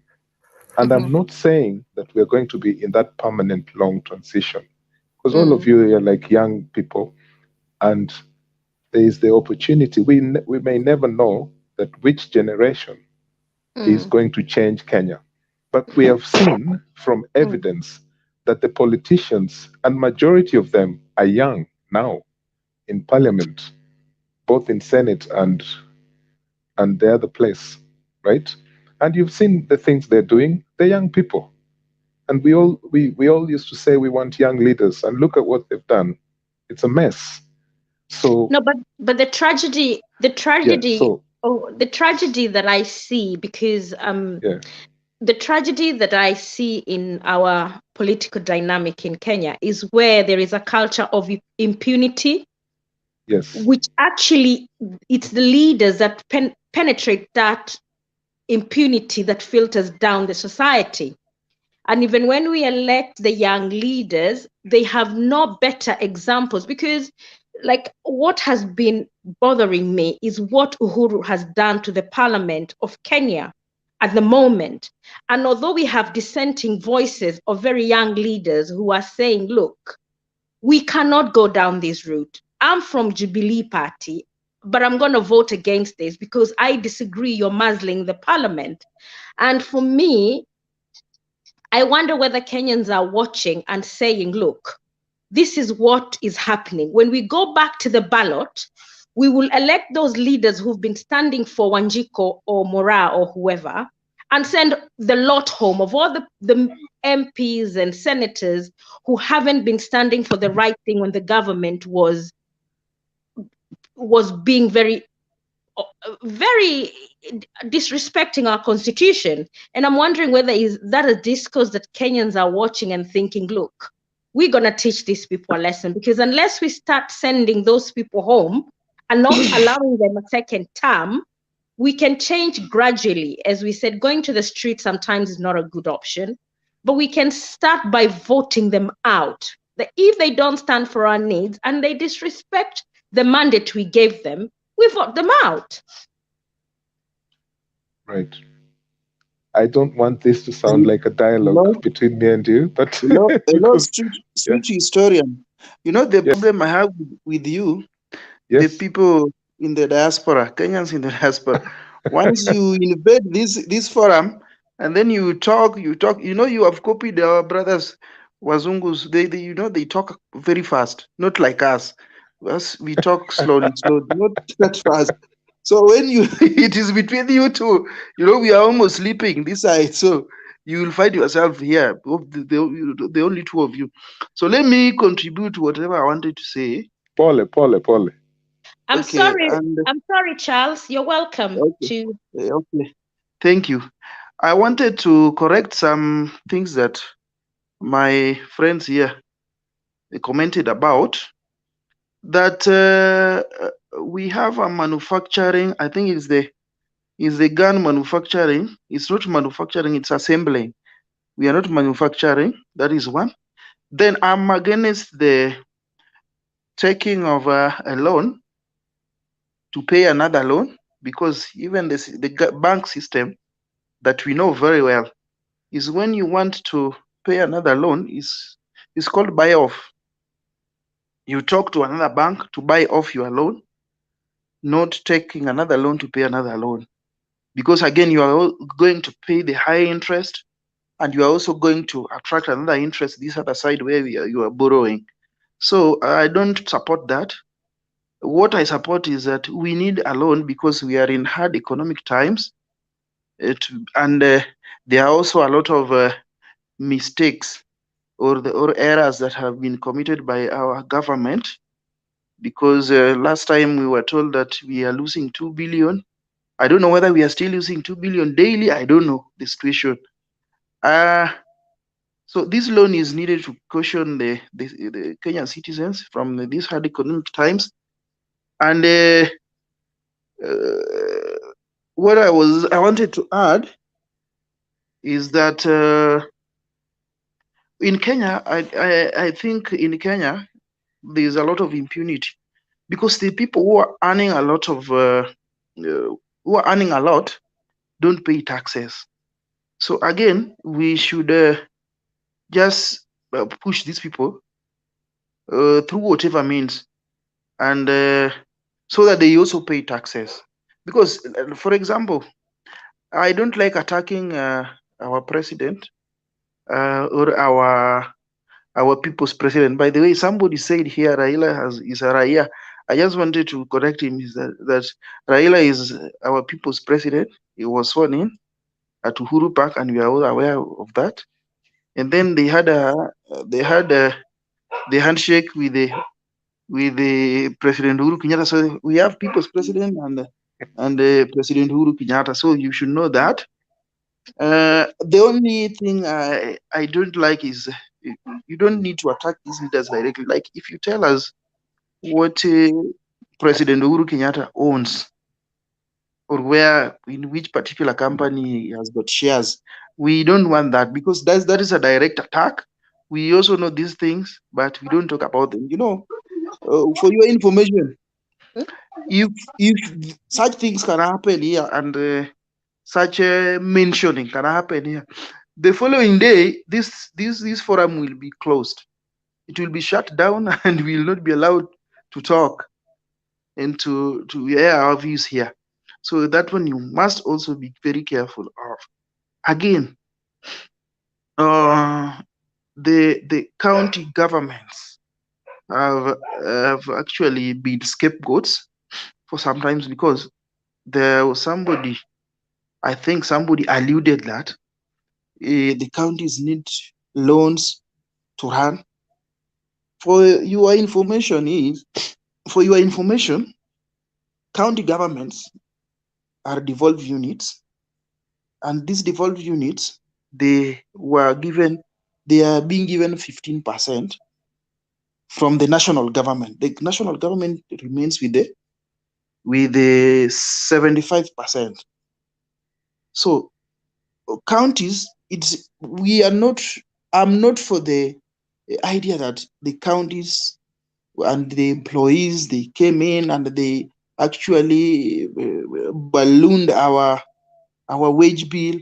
I don't think it's right, because again, services are offered just like say, in the BBI.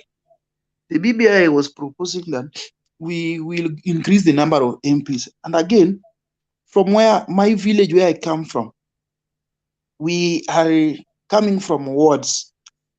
I believe that all of us here, we are coming from a ward. So there is a very big ward in my village, or wherever I come from, and the representation there is very poor because the ward is very big, and the wananchi cannot get the resources because of this big representation. So I am for this representation. We should actually, because when we add the number of MPs, we are going to bring more representation to the house, so that development and revenue sharing ifikie watu wetu. Another thing that I wanted to say is that Kenyan democracy is maturing, and my friend street historian, you have talked of a very, very crucial point, that we came from a Moi regime, and the Moi system is still running.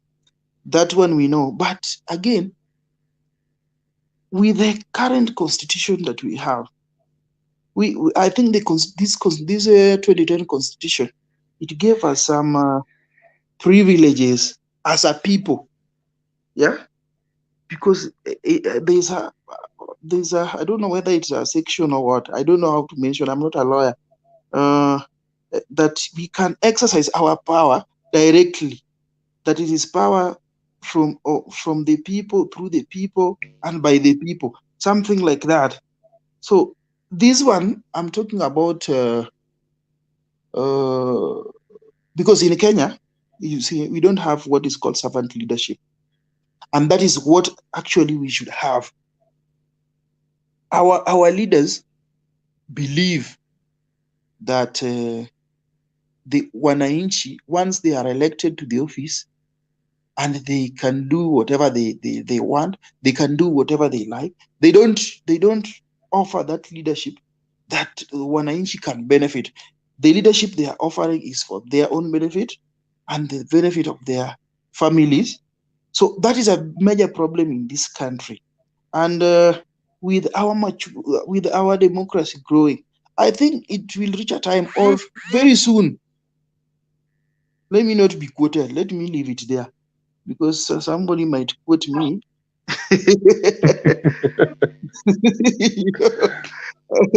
You know, right now, we are experiencing challenges. Our economy is down because of COVID, and there are lockdowns everywhere. People cannot do business, so the economy can't run. So we have to get this loan. That is why our government is going for the loans, which I think last week Kenyans were up in arms. They were saying, "Don't give us this loan. Don't give us." I think some of us may also may not understand why the government is taking a loan. And I said here that why Kenyans are up in arms, they don't want the government to get the loan from IMF or from elsewhere. I heard the government had now gone to Europe to get Eurobond, and which is also more expensive. So the reason why we don't want our government to take loan, because of the misuse. Last time we had projects in this country, the Aurora and Kimwere Dam, and somebody was just standing somewhere and saying that only 7 billion was lost. Only 7 billion. Imagine such a thing from a leader. And then you will find Kenyans, again, some Kenyans, they will say, this is the person. This is the person we want. And they call themselves hustlers. Those are the hustlers. They go to the government to steal. And actually, the word hustling, like your main hustler is in a very influential position, a big position. He uses that position wrongly to I don't want to say to steal. So that is the meaning of a hustler. So when you use your power incorrectly to do illegal things, and you get away with them, so you are a hustler. So you are a true hustler. So Kenyans, Kenyans, can you learn from all this? And I told you COVID has come because we did not see the mistakes of these leaders. And now we are seeing it in broad daylight. Going forward, 2022 is here with us, is coming.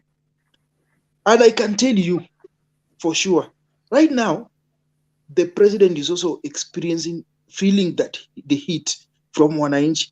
Every time he feels that heat, he has to call his brother, his elder brother, Raila Odinga, come.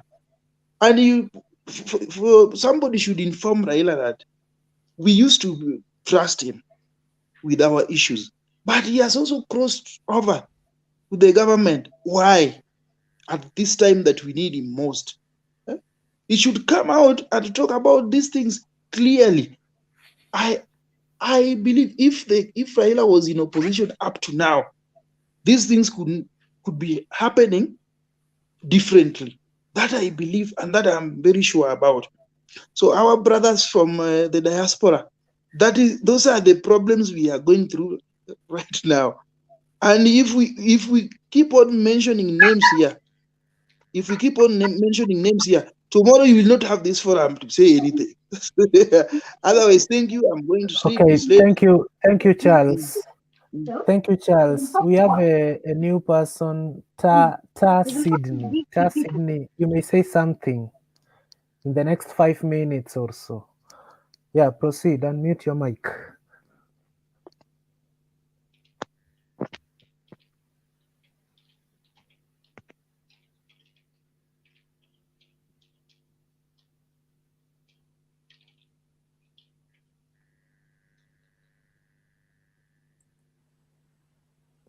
Yeah, say something, Ta.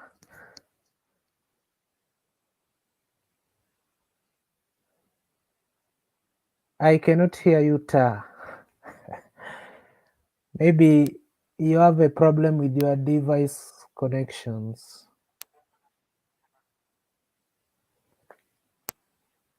No.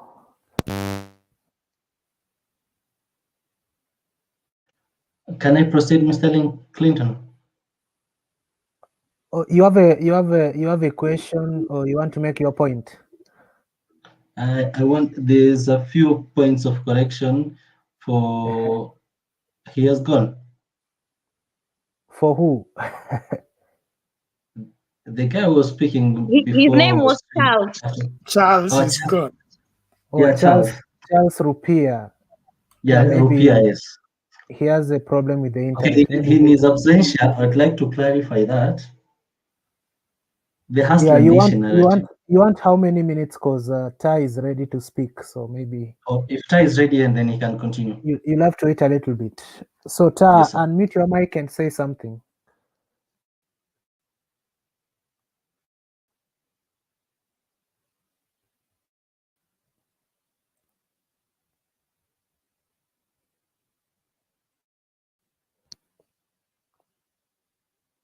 Okay, sir, you may proceed for like 3 minutes as we wait for Tai to connect. Okay, thank you, his devices. Mr. Clinton. The Hustler narrative. Kindly let us not get get washed with these sideline shows that is happening about Hustler narrative. Hustler narrative is simply saying that he relates with the guy that wakes up every single day in the morning to make sure that by the time they're coming back to the house or home, they have strived, they have done their best to put something on the table. And the silver lining in it is that he is a working proof. He is a walking proof that when you hustle, it can happen. He is just but among other people who have actually hustled. You know, somebody the other day we were debating, and then they were telling me that Ruto is not a hustler simply because he was in Kanu while he was in school. If that is not hustling, a son of nobody working hard to make his name known by the president, to be actually appreciated by the president as a youth leader, from University of Nairobi. If that is not hustling, if that is not working hard, I don't think that we define hustling or working hard the correct way, because this guy has actually worked hard. This guy has tried. You might say that it is a lie that he did not sell chicken. You might say that. But how do you explain how he was able, how he managed to pay his school fees even before he came to Kano? Right? These are the kind of people, they have hustled. This is the kind of narrative that he's selling, that he wants to become the president of the lowest of the lowest. He appreciates and understands the struggle. He is not somebody who has been silver spooned since he was born. He understands the struggle. He did not get to sleep in State House. He did not get to be driven by GKs to school. He started seeing them. He started driving Kano Land Rover when he was that year in University of Nairobi. So that is to tell you that this person understands. Because the other day, President Uhuru was asked the price of milk, and he could not even say it. Then we have somebody else here who actually appreciates not just the PR stance, but he actually appreciates the fact that he'd go down to Amamaboga.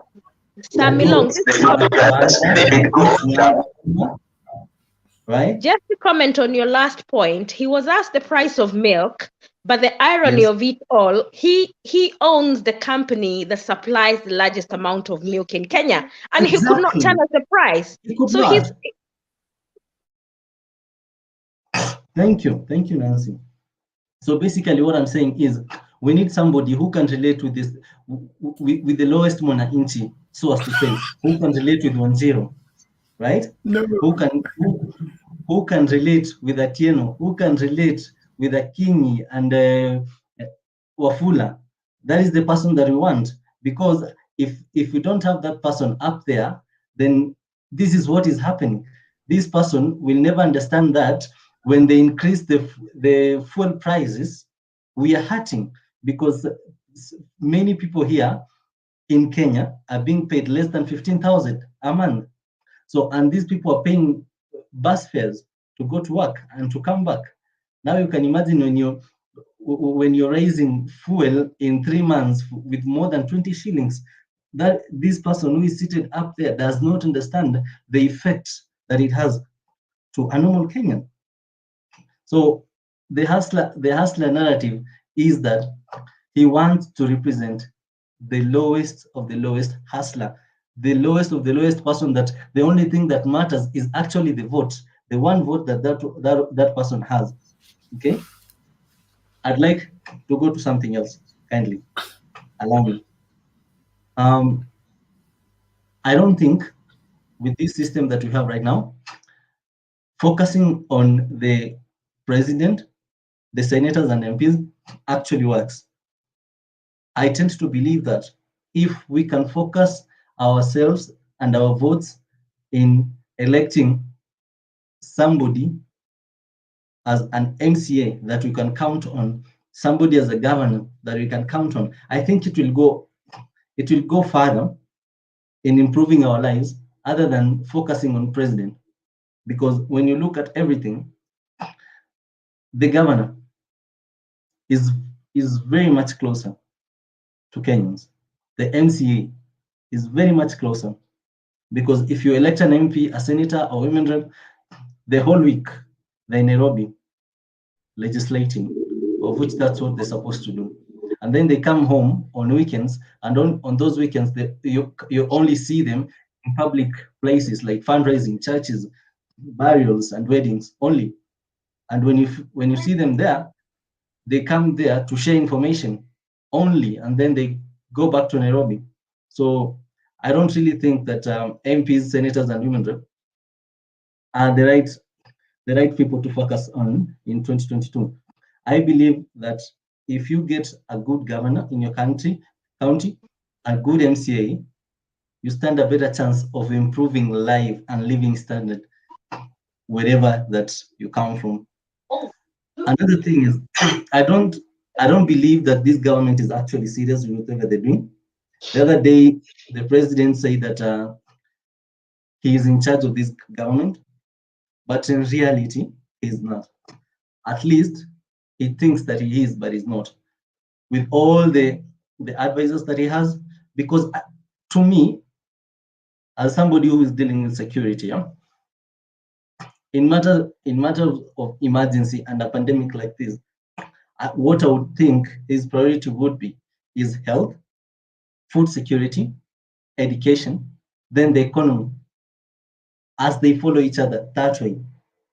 But what we're seeing is a government that is focusing on infrastructure, is focusing in doing other things that does not directly relate to what you're experiencing right now, that is the pandemic. Because if you have a government that is going around launching roads, launching industries, and he's not launching any consignment of PPEs, he's not launching another vaccine, he's not telling us anything about the side effects of the vaccine that we already have in the country, then there is a detach from the reality, because I don't think that this government is actually serious with this pandemic. But the third thing, the street historian, he's left also. I believe that the best times of this country was the Moi and Kenyatta era, because then we had loyal people, we had loyalty. The life was affordable. I was born in 1984. Then I'm told that people used to buy bread at 2 shillings. When I was born, I found bread to be sold at 35 shillings. Right now, it's 50. I've only been here in this world for 25, 26 years. And you can imagine a loaf of bread has gone from 35 shillings to 50. And there is more than 50 years back. Just in 1992, I was told that that's when people used to buy like bread for 15 or 10 shillings. So it tells you that there's something really not going right with this, with us right now. The other thing, uprising, the only uprising that can happen in Kenya is if we get the software right. The software is loyalty.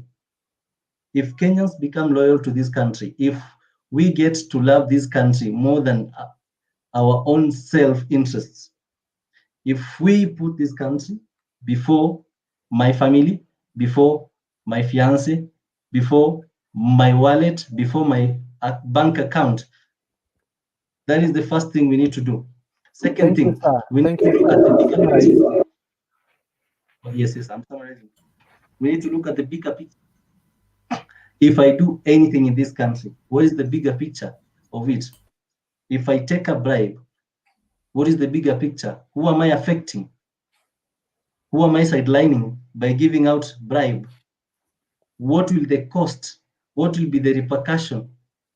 How many people will this service that I'm bribing for, will they be delayed? Yeah. We also need to get unity in our diversity. We need to appreciate the fact that we are diverse and find a way to work together. Appreciate our diversity, appreciate that we do not come from the same region, appreciate that we do not come from the same communities, appreciate that our traditions and our cultures are different, but they intertwine.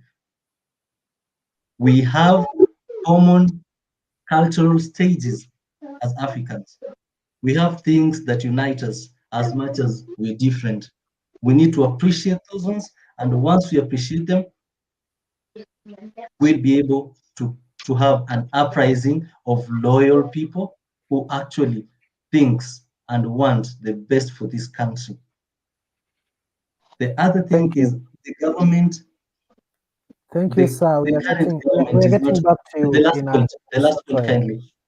The last point, Clinton. Okay. This government is undermining the Constitution of Kenya, because how on earth can somebody who have been appointed by the presidency talk down a deputy president? How can a government official, somebody who has just been given a job out of merit, intimidate a whole senator representing an entire county? Handcuffing, marshalling in, ambushing a senator from his house. Malala was ambushed the other day at his residence in Nairobi, taken back to Western, being accused of something that is not at distributing government-issued sanitizers to widows. You're being arrested, being ambushed with armed police officers, motorcade, taken back to Western. The highest hypocrisy. So these governments need to be serious and stop infringing on people's freedom and intimidating people. It is not right, and it is not the right way to go. Thank you very much. Okay, thank you, sir. Sam Double M, you talked like 3 hours ago. Are you there? I don't think Sam is there. Sam is seriously sleeping. Yes. So, Taigun, you're gonna speak in the next 1 minute, then Dante, and then we're gonna hear from Bernard in that order. So, Ayaga. Why are you not giving? Why you forgot me and I'm the only female? Gender equality here. So By the way, Taigun never spoke, but it's okay. You're gonna speak after Taigun. Then Dante will come after Nancy. Ayaga, pole. Yeah. Umekutana na maafisa wa acha niache kuongea mbaya. Umesema wana watch, wanaweza nikujia. In fact, they are watching. They have just told me that I'm going nowhere. They are here near my window. Somewhere here. They are hearing me. So government is working. Ayaga, where are you? Government is working, eh? Are you in Siaya now? No, I'm not in Siaya. I'm in Nairobi. Ah, okay. Where in Nairobi? Nairobi, I'm in Buruburu. Metropolitan is just like 5 minutes. Sasa ningeenda tu ningekuwa nimerudi. Government iko kazi. Hawata wafanye kazi ni haki yao. Wako hapa. You talked bad about the government and they were watching. You cannot go. Unajua tena niko kwa window. Ni kama niko kwa ile balcony, ile window ya nje hapa. Wananisikiza tu, wako hapa. Kutoka tu hivi wakaniambia wewe rudi ndani, enda upige siasa zako huko. So you have to see your son tomorrow. And maybe you can name him Clinton. They are very good people. I can't name my son Clinton. I don't know what Clinton means.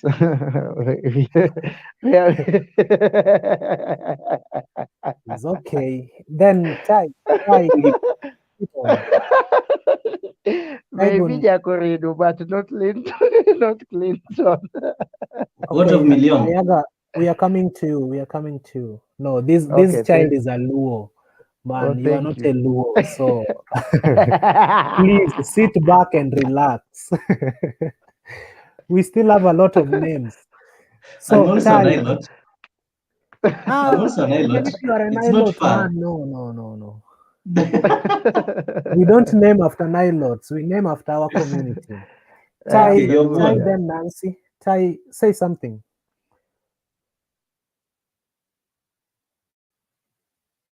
Oh, Ty just disappeared. Hey, Nancy. Nancy is gone. Let's go to Ayaga. There. Let me say something. Oh, Bennett, yeah. No, before Ayaga, Bernard will speak. So Bernard, say something like for 4 minutes, then ikifika na 55 achia Ayaga, tukingojea wale wengine warudi. Okay, thank you very much. I would love to respond on the aspect of one, the hustler narrative. The hustler narrative is, in my opinion, a fallacy that is neither here or there.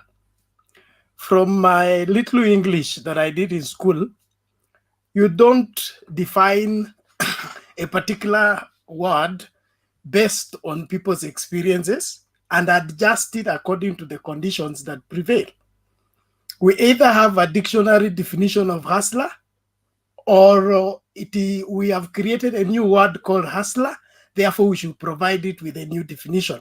But if the dictionary defines a word as referring to this particular characteristic, you cannot come and sanitize it and come and tell us now it has stopped meaning this, is now meaning this good thing. Number two, the propagators of the hustler narrative. Bernard, I can't let you pass away with that comment. 1 second. There is no, I grew up in Nairobi, right? Yes. Watu wa Nairobi wenyewe huwa wanasema mimi naenda haso yangu, mimi ni hustler. So let's not try and let's not choose what is right because of our own ideological way of leaning. So Deputy Ruto did not come up, or his people, with the word hustler. The word hustler, even when I was growing up, my uncles, my cousins, walikuwa nasema, mi haso yangu iko Kikomba. And now, Ruto was not the deputy president. In Nairobi as we speak. And in Nairobi, we are affected by the Sheng language. To the best of my knowledge, Sheng language is not yet official language. And therefore, borrowing a word from Sheng language and then wanting to give it whatever standardized, agreed definition, that itself is one thing. But let's not go into word definition. My point is, when did the deputy president realize that in this country they're hustlers? He has been in government from 1992 to date. He has all along pushed for the system. When we were agitating for freedom of speech, freedom of democracy and all that, he was with the system, pushing the system agenda, fighting for the system agenda.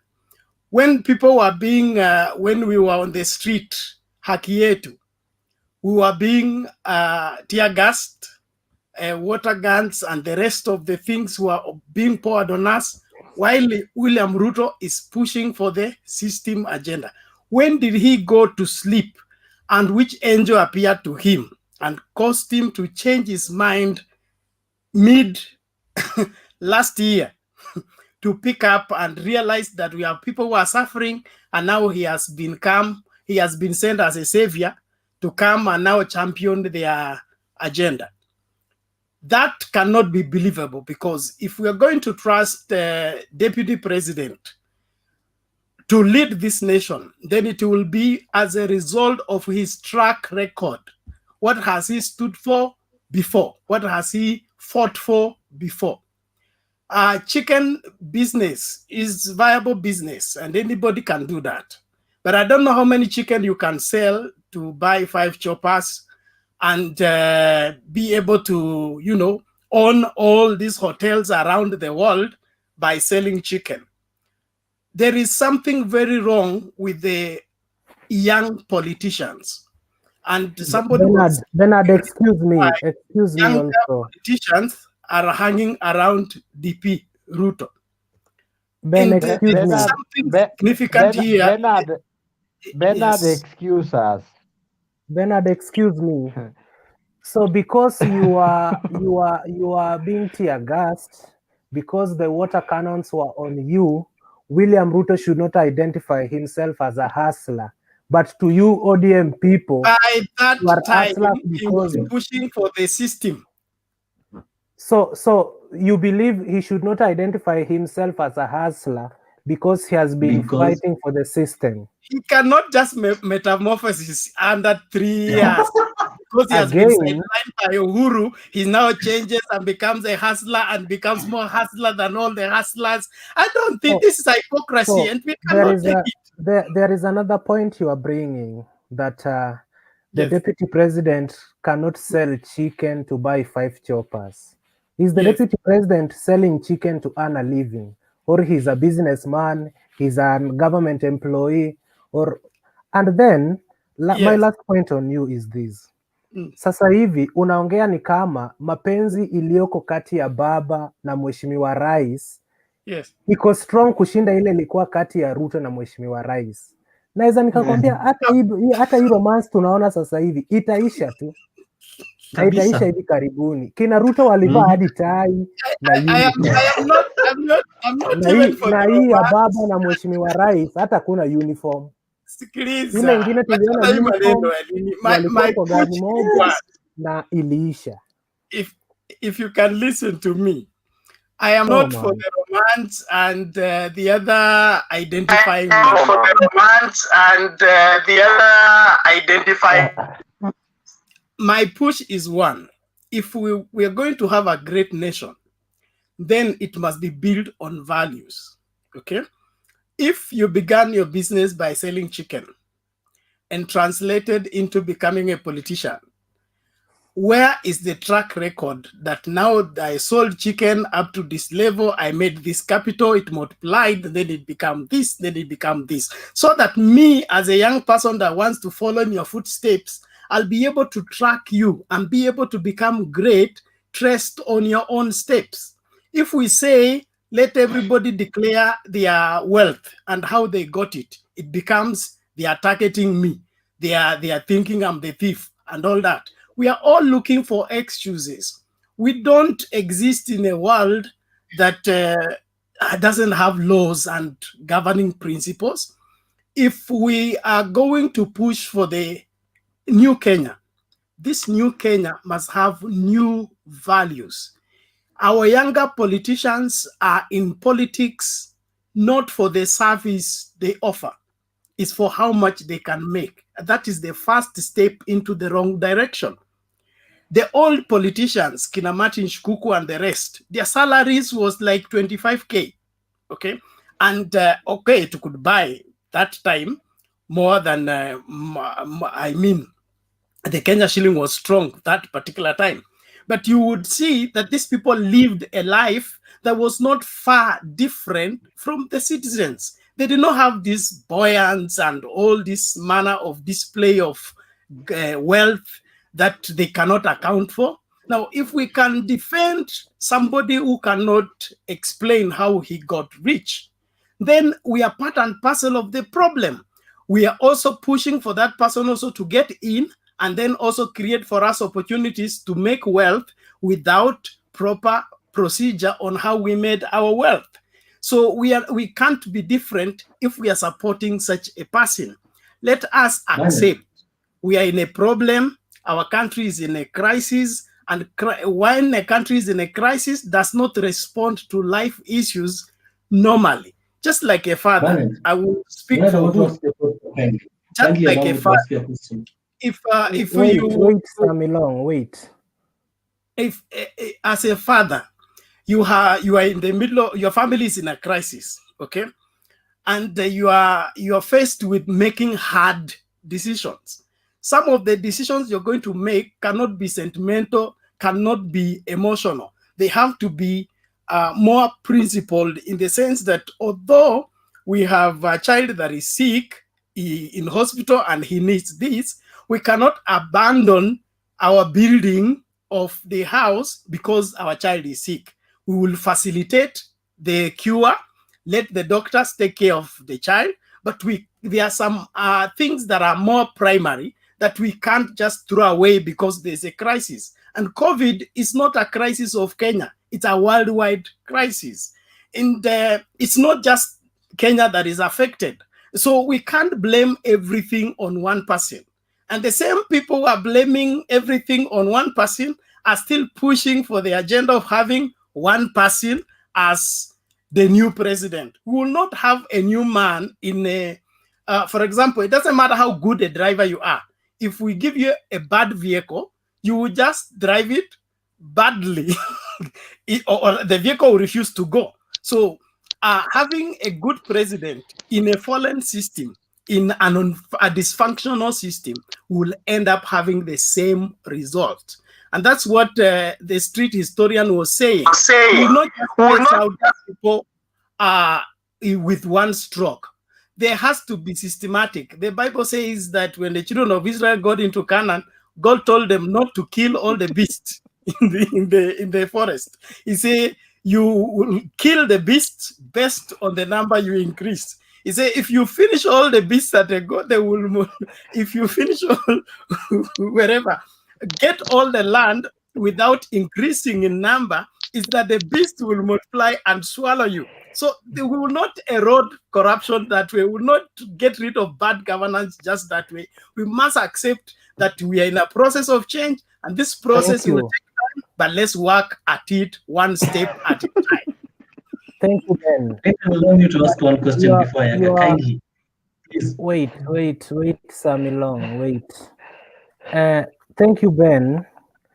You said very critical points, but your point of reference is on one daktari. But ni sawa tu. We understand. I will answer him. We ngoja tu. Wacha Samilong aongee. Every point you make, you go to daktari. So there was this cry of ladies first, and na venye wanaangalia ukipea tu mtu mwingine chance hivi watakuvamia. I can see my sister na my shemeji na Liza kwa hapa. No, I'll first give ongea upeane kwa rafiki yako alafu tumalizane na nyinyi. Don't be patronizing, Clinton. You need to apologize for that word. We have every right to be Nancy, venye Ben amemaliza tu hivi kuongea, venye mmetuangalia tungepia tu ayaga hivi. Unaona misogyny ile uko nayo sio mizuri kabisa. Hapana Nancy, that was just a by the way, na nime apologize nika withdraw your statement nikaeka kando. I'm gonna give way to Liz. Nimeona ameweka mkono juu na sijaimuona, so let her go first. Ameinua cause Bernard amemkosea sana. Liz, hata ameenda. Ben. Oh. Ameenda. Hiyo ni network maybe. Yeah. Okay. All right. So I have to answer Bernard. Because Bernard nimekusikiliza kwa microphone. Yes, I'm right there. Are you getting me? Mute microphone ya manisha. Hello guys. Mute microphone ya manisha zini. Yeah. So this goes to Bernard, and I have to answer you because nimekusikiliza for the last few weeks.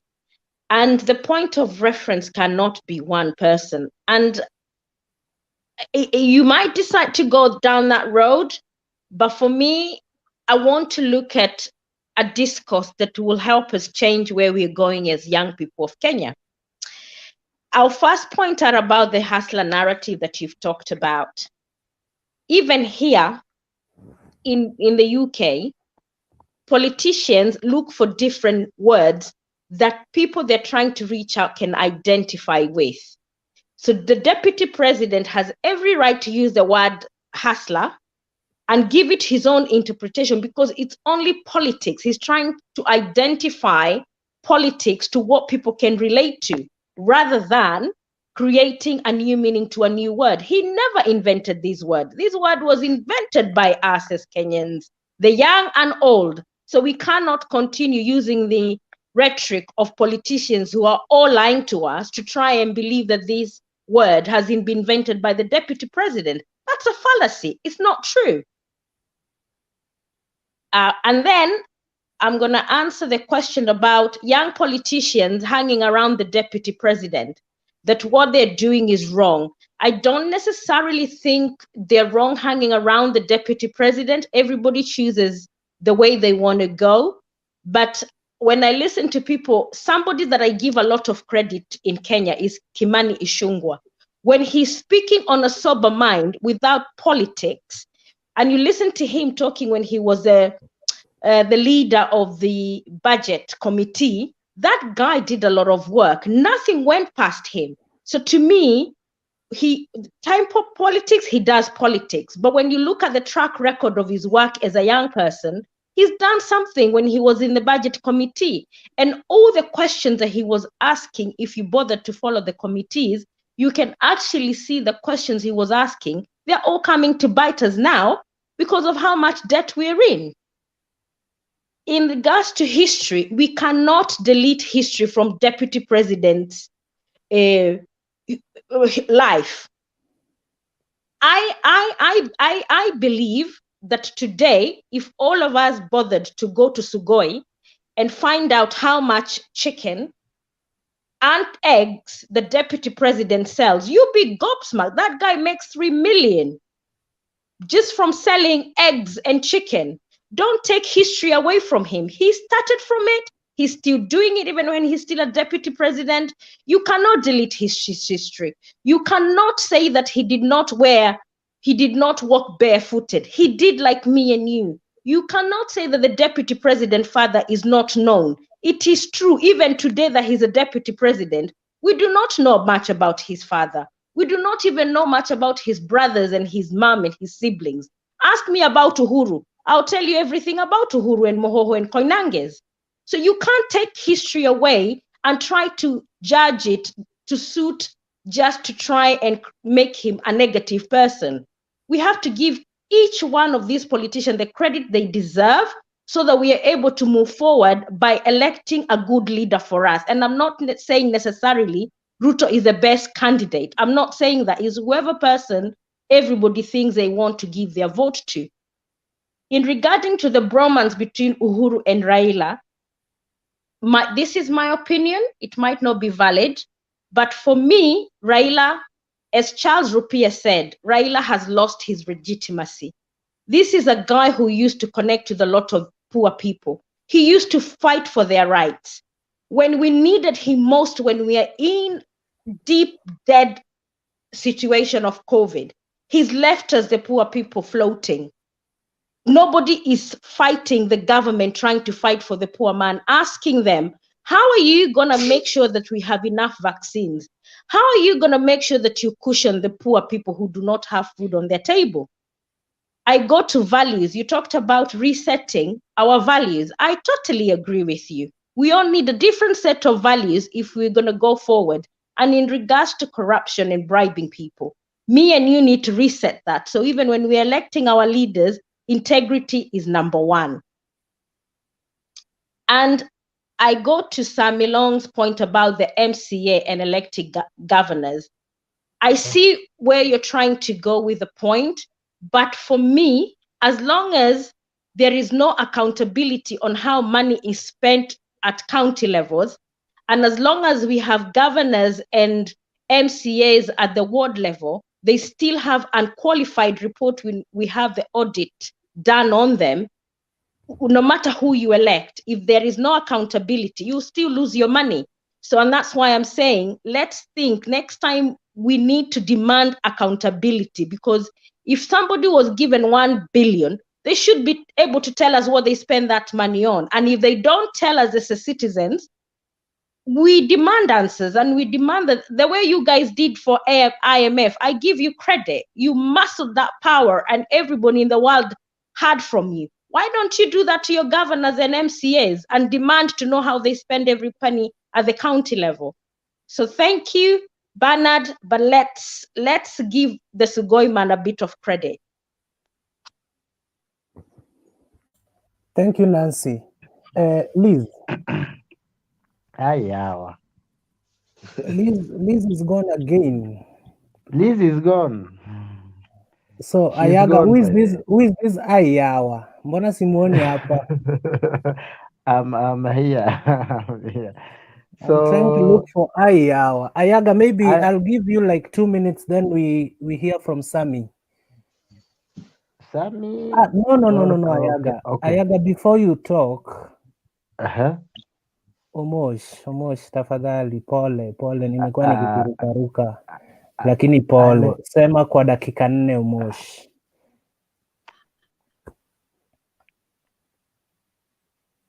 Ayaga, itabidi uzoe. Omosh, unmute.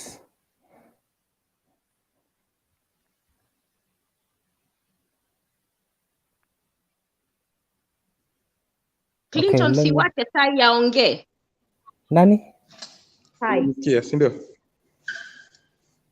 Okay. Omosh. All right. Yeah, you can hear me, right? Relax kiasi, Omosh. Kidogo tu, Omosh. Ebu washa mic.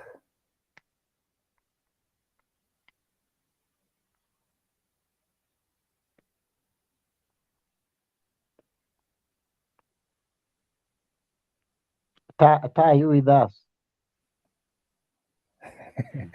Ayaga, unashtua wageni bana. We si boss hapa. Even Omosh ametoroka. Okay, Liz, are you with us?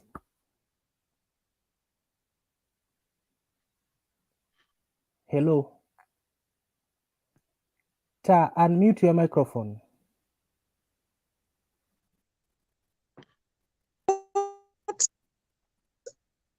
I've not mute. Amni party? Yes, members. Like Amni party? Like Omni Party? Yes. Hello.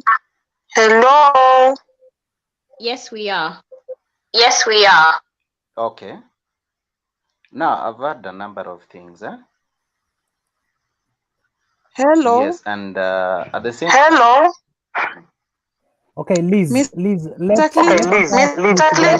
Okay, mnanipata. So me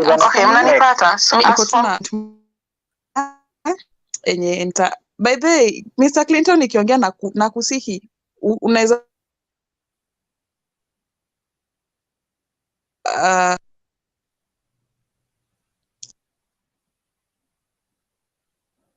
Oh, excuse me, Liz. Come up again. Mr. Clinton.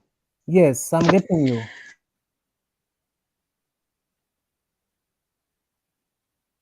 There is a network problem in Italy. So Okay, proceed. Proceed. Proceed. Yes. Good evening, members. Poa sana Okay, are you getting me? Ndio tunakupata. Go. Okay. Now, I've had a number of issues over there, especially the one for Bernard. While we are discussing a number of issues in this country, we need to be more liberal, and at the same time, we need to not to be we are not supposed to be talking more and also discussing of some individuals. What we are supposed to be discussing more is issues issues which affect more Kenyans. Fact number one, being the issue of fight against corruption. It should be cutting across the board. It should not be particularly speaking about some individuals or at the same time or some specific politicians. We are supposed to be cutting across. Corruption is something which is, as most of the politicians who are leaders at the moment, and some who are also civil servants, who are serving as the employees of the same government, apart from those politicians who are elected through elective processes. That is where the problem lies. We need to address such kind of thing like corruption. That is fact number one. Number two, as we speak about this narrative of either hustler or either wa kuokoa inchi, it doesn't matter. what matters a lot is the gap between the rich and the poor in this country is the major problem. And that is why most of these politicians, they run for a specific thing that moves the ground. Maybe majority of the politicians knows the highest number of Kenyans are those who are poor. That is close to 75% of the greatest population of over 42 million Kenyans.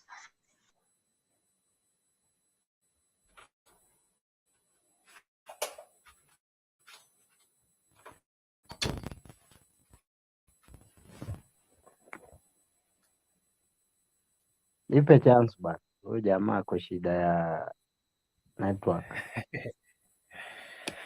Nani anataka chance? Unaomba Sini chance, unataka mimi, chance. sini mimi ndio niko next ama Ayaga, wewe wajua tulikuwa tumekurelease na kwa sababu hapana? umekutana na Kanjo, sema tu, sema basi, alafu Sami ama Sami. Naona wewe pia kuna shida ya net, so Ayaga, proceed please. Baridi. Thank you very much. Hakuna baridi. We tafuta jiko ukaeka hapo, uweke hapo kidogo. So I heard my brother Bernard about hustler narrative. Hustler narrative is resonating well with the common mwananchi. That's the problem of William Ruto. That thing actually is resonating well with the common man. And I love Ruto for that. Number one, Ruto is a creative young politician. The guy is smart politically. I've even read the Miguna's book. As much as he criticizes everybody there, he acknowledged that Ruto is actually charismatic, yani intelligence, smart, and plan even 10 years ahead. And in that book, he said, even if Ruto wants to be a president in 2027, Ruto has the capacity. He can even campaign from today up to 2027. Is okay with that. Another thing that was made is about why young politicians are resonating with Ruto or they love Ruto. Reason is simple. We are, unless you are not in mathematics class, kama ukwa kwa class ya hesabu, if you just calculate the age of Raila Odinga and you calculate the Uhuru Kenyatta post-presidency, he will be relevant. So politics is interest, unachukua mahali utachukua shelter under who. Hapo ndio unaona most of young politicians, mostly at the age of 30s and early 40s, they are taking shelter under William Ruto. Why? Because Ruto will be there for some time. I'm telling you, my friend Bernard, Ruto will be here for some times. We are not speaking, Raila Odinga in 5 years is finished, or even in 10 years. That's why people like Maina Kamanda are talking of a Mandela moment. He can only be active politically 5 years. After 5 years, how many years did Mandela become president after prison? He was only president for 5 years. So if somebody telling you we have a Mandela moment in Kenya, you should think it is only 5 years. So those people, they are planning, maybe people are planning, these young politicians, they have their dream like 10 to 15. So if you want to corner them with somebody who will be around in 5 years time, they will have Ruto. Ruto will be here for some time. Ruto is in early 50s. 20 years up to 70, Ruto can still play politics. 20 years give to Raila Odinga 90, Raila atatoka wapi na 90 years apige siasa hapa.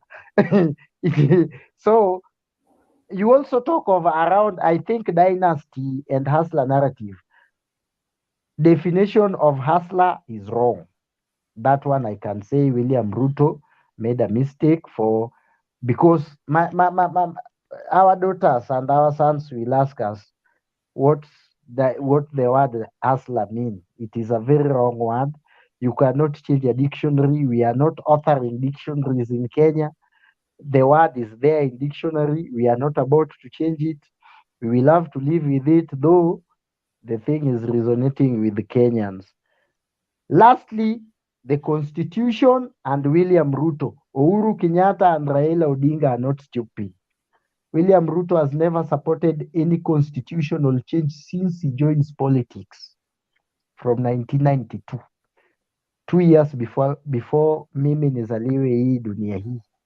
So he has never supported any constitutional change. And I can mention in 1992, people were fighting for second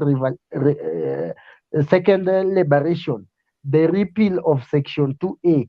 It was in UCAN Youth, him, Jirongo, Sami Nyamwea, and the likes of Rigathi Gachagua. So they supported the government when the government were doing wrong thing.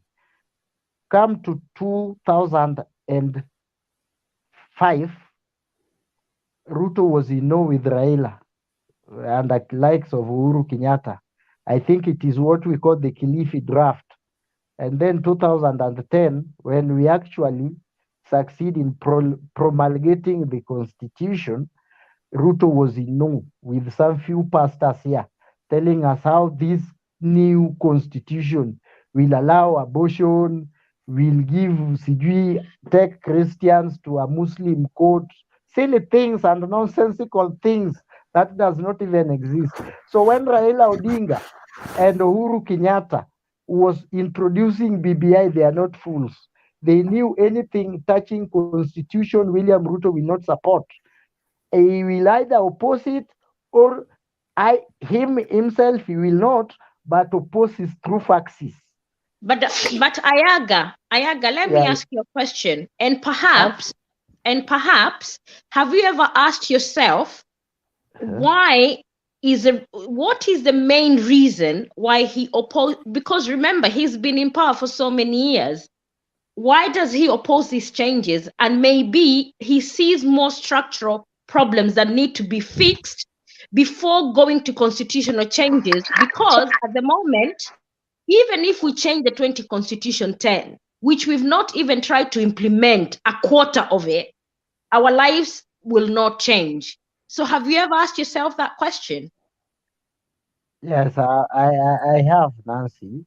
But you know, politics is perspective, not the way you take it. There is no realistic in politics.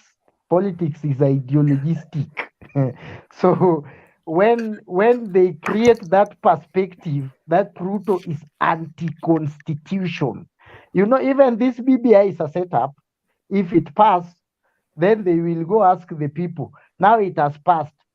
You think the man who is anti-constitutional since the world began will implement this constitution, and then people will say no. So siasa politics is more of perspective, ideologistic, not realistic. But then Ruto is a realistic man, and I love him for that.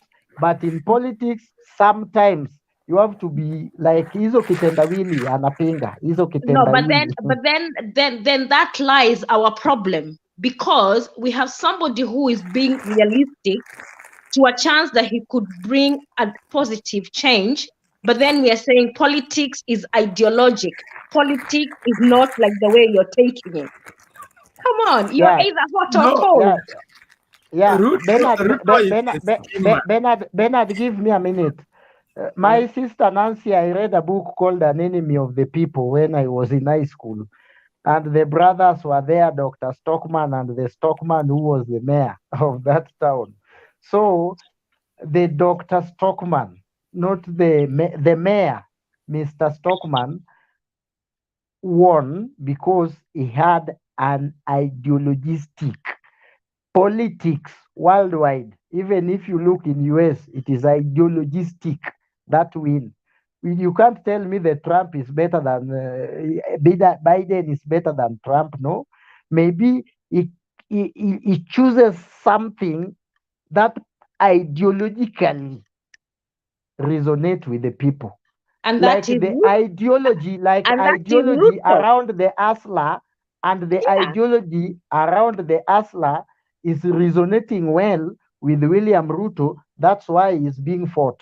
Again, the ideology that Ruto is an anti-constitution since he joined politics is also fighting him. Now, Siasa is ideologistic, not realistic. Don't Clinton, bring reality no, in no, no. politics. Clinton, sorry, this is my last intervention, Ayaga. You cannot say Ruto is unconstitution because once the Kenyans decide this is the 2010 constitution that we all follow, he follows it to the letter. So the fact that he's opposing what we are proposing does not respect what Wanjiko, me and you and Ayaga and Bernard decide. So you cannot call him unconstitution. You can't call him that because Nancy, I'm not saying Ruto is anti. There is a perspective that is being created around him. You get me clear? Yeah, but Raila and Uhuru is creating that room for him to enter that Kenyans can believe, you know. Lakini si Kenya kumeisha wajinga ndugu yangu. Uongo mtupu, wajinga ni wengi sana dada. There are two things here. The DP is excuse me, Bernard. A nationalist and excuse me, Bernard, just a minute, please. Just a minute, please. Ayaga, who are these fools that are still remaining in Kenya? Fools. Ni wengi sana. Ni wengi sana. Ni wafuasi wa nani? Ni wafuasi wa nani? Wacha nikwambie the Clinton, uwezi sema ni wafuasi wa nani? Si unawajua? Sisi wafuasi wa Ruto tumeambiwa wajinga walisha Kenya tukakubali. But the same people who sing Ruto tano tena, those are the fools we have around because they are okay, so that's what I wanted to know.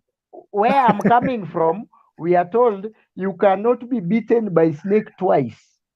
If ukiumwa na nyoka huwezi kubali kuumwa tena. Kama umeumwa 2013 ukaona hawa watu ni wabaya, uumwe tena 2017, uende repeat election uumwe tena. Coming here to complain for us? No, Uhuru is not the problem. Ruto is not the problem. You are the problem, my friend. So hao ndio bado wamebaki, ni sawa. Hao ndio wajinga, ni wengi sana wamebaki na wataishi nayo. Asante Yaga, tumekusikiza. Asante sana kwa maoni yako. Bernard, sijui utaongea kwa dakika ngapi juu Sami amengojea sana? Just 2 minutes or so. Okay, proceed. Then Sami utaongea. In the history of politics, we have had two kinds of people, opportunists and nationalists.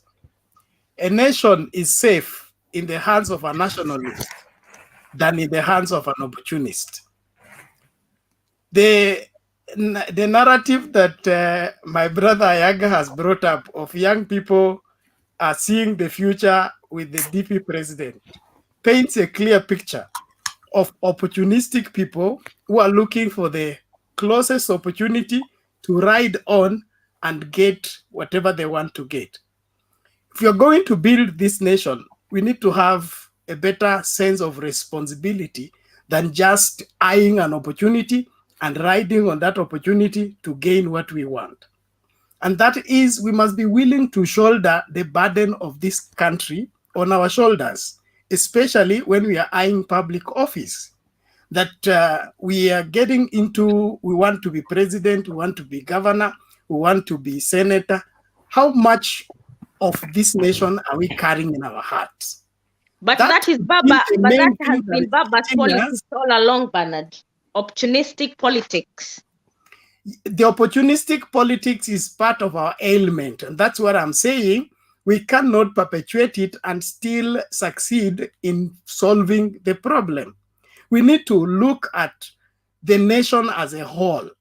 who is able to carry it along, because we have voted in people, they get in and forget the nation, they go and feed their stomach, their relatives, and every other person. So we must have a rethinking. Na hii maswala kusema wajinga waliisha, tunashukuru wajinga waliisha, lakini ni muhimu tuanze kuwaza tukiwajibika katika mawazo yetu. This country is in a serious crisis. Come 10 years from now, we may not just have political crisis, we'll have all manner of crises prevailing. And so we need to have leadership that can be entrusted with the future. We can't play games with that. We cannot play patapotea with a whole nation. There are children coming after us. They have expectations. They will look at us. What did we do while we were there before they came? So it is important that we hold these leaders in accountable in the position they are asking for. If wewe tulikupatia kusimamia cattle deep, ukai run down, tukakupatia kuran village wherever soko, ukaiuza, then now you want to take the nation. How sure are we you will not sell it? So let's ask right questions for us to get right answers. So to tofautisha kati opportunists and nationalists. And this nation needs nationalists, not opportunists who are looking for the shortest cut to the greatest catch. Can you give me an example of one nationalistic leader in Kenya at the moment? Please, please. One nationalist we have, the only legend remaining, is Raila Amolo Odinga. Oh my God! But you just agreed that he's always played opportunistic politics. Wakati wa Kibaki aliingia nusu mkate because he saw an opportunity. Saa hii 2017 koti ilinalify election, akakataa kurudi. Amekuja na BBI, amekosa kutuambia hiyo BBI how it is gonna fix the election process, because ana hope atakuwa he's gonna be favored by the deep state, if at all people believe deep state exists. So Raila has, and if really he was a nationalistic, this is the time that we should have seen him rise for the poor person. But what he's done, he's gone to bed with the most antagonistic leader Kenya has ever had. Please don't tell us Raila Amolo Odinga. Tell us Miguna. You need to get in touch with Kenyan history and the struggle. Do you think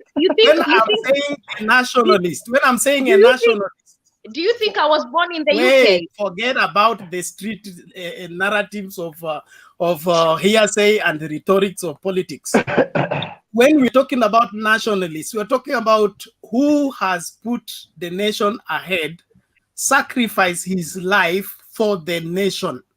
So And what's whenever he happening now? makes a decision, is it for the national interest or personal interest? We must put all these things in the balance. And if you put all these leaders in scale, Raila will score more than everyone else. Not that Raila has to be president. I'm just painting a picture for us to have an understanding that when you are opportunistic and you don't work on developing your nationalistic capacity, what happens is you must become a thief to sustain. Bernard. Yes. Let me inform you a little bit. 30 seconds. Yes. You cannot defend BBI because you know BBI was just meant. Where we come from down there, we always say that a good fruit is the one you throw stone at. That BBI was to deal with William Samoei Ruto. That BBI has no agenda. It has some sugary things like maybe 35% to the counties. You know why the BBI is stuck at the parliament? You don't know. I talked with my MP the other day, Rarieda constituency, where my home MP, Otiende Amolo. we were talking and I was asking him as a member of JLAC, why is this issue? And he told me, don't worry. It is a politics at a play. Raila Odinga said to Uhuru Kenyatta a long time ago. And that's why they disagree with William Ruto. Look at the steering committee, the people who are collecting the BBI. When Raila Odinga was choosing his people, he chose lawyers with a clear mind. He wanted to change the constitution. Look at Uhuru Muigai Kenyatta. He brought people like Senator, the late Senator Haji. May his soul rest in good peace. Yeah, that is an administrator. He brought Sei. Sei is a former military. Ruto brings sijui Kavindi, Kavulundi, sijui somebody. The names, those are just motivational speakers. Look, Raila, Kinley, from the point go, Amos Wako, somebody called Lou is there. That this one of the sijui ni chairman ama ni whatever. Raila brought lawyers there clearly with the mind. So Raila played Uhuru at that time. So when Uhuru realized he was played, Uhuru created the One Kenya Alliance to destabilize Raila. That's why you see his meeting cost, whatever. When that thing reached parliament and Uhuru realized he has been played, Uhuru and Kibichu try to play some politics. That's why you hear, oh, Kibichu, the BBI is being inachukuliwa, inapelekwa wapi. That is pure politics. That is at play. Uhuru amechezwa. So even the parliament has no role. They pass it, they don't pass it, we will go for a referendum. Raila has achieved number one. That's why I told you in the issue of Oparanya that Baba is pretending to be sick here, making a photo with an oxygen around beside him. That guy is very well. He's quiet and sending people like Oparanya to actually send Uhuru to send anatuma message, signal message to Uhuru Muigai Kenyatta. Anamwambia Uhuru Muigai Kenyatta, BBI is mine and is mine. I can do it ipite ama ifail. That's why Uhuru is looking for us, this country. I asked my MP, why are this country being locked down? Unnecessary things. These people are doing campaign here. Now they are closing churches. They are doing what? Uhuru alichezwa mapema. These two people, William Ruto and Raila Odinga, those people are smart above our president and they have played that guy. So ni siasa ya kuchimbana na kutegeana. If anajua akifall kwa shimo ya Ruto atafall, akianguka kwa shimo ya Raila bado ataenda. So Uhuru sahii tunafungiwa nchi, tunaambiwa sijui parliament imeenda recess until further notice, no special meeting, blah blah. My friend, we were not born yesterday. Talk to your MP. Me, I talk with mine. Yes. Ayaga, I have to comment about Ralieda MP because for me, he's one of the greatest brains we have. Actually, but not bad. There is a but. Wait a minute. Bad. No. He led majority. Let me tell you, if Otiende Amolo tells me he will be the president of Kenya, I'll give him my vote. But this Baba left, Baba right lets him down. He needs to use his brain and stand for what his brain. He needs to represent what is in his brain rather than these Nyanza politics and stand for his country. So when you speak to him next time, tell him most of us look up to him for leadership because he has such a sound mind. But because of the ODM politics, sometimes he lets us down. He becomes another Orengo. But your point on BBI, I hope and I pray that if the Kenya Constitution is at work and our courts are of sound mind, BBI is an an illegality. It's not a popular initiative. It is not going anywhere. Thank you, Ayaga. So, Nancy, you are saying that Otiende Amolo should stop Nyanza politics. Even in Nyanza, they don't have space. My party leader, His Excellency Governor Okoth Obado. We have a PDP party, and Obado is not a joke. Which He will can not go decide- nowhere. Which He will can go decide to nowhere. cane all ODM goons in Migori County or Nyanza at large, and they will do nothing. That's my party leader. Clinton, I'm very sorry that you still believe on a party of killing people. And I'm telling you, you know the problem we have. Ayaga, you are wrong. No. The problem we have, Nancy, give me a minute. The problem we have is that second term governors, all of them want to be president. That's why you can see Akina Joe. Why Uhuru is meeting? How many counties are at the coast? 5. Why Uhuru is meeting 3? Kingi, Joho, and Anvuria, second term governors. Taita Taveta Samboja, first term governor. Mohamed wa Tana River, somebody Mohamed, sijui Godana Dado, sijui nani. I can't remember the name. Why is not Uhuru meeting them? Are they not coast governors? There is a problem with the second governors.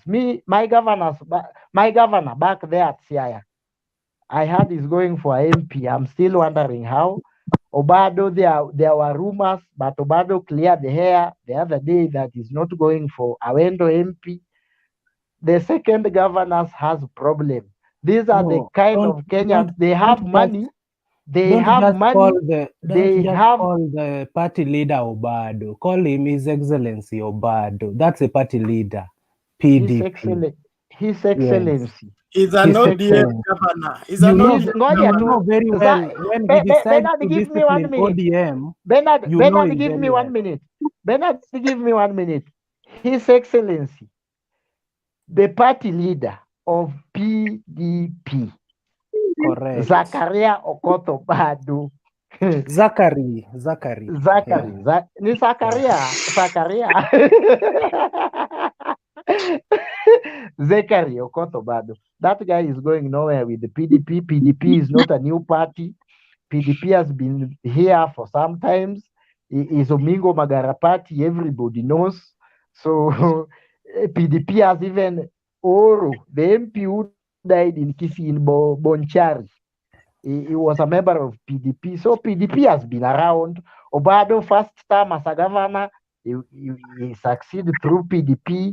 So by telling us PDP as if PDP is UDA, threaten us with UDA, my friend. But So, giving us Ayaga, PDP has been around. Ayaga, you said His Excellency the President was meeting second term governors from the coast. The coast, and to destabilize Raila. Exactly. To destabilize Raila Odinga, yeah. Exactly. What if we think the same thing is happening with the deep state financing Obado through PDP to separate South Nyanza from Central Nyanza?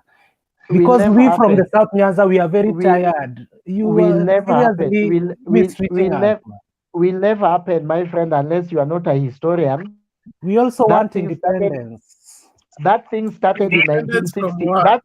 That thing started in 1960. We want independence from Siaya people. We are tired of you people, man. Clinton, can I answer you, please? 2 minutes, then I will keep quiet. We need independence, man. 2 minutes. 2 minutes, Clinton. And Obado is our man. Clinton, 2 minutes. 2 minutes. You have a right to opinion. Yes. Clinton, Answer me, then Clinton, give Liz the chance, please. Yeah. Thank you very much. Clinton, if you are a historian, the problem of South Nyanza, if you can, people could have managed to separate South Nyanza, Luo Nyanza. Ingeanza na somebody called Omolagar. Omolagar is the one who carried Sagini. If you can remember the Sagini, the one who was made the 8th vice president after Jaramogi was kicked out from Kano. So it started long time ago. We call them Kalausi. Kalausi is a whirling wind. It will prepare, and then after a few minutes, it will land. After that, it came Otieno Dalmas. He tried, he failed terribly. Obado is there, and Kidero is there. We know. It's not that we don't know. People have tried but have failed. It's like just a prophecy of uniting the kingdom of Rome that have been tried 5 times by Napoleon Bonaparte, Hitler, but it has failed. So This is separating Luo Obado, Nyanza not will fail, Kidero. and it has failed. Obado will fail tremendously, and Obado is the Hitler that will cause the Second World War and will be never. That thing will never be heard again. That thing will never be heard again. Okay, thank rest you. my case. Sammy, say something, man. Thank you for being patient as we First roast and, Ayaga. Yeah. first and foremost, acha niseme wajinga ni wengi Kenya. We have had so many people saying hatutasoma BBI. Raila akisoma tumesoma, Ruto akisoma akisema ni yes tumesoma. So wajinga bado ni wengi sana Kenya, and that is not something that is ending very soon. Second, about the hustler narrative, away from the dictionary meaning, Ruto is going with the local dialect. Right now tukiongea, the youth population is around 60%, and among those youths, they are not resonating well with the dictionary meaning. They are more of resonating with the Sheng narrative. Na kwa hustler, it's, first of all, let me make this correction. Hustler si mtu maskini, but ni mtu amehustle. He has a journey, si kama kina the rights of Uhuru walipata maisha imetengenezwa na kakula na sahani. Hustler ni mwenye amejitengenezea life, he has walked the journey. So anaweza kuwa maybe hajafika pale juu ama tayari amefika, lakini si kusema ati hustler wote ni maskini. Second, kwa Bernard, saizi kile everybody ask about lifestyle audit ya Ruto, lakini tujaisikia wakiuliza mambo ya Gideon, tujaisikia wakiuliza mambo ya Raila, tujasikia wakiuliza mambo ya Mudavadi. And like Oscar Sudi once said, maskini akipata ameiba, lakini tajiri akipata ni mali ya babake. So that narrative, we need to agree that you don't have to come from a rich family to become rich. You can walk the journey, and that's the hustler narrative. And that's why the DP is insisting we need to focus from down up, not from up down. And that's how we raise out of, as instead of having just 1, 2, 3 tribal kings on top and everybody else akae ni kama ananyenyekea kwa wao lakini hana say. And that's the will of Raila, Uhuru, and what they want. Everybody wakuwe servants wao, lakini they don't want to raise anyone to that level. And if you look at Nyanza politics, if you dare oppose Raila in Nyanza, wewe yako imekufa hivyo. If you right now, what is Uhuru is doing, the same narrative Uhuru is doing in Central Province. In Central, if you dare oppose him, he'll use all means to ensure your downfall. Lakini ukiangalia Ruto, in the Kalenjin land, he has very young and learned fellows. You look at the likes of Kina Murkomen, Kina Mandago, Sang from Nandi. So Ruto, right now we are sure, even if Ruto steps aside, we are sure we have 2, 3 people from the Kalenjin land who can step in and still have the influence he had. Right now, if Murkomen comes in, we are sure he will handle almost the Kalenjin block. If somebody like Gladys Bolshole comes in, we are sure at least she has a few influence from the Kalenjin votes. Lakini ukienda kwa Raila, it's Raila or you're out. If you come to Central, it's Uhuru or you're out. The same, the the only advantage the likes of Kinamodava did have, Luyas have never been united. So the same thing in South Nyanza. You go against Obado out from next year. In fact, Obado is the only man from the lowland who has dared to oppose Raila and survived. Yes, and that's our kingpin. My friend, many people have opposed Raila. Proceed, Sammy. Ayada will take your time. You oppose Raila, you die politically, and that's why Junet said they follow him like cows, because they know if you oppose Raila, you are politically dead. So the Hustler narrative is about uplifting everyone, and we call upon everyone to come and join the Hustler narrative. Obado, I know Obado is a hustler. He's the only person who has risked to welcome DP to his county without involving Raila, and we got the numbers. So the issue of tribal chiefs, the likes of Abudavadi is a tribal chief of the Luya land, the likes of Kinakalonzo are tribal chiefs of the Kambaland, the likes of they are trying to now to put in the likes of Kinajoho as tribal chiefs of the coastal region. But the Hustler narrative is not about tribal chiefs. It brings on everyone. That's why Ruto is able to move to Kisumu. He's able to move to Western. He's able to move to Northeastern. He's able to move. He's not concentrated on the Kalenjin vote. He's moving all around Kenya, selling the Hustler narrative and bringing everybody. And the Hustler narrative is coming in when this tribal politics. The Hustler narrative is coming in. So the Hustler narrative is coming to end this tribal politics, that Kikuyus must vote for Uhuru, Luos must vote for Raila, Kalenjins must vote for Ruto. No, tribal politics have been the biggest effect to the development of our country, because we never think straight. We believe if for us as Kikuyu, we believe if our Kikuyu kingpin says this, we don't have to question, we just follow. The same thing with the rest. But if we do away with these tribal kingpins and we start asking questions, why is this going this and this? I believe that's how we are going to grow our economy.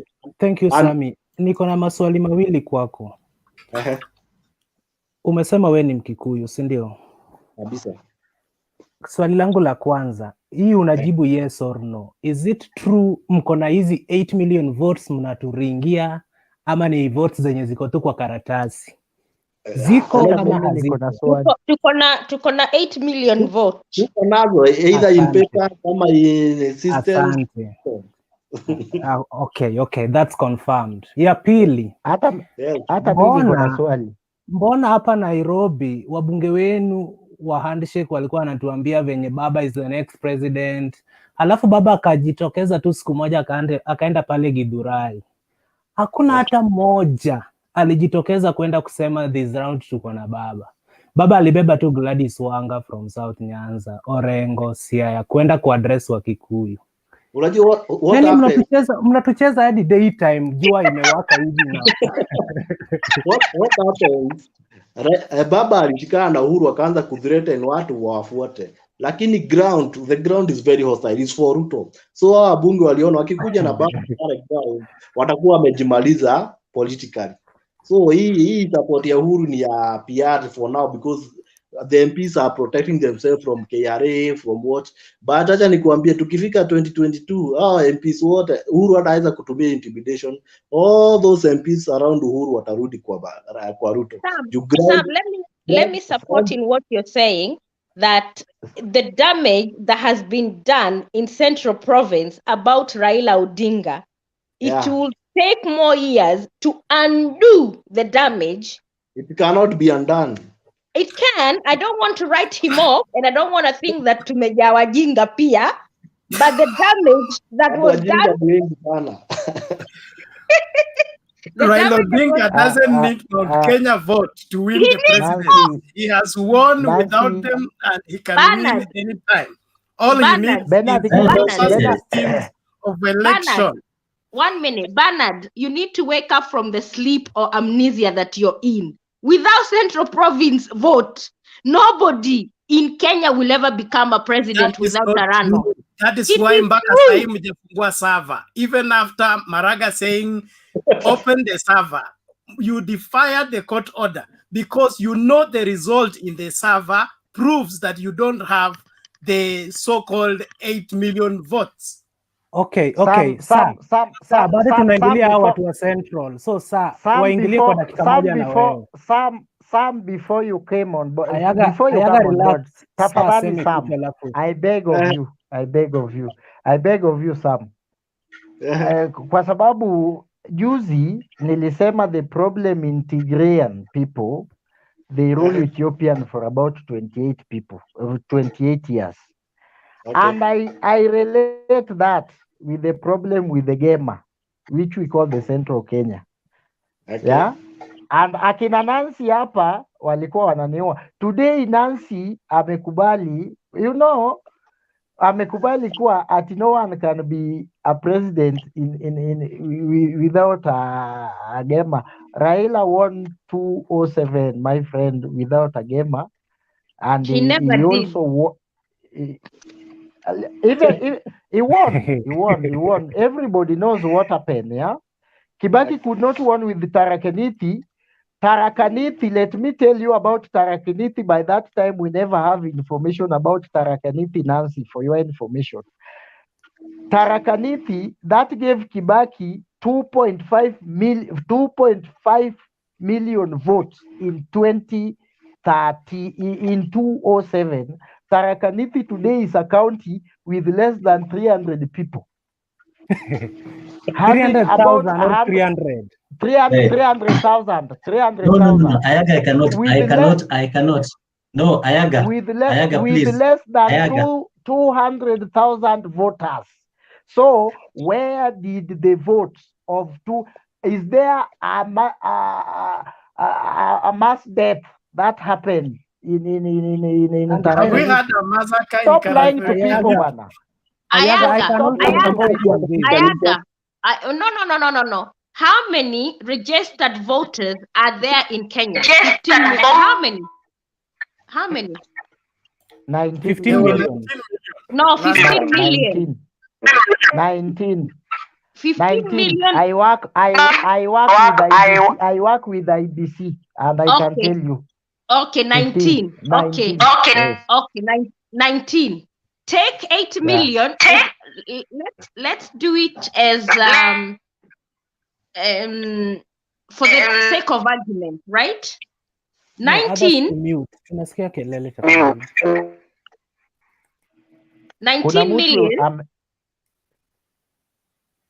million votes minus 8 million minus 2 million za Kalenjin minus the divided the Mulembe Nation vote.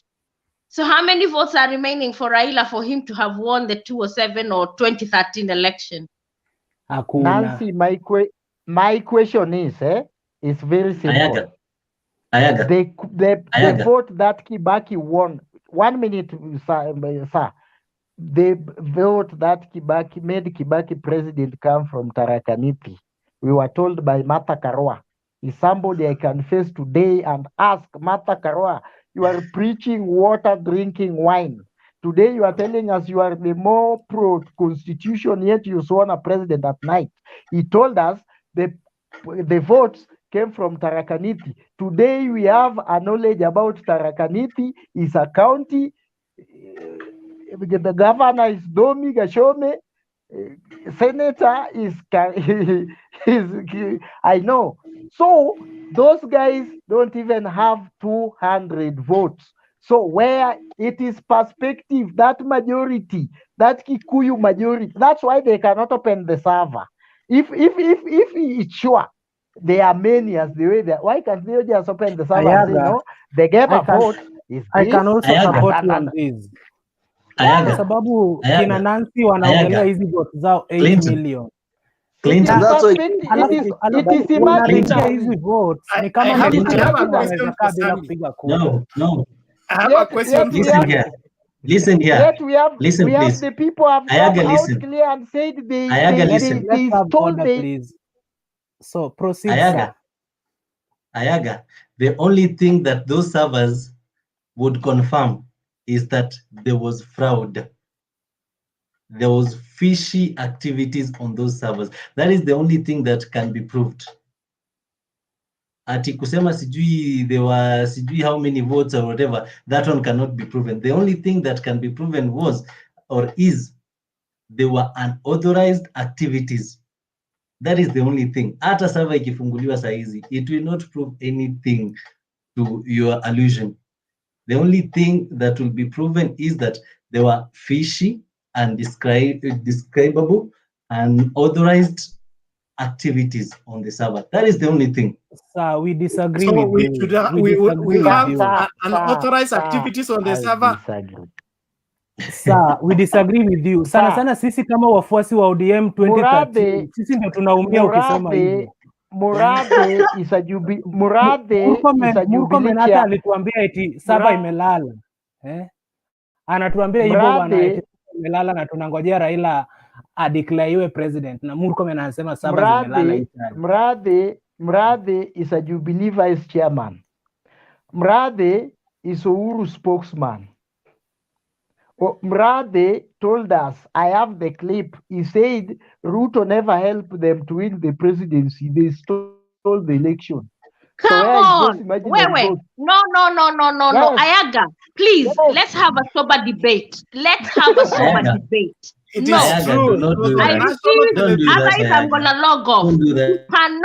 You cannot come here and tell us about Murathe. Of all people in this world, let's have a sober debate. No, sorry. So anyway, Nancy, we were just talking about your 8 million votes. Na umetuwekea bei ya juu. William akitaka asifanye kazi na Raila. Raila akitaka peke yake apewi. Sasa sijui ikifika 2022 simtakaa na kura zenu nyumbani mseme sisi hatuna candidate tusipige. Let's have a sober debate and let's kind of talk about real issues, because for me, making noise is good for some time, but let's shift back. One, Murathe does not speak for Central Province. He represents maybe a 0.00%. So please, whatever Murathe says, forget about Murathe. Very few people agree with Murathe in the Central Province. He might be speaking for the president because they are ships of the same club. But most of us don't respect him. If you go to Central Province, even where he comes from, Gatanga, not many people take him seriously. He's a limelight stealer. Ayaga, please. But go back to 2007. For me, if Baba wins, I want him to be the president of Kenya. If we go to the poll 2022, and truly the Kenya people have voted and Baba is the president, he has every right to be the president of Kenya. If we vote Ruto, he is the president of Kenya. So what we should be asking Ayaga and everybody else is to make sure we demand the servers are opened. Forget about Central Province vote. Forget about Nyanza, Rift Valley. Tuongee kuhusu a real president elected by the majority of Kenyans. If we get there, then we are going somewhere. For me, whether Baba is president or not, mimi nitakula na nitakunywa na mama yangu atakuwa mama yangu na atakula na atakunywa.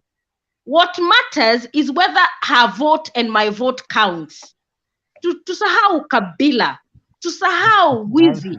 Ndio maana, let me finish. Ndio maana nasema Baba ameleta BBI. Na kama Baba ako serious, hivyo Ayaga anasema eti will go referendum or not.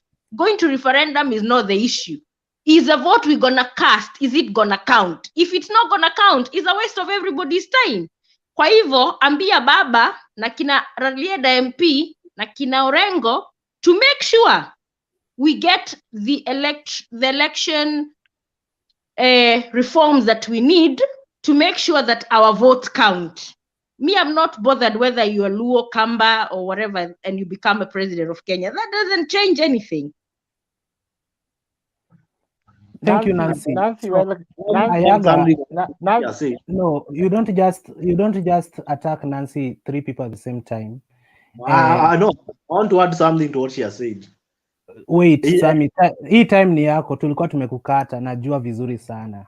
Na nimekupimia minutes ambazo utamalizia. So, what I want to ask you guys, we've gone for 6 hours, 5 minutes na takataka juu yake. See, tuendelee for another 30 minutes, whereby the 6 of us, each person will have like 5 minutes, and then we sleep for tomorrow. Sio itakuwa sawa? Wasi uko Germany, si bado ni mapema. Ni saa 7 na dakika 6. Huku ni saa 8 na dakika 6. So na mtoto pia amenimiss kitandani, nasikia anaitaita baba. So wajua mtoto alright. Wajua Ayaga alikuwa anaturingia kidhani ni yeye peke yake. Ayaga bana, tuko wengi. So guys, si tuende for hizo 30 minutes, 5 per person, itakuwa sawa. Start with me before I lose my thought. Wale wa kuatakiana. Unajua kuna 5 minutes ya kuatakiana. Na kurebattle. So Sami, ni saa 7 na dakika 7, malizia hizo 3 minutes alafu tuanzie huko juu. 5 minutes or 6 minutes. Alafu tulale, kesho pia kuna show. Ungeanza na mimi before I lose my thought, you know. Ayaga, nimesema Sami amalizie dakika zake 3 alafu tuanzie huko juu. Sio aanza na mimi anti-clockwise. But Clinton, yes. I've always wondered, is Ayaga an only child? Where? In his own family, because he's me. My friend, I'm a 4th born of a family of 8. So I think this issue of me, he went to the police like me want to go out. Me. That's why he was blocked. I'm leaving. Actually, after interview, I will go with a motorbike. So, you know, the problem is a car moving out. So I will go with a motorbike. Hii Kenya, sisi ni wajianja bwana. Okay. So, Sam, you have your 3 minutes hivi, malizia alafu tuanze na huyo mimi. Maybe anataka kunini. Okay, one thing I would like to clarify.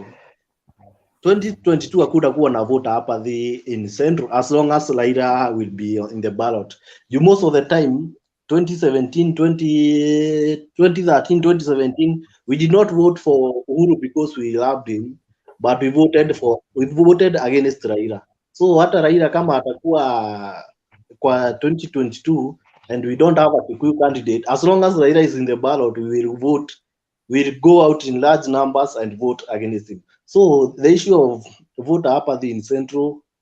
Second, as I had earlier said, in Central we are not interested in a Kikuyu president. Uhuru has really let us down. Kama kuna serikali imepiga Mkikuyu ni serikali ya Uhuru. Now, if you go to Central, everybody is not interested in a Kikuyu presidency. Then another thing, we are faced as Kikuyu mko kwa serikali, so you should not complain.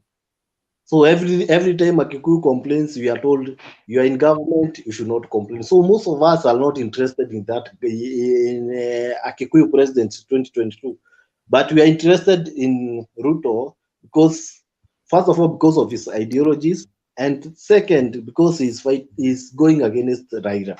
So anyone who comes against Raila and is strong, we are going to vote for that person. As long as our main problem is Raila, it's not about so we are not going. I can assure you there will be no vote apathy in Central Province. Even if Raila steps down and supports Mudavadi, we will all go out and vote for Mudavadi. As long as we are not voting for because we are grown up being fed up on this negative narrative about Raila.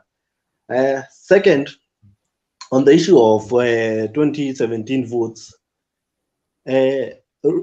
mostly, if you go to the history, back to the history about the Kenyatta family and their Meru and their Embu, the Embu and the Meru don't vote can't vote for Kenyatta family, because if you go back to their history of freedom fighters, the people who led the fight, if you go back to in history, I think Baimugi and Mwariama, it's just similar to the Dedan Kimathi in the Kikuyu factor. Immediately after the fight, the struggle for independence, Mzee Kenyatta shortchanged the Ameru and killed all their strong fighters. So that's why you saw even during the campaigns, Uhuru avoided going to the Meru and the Embu areas. And he opted to send Ruto. And if you look at the campaign trail Uhuru Saizi, he avoids those areas because those areas are a bit hostile to him because of the history back to with his family. So if it were not for Ruto, Uhuru will not get even the voting block he got in Mount Kenya region. So hii mambo ya kusema ati somebody's mic is on. So hii mambo ya kusema ati Uhuru ndiye aisaidia Ruto. In fact, if it were not for Ruto, hii kiti hatungepata. Hata ukiiba angeweza kuiba. And again, don't forget, Raila alipata very many votes even in Kiambu itself kwake Uhuru. So the Kalenjin block ilitusaidia sana. The Mount Kenya block, there was a big part was influenced by Ruto, not Uhuru. So I still believe Ruto was the man to beat, and is still the man to beat in 2022. He's the only candidate who dares to go to the opposition areas alone without. He can go to Mount Kenya without using Uhuru. He can go to Nyanza without using Raila. He can go to Kambani without using Kalonzo. He's the only national leader so far. So the Hustler narrative is going all the way up to 2022. That's my point. Thank you, and I want to congratulate you on saying something that you're gonna vote His Excellency Daktari to the last man. Please do it. As long as we punish impunity and my party leader, His Excellency Zachary, gets somewhere to at least eat after 2022. Zachary is a hustler. So Obado is a hustler. So very much. Obado was just a physics teacher, and now he's my party leader and giving ODM sleepless nights. They won't sleep easy. Night where? So thank you. He'll definitely be in the next government. Yeah, thank you, Sam. Thank you. Clinton, yes. I can't, you know me, I can't let you off for this one. You know, if we, and I know we always say, oh, okay. If Obado, because remember, I have a female, if Okoth Obado, still, integrity question still stands. And if we're gonna change our country for good, people who have integrity questions should not be presidential candidates or even vying for any seat until they are cleared. And I'm not saying he's guilty, because when I came to this debate, I think that we, as people, young people, we are trying to improve going forward. So people like Bob Owino, kina Obado, all those people, kama kuna kesi kotini pending, they need to stand aside. That's my only observation. But every leader in Kenya has a political, either Raila has have a bad history. Raila kona mambo ya history, hapana, atuongei history, tunaongea no. Any court case. Every leader in every political leader has a taint. There's no Sam, forget about history. Is any pending court case live? si ya kuambiwa. We have whatever So, Nancy, my party leader is not a presidential candidate. Our mission first is to ensure that the dominancy of that family in Nyanza is neutralized. Kama hatuwezi tukaimaliza, sisi watu wa South tujitoe kwenye hiyo minyororo, na mwenye amejitokeza kututoa pale ni His Excellency Zack, na hapo tumemaliza. Hiyo kesi yake tutaangalia baadaye after ametupea independence. You are daydreaming. Hizo kesi zake. That is a move in the wrong direction. I think I was the next after Sam. But you went. Mimi. I didn't went. I'm here. So Obado, Sammy, say something in 1 minute, then give Ayaga his time. Yes. I was telling Sammy this. There's a difference between allegation and being accused. So when allegations are more of rumors, and an example of that is all these Mays, Kimwarera, the ones that you mentioned with our future president, His Excellency William Ruto. Yes. But there are things that are called allegations, something that has already been taken to court, pending, or the case is still ongoing.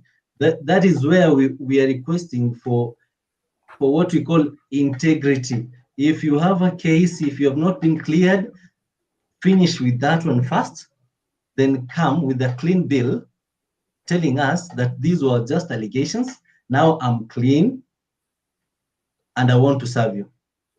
But sir, if you have not been allegations, somebody like Babu Owino, somebody like the governor of Isiolo, Mohamed Kuti, those ones are not supposed to vie for any seats in 2022 until they're cleared. Thank you. But even my governor has allegations. He's not been convicted. No. He has been convicted. Clinton, don't mislead us. He's charged. His case is in court.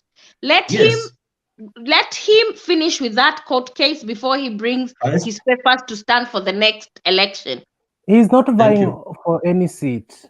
Then he has nothing to worry about. He's just trying to give us independence. He's not vying.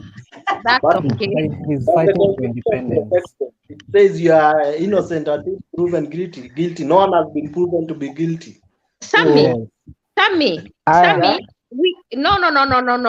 I am going to try and correct us as much as we can. We are trying to move our country to a better standing. Integrity, our preamble, and the first chapters in our constitution talks about integrity. Let's push our country that way.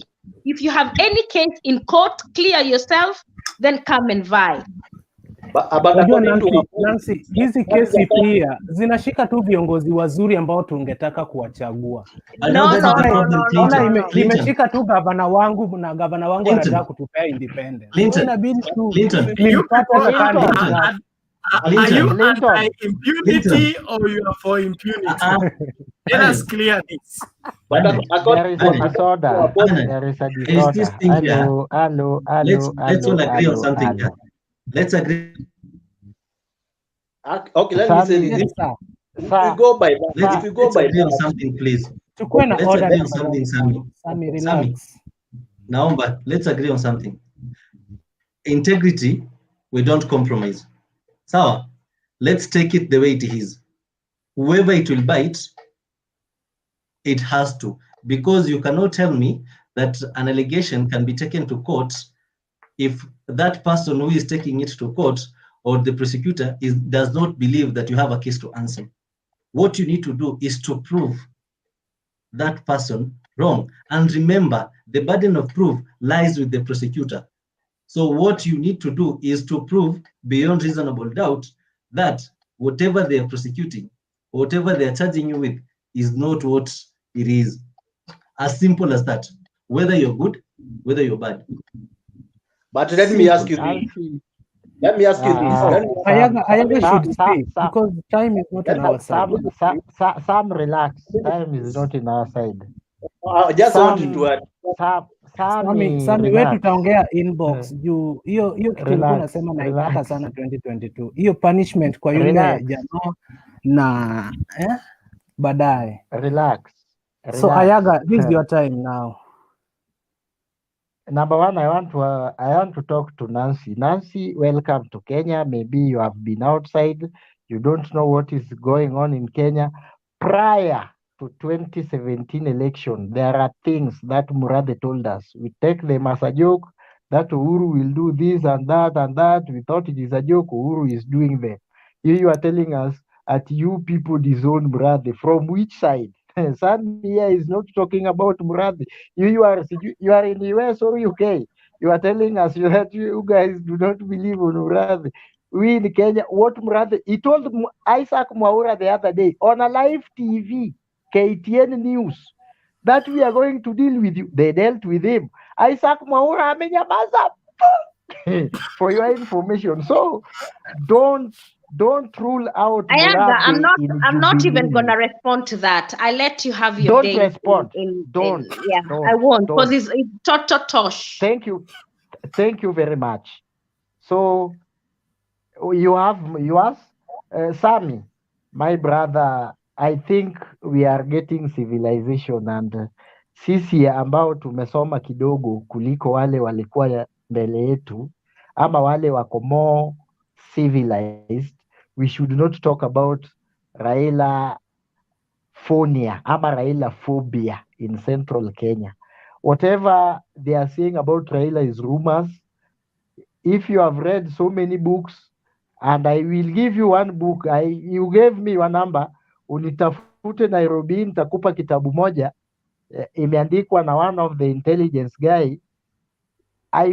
That guy explained how Moi created that coup you guys are blaming Raila on, to deal with the Kikuyus and Luos which are opposing him. Moi died the other day. Look, even the Standard, they published the name of the people who suffered during that time. 2/3 of the names, yani almost all of the name are Kikuyus people suffered and the Luos, which is correct. No fallacy, no propaganda. So this propaganda of we vote against Raila, why are you complaining about Uhuru if you vote against Raila? Did you vote against Raila to come and oppose the government whenever the government is doing wrong? Why? Swallow the pride, you vote against him. If he is not opposing the government, that's very, I pity this old man. And even the other day, I said in another forum, and people rebuked me to the core, that God should just come and take Raila, so that Kenyans should realize Kikuyu people vote a stupid MP. They vote a stupid governor. As much as that man can abuse Raila, the love you have for Ruto is not Ruto is creative. Is not Ruto is ideologistic. Let me tell you the truth. It is as much as Ruto can abuse Raila. That's on the love. And you umesema, wewe ndio umesema ati nyinyi mnapenda Ruto kwa sababu is the only one who can deal with Raila, and that is not my word.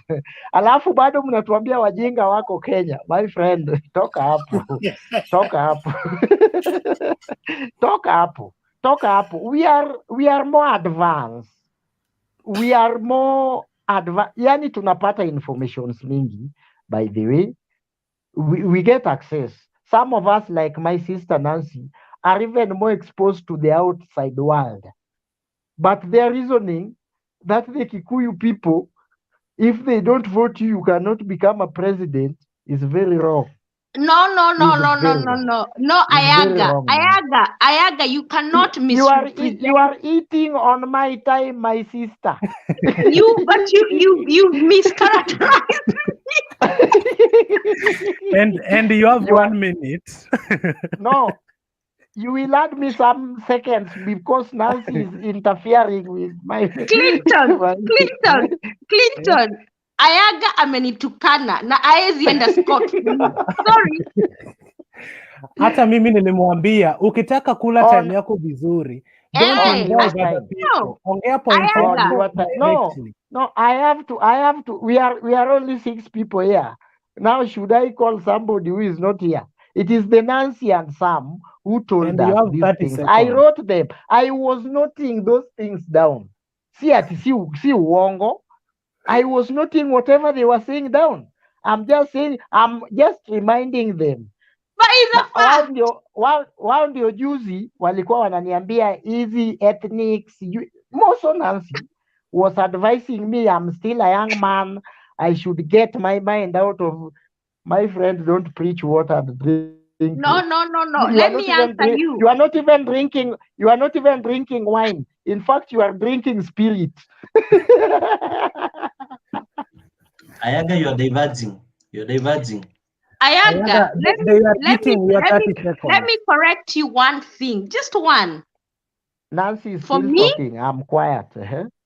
For me, I'm non-tribalistic. Nimekwambia kama hiyo BBI mumeleta itafanya server zifunguliwe and we have a fair and true election, I'm for it. But as we stand, it doesn't. Ni siasa tu. Lakini you cannot ignore no. You cannot ignore the Kikuyu vote, whether you like it or not.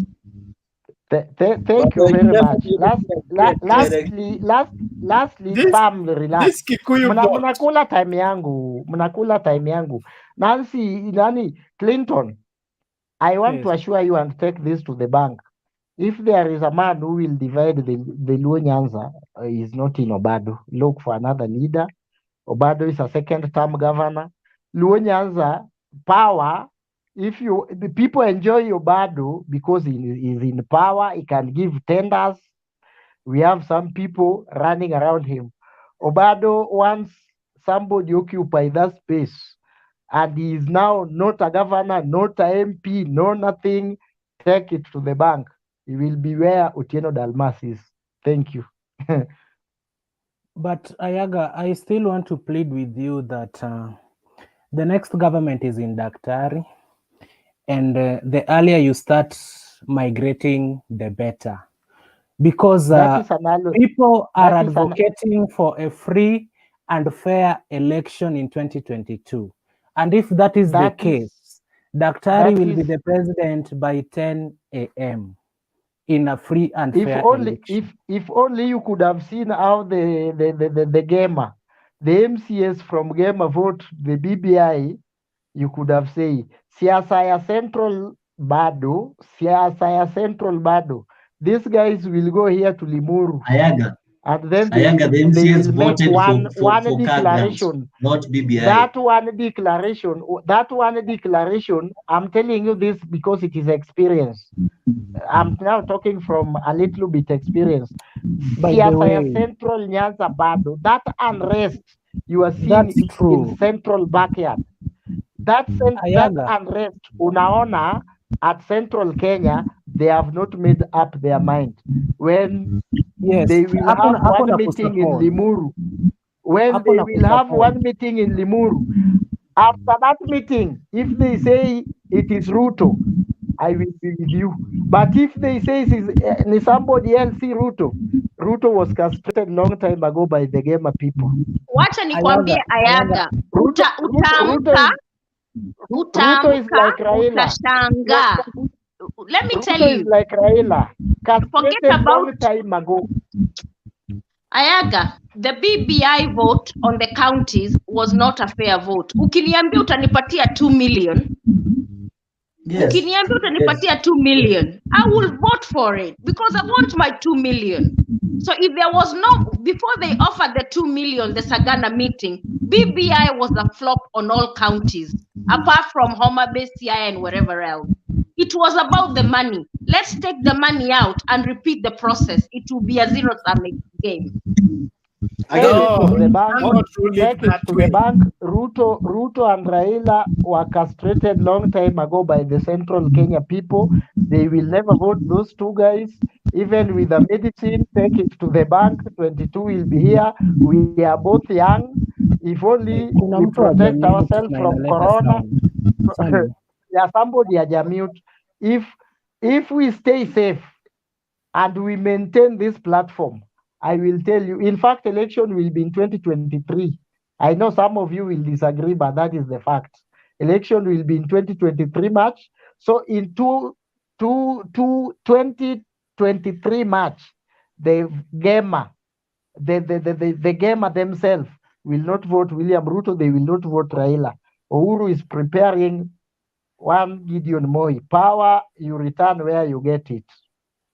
Ayaga, I support you. Kuna wenye wataenda Sagana alafu watoke waende hapo, sijui inaitwaga hapo kwa hiyo flyover ndefu, sijui ni Nilimuru hapa mahali there is a name. There is a alafu name they call that president place. ainue hivi mkono aseme Muriega, sijui todhie bwana, todhie sijui bwana, hapo tutajua tumerukwa. like 2013 they had Mchuki said anybody who want to talk to us as the gamer must come through Uhuru Muigai Kenyatta, and that will seal. After that Ruto ataona kwa views, he will join Raila. Nikisikiaga tu Muriega najua wameruka Ruto. Watacha tungoje. Ruto alirukwa kitambo sana, Hiyo Muriega bana ina misaundigi tu kama amesema eti si Ruto. Ama Muriega inamaanisha bado anapakwa mafuta juu ananyonywa, waache anyonywe juu baba huwa atoi. Walitoa baba kwa syllabus ya wale watu wa kutoa. So yu jamaa bado anatoa, wacha kulwe kidogo, muda yake ikifika atawekwa pamoja na baba. Ndio maana unaona ile alliance ya baba na Ruto. Na huyu Sama amekuambia ati if Ruto ameungana na baba, they will not vote Ruto, and that is simple. Tells you they don't love Ruto, they are not supporting Ruto, they are supporting Ruto because Ruto is abusing Raila. If Ruto becomes a Raila friend today, that is the end with Central Kenya. So telling me that Central Kenya will vote for Ruto, I told you, take it to the bank. Ruto, Raila, castrated. Somebody told me the name R cannot be president. Ayaga, my last question to you, because hautaongea tena ni hivi. You are in agreement that in a free and fair election where William and Raila both are in the ballot, Ruto will win. Sini ukweli. In a ballot where Raila is with Ruto. Yes. It depends with the third candidate. It will depend with the third candidate.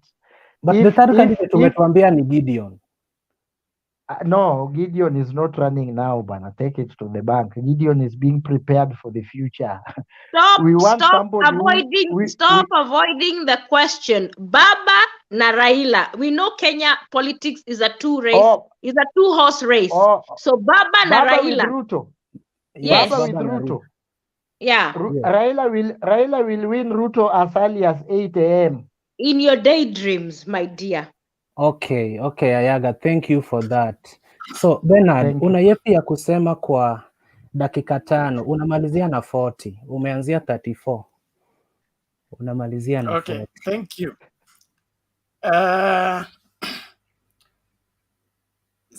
I will respond to Sammy about the tribal kingpins and about Mudavadi, Wetangula, and the rest. And then Ruto as a nationalist because he goes to every county. Question to you is, how come he cannot let Gideon Moi go meet the elders in Nandi for blessing? He cannot withstand the competition within his community, yet he's posing as a national leader.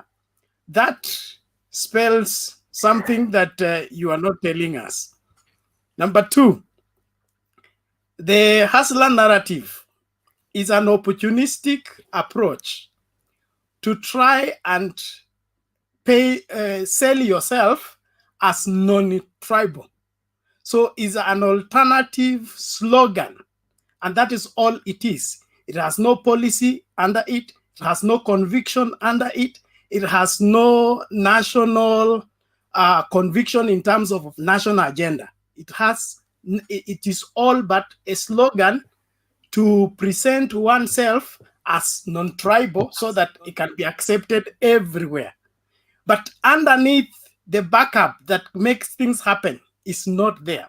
And that means the day it receives the vote and then it gets sworn in, that's how it will die. Just like PNU, Kazi Endele, and the rest of the slogans that died after the swearing in. So we need to have a better thinking and a better approach towards our politics, in the sense that we should ask, what is the national conviction on this matter? When did it come up? Why is it coming up now? Why has it not been raised previously? On the aspect of the Gema 8 million, I have a question. Moi was in power for 24 years. The longest struggle of removing Moi from power was coming from Central. They were not able to do it for 24 years with their 8 million. Until Baba came and said, Kibaki, Tosha. That's the only salvation that came. So this 8 million and them being the determinant factor of Kenyan president, it does not hold water in terms of historical evidence.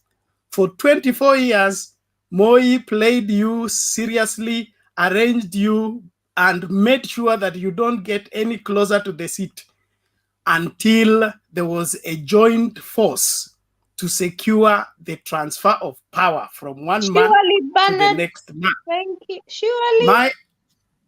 Yes, 24 years. I was here. I was here. He was a dictator. No, that is what I'm saying. Then if the numbers were the ones to determine, and you are sure that the numbers are the ones that determine, then you would be able to remove Moi, like you said, he was a passing wind. He was just a passing cloud. He will not hold on this seat. Let's just swear him in, and then we'll remove him and take it. No.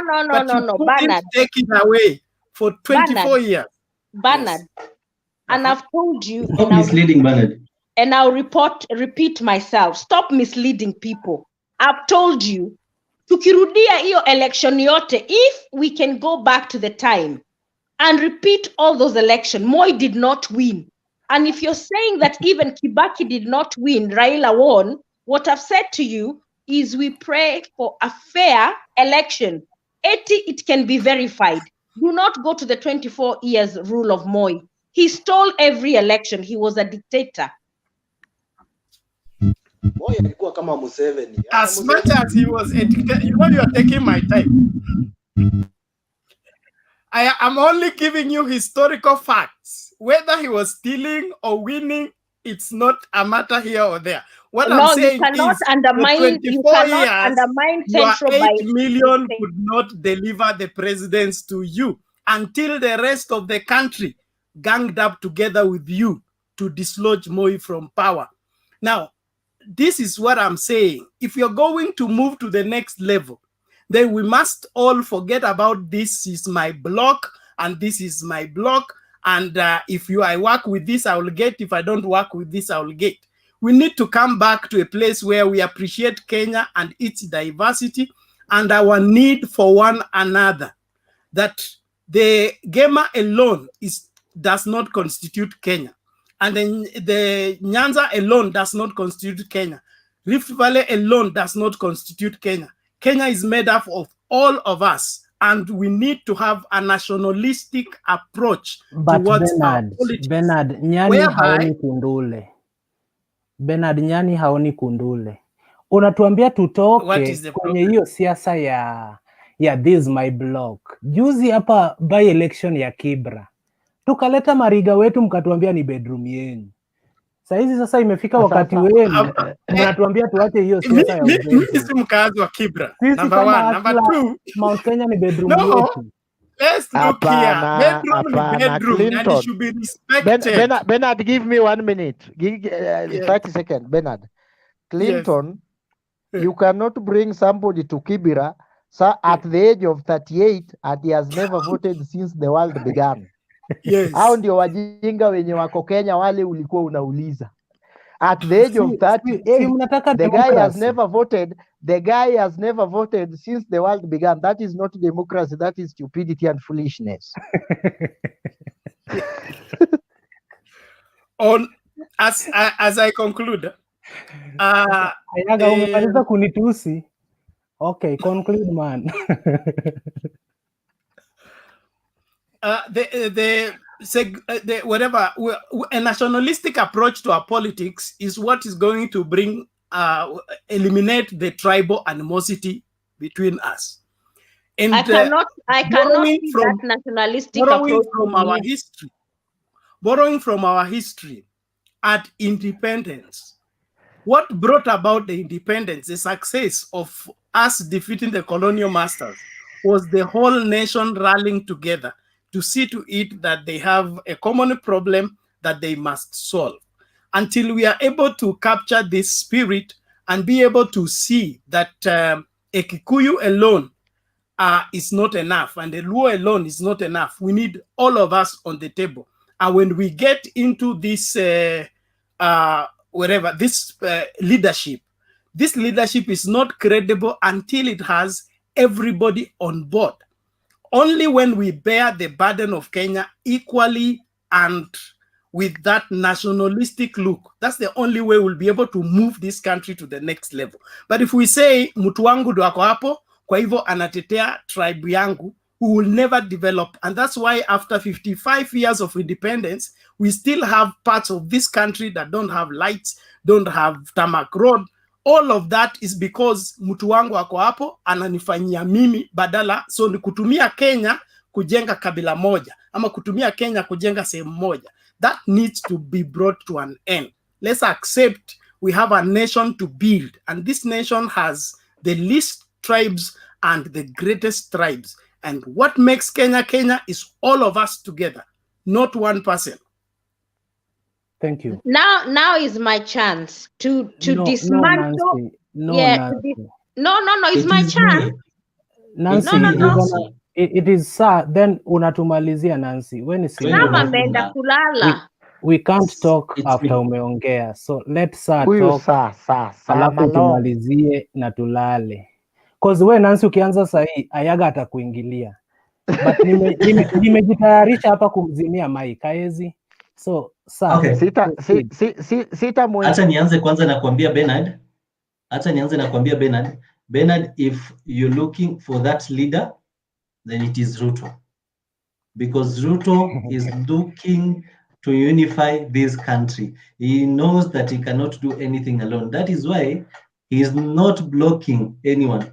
And he is not saying that he's not going to work with anyone. He is on record saying that if it will take to work with Raila for him to bring change to this country, he is willing. He is on record saying that. So he is the only national leader who believes in unifying this country. That is why he sacrificed URP, knowing that URP was the only way he could get to presidency. Akaamua tutengeneze Jubilee. Only that somebody who has an history of destroying parties and everywhere that he goes. Yeah? Mark my words and do not mistake me. I am saying somebody who has history of destroying parties. Alipoingilia Jubilee, ndio hii Jubilee inavunjika, tutakimbilia UDA. It is on the record since the days of Kadu. No way. No, let us agree on that because it is on the record. He has a history of breaking parties. Another thing, Ruto hajakataza Gideon kwenda kwa wazee. If you are not invited kwa wazee, si mahali unajipeleka, you cannot summon the elders. They summon you. You cannot summon them. Elders work under the instruction of Ruto. Elders work under the office of the deputy. We Bernard, tulia kula maneno bana. Another thing, Sami and Nancy and Ayaga, you should expect anytime a coalition between. Ako karibu kuongea, acha nizime. Mute kanza. Yeah, good. You should expect anytime a coalition by the end of this year of Joho, Oparanya, na kina Anwaiguru, and I can give you this and you can take it to bank, that Ruto is looking for a female deputy president, because that's how inclusive he is. That is how nationalistic he is. He's looking for that. I would like to go away from politics now and talk about something we call police independence. In this country, police are protected by the Constitution, and it is an institution that has been given autonomy to be independent by the Constitution. But this government, you can bear me witness, has undermined those powers and that acknowledgement by the Constitution of this country. The same Constitution that everybody sitting in a nominated, elected, appointed seat swore to protect. And we have a high court that is there to interpret the Constitution for them. But regardless of all that, they choose to undermine the police independence. That is why police is being used, the DCI is being used day in, day out to intimidate and to threat and to infuriate leaders who seem to be going against the government, or people who have liberal minds. Another thing. That is harvest time. That's harvest time. Sasa unaiba time alafu unazima mic haraka. Okay. Uhuru, there is a possibility of Uhuru coming back. That is depending with if Ayaga's plan for the election to come 2023 will happen. Then Uhuru will come as the prime minister. That one I can assure you, if it goes that way. Another thing, freedom of affiliation. This government should let people be affiliated. This Akina Raila fought for this thing so that people can express themselves, so that people can align themselves the way they want. They fought for this when they were fighting for multipartyism. When they were fighting for multipartyism, what they wanted was for these people, any leader, to have a chance in this country. Yeah. And I actually respect Raila. It's just that he needs to understand that he's retired. He should take his glory and retire gracefully. We will look for him when we need advice. Leave Baba alone, please. Another thing is there is this notion that Ruto is hypocritical. He's fighting where he's fighting himself because he's in the government and he seems to be fighting the government. Well, we all know if he tries to get out of the government, he will lose all the chances of running and being the next president.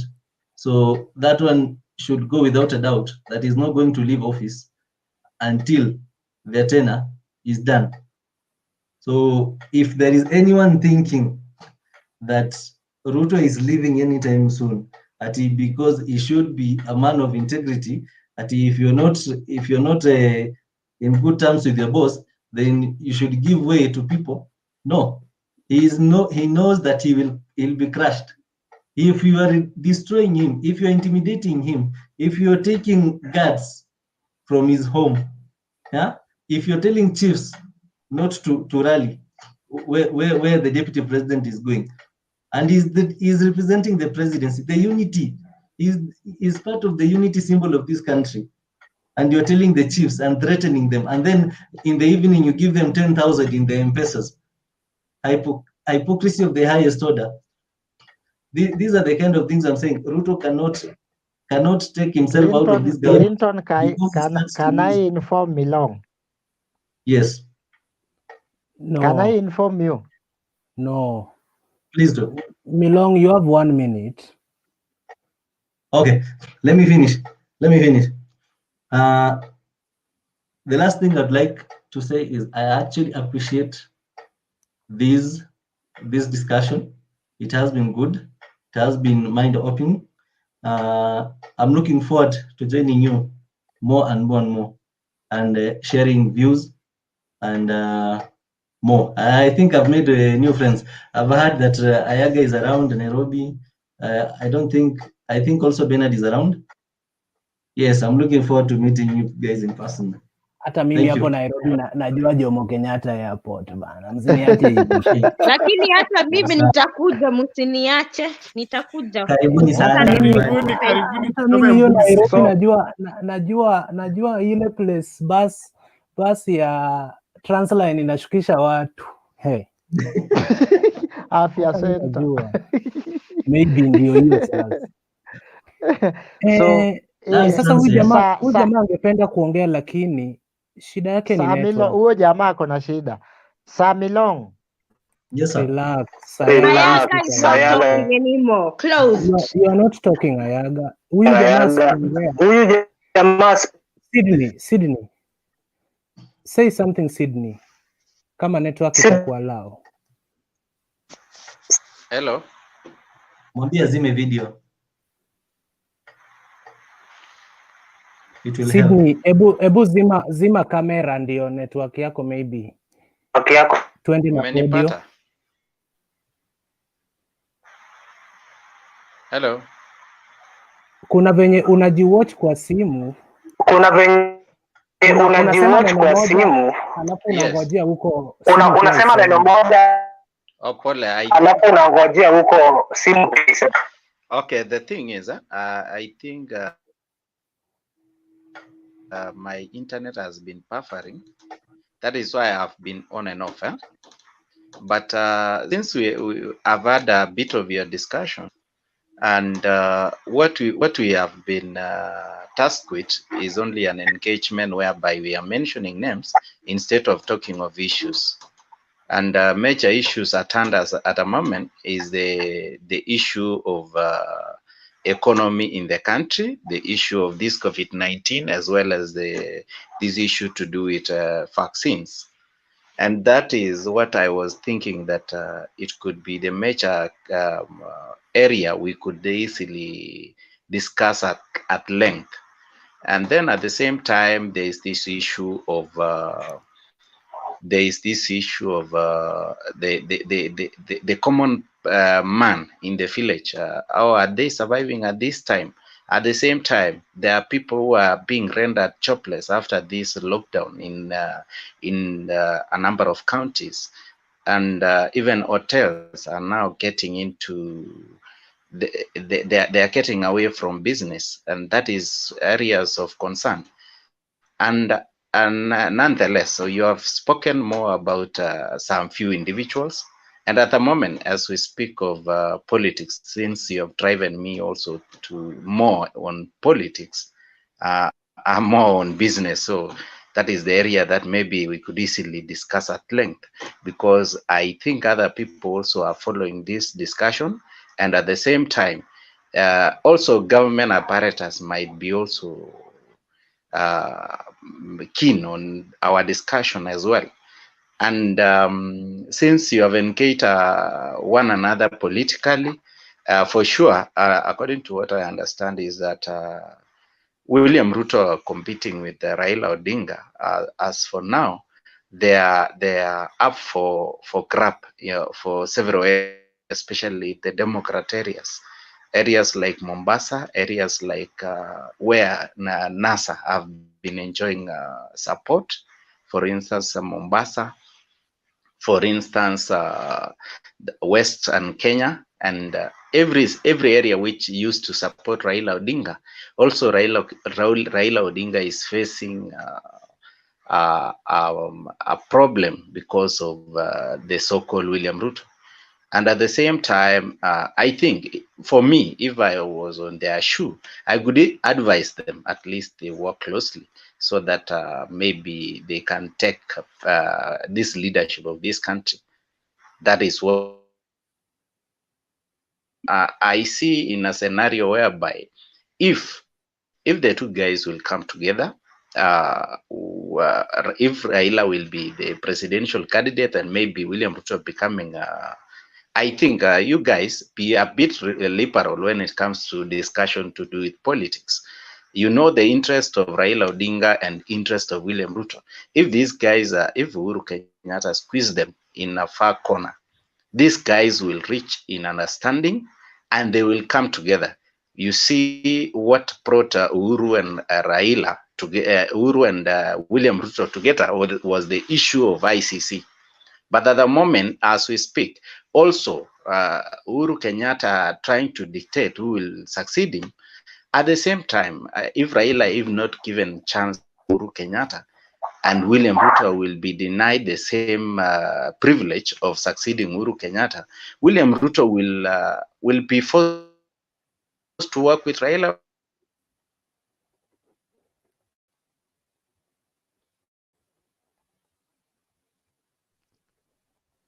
Acha tuongee bwana. Okay. Asante So sana kwa maoni yako brother.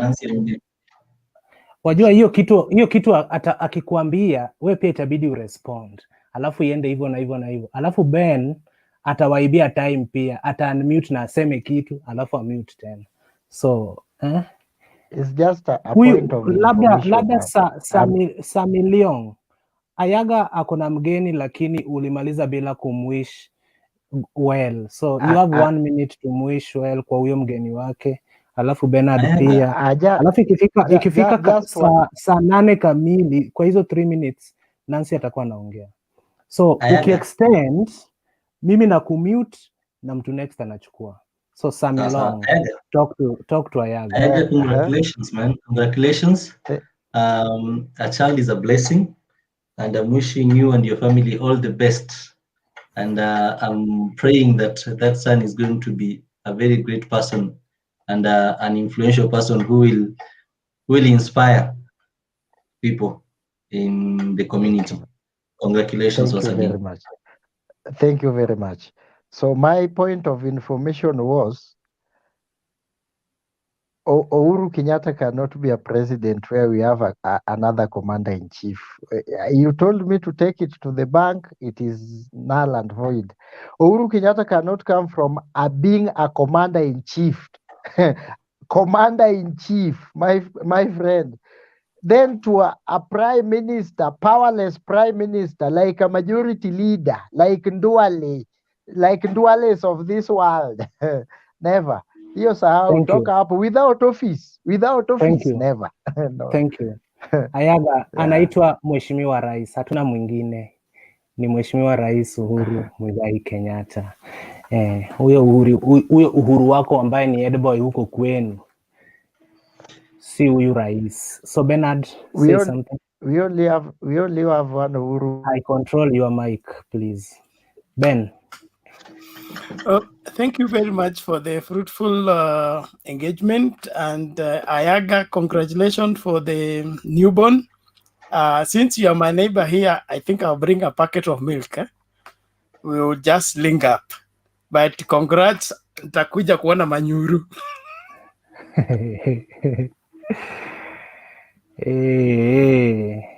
Tunaona hiyo mapenzi penye imefika, but ni sawa. Okay. Uko na dakika moja kumwambia Ayaga kitu.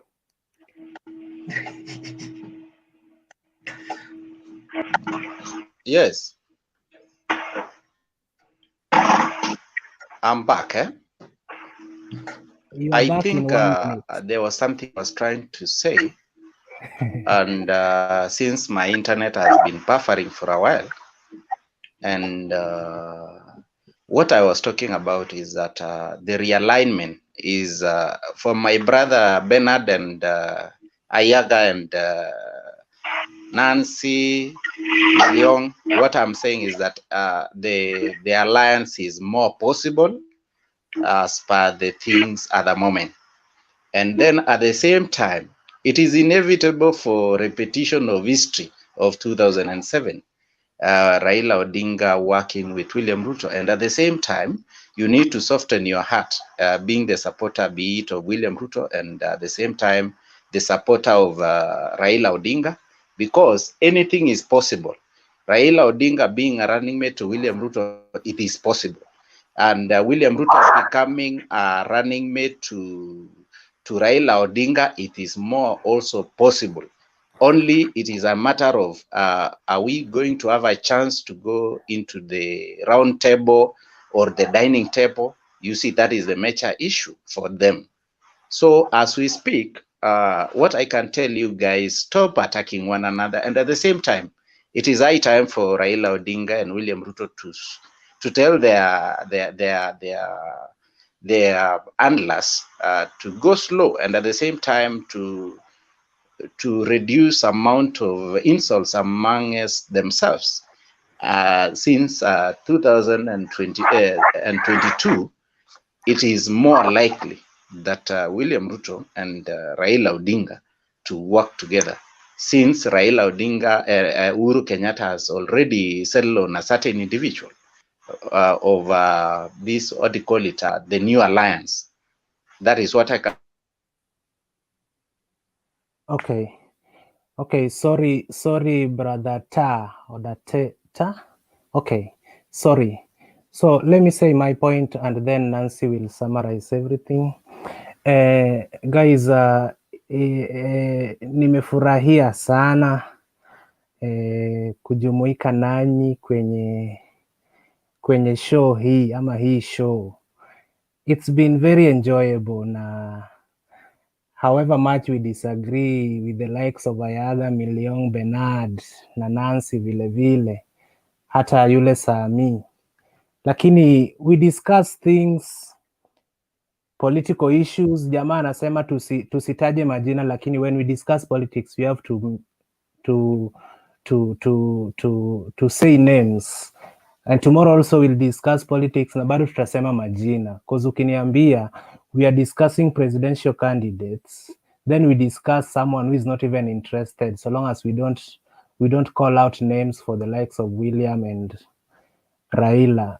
So it is a healthy discussion. We may agree to disagree. Mtu anaweza kauliza swali balaga, a rhetorical question, just to hear the reaction from somebody. Maybe nimekaa sana, kwa mfano nilichukua time sana kugundua kwamba Samilong ako Hustler Nation, so ilibidi niulize swali balaga ndio nijue ako wapi, na sasa nalala nikijua huyu Samilong kanisa yake ni hii.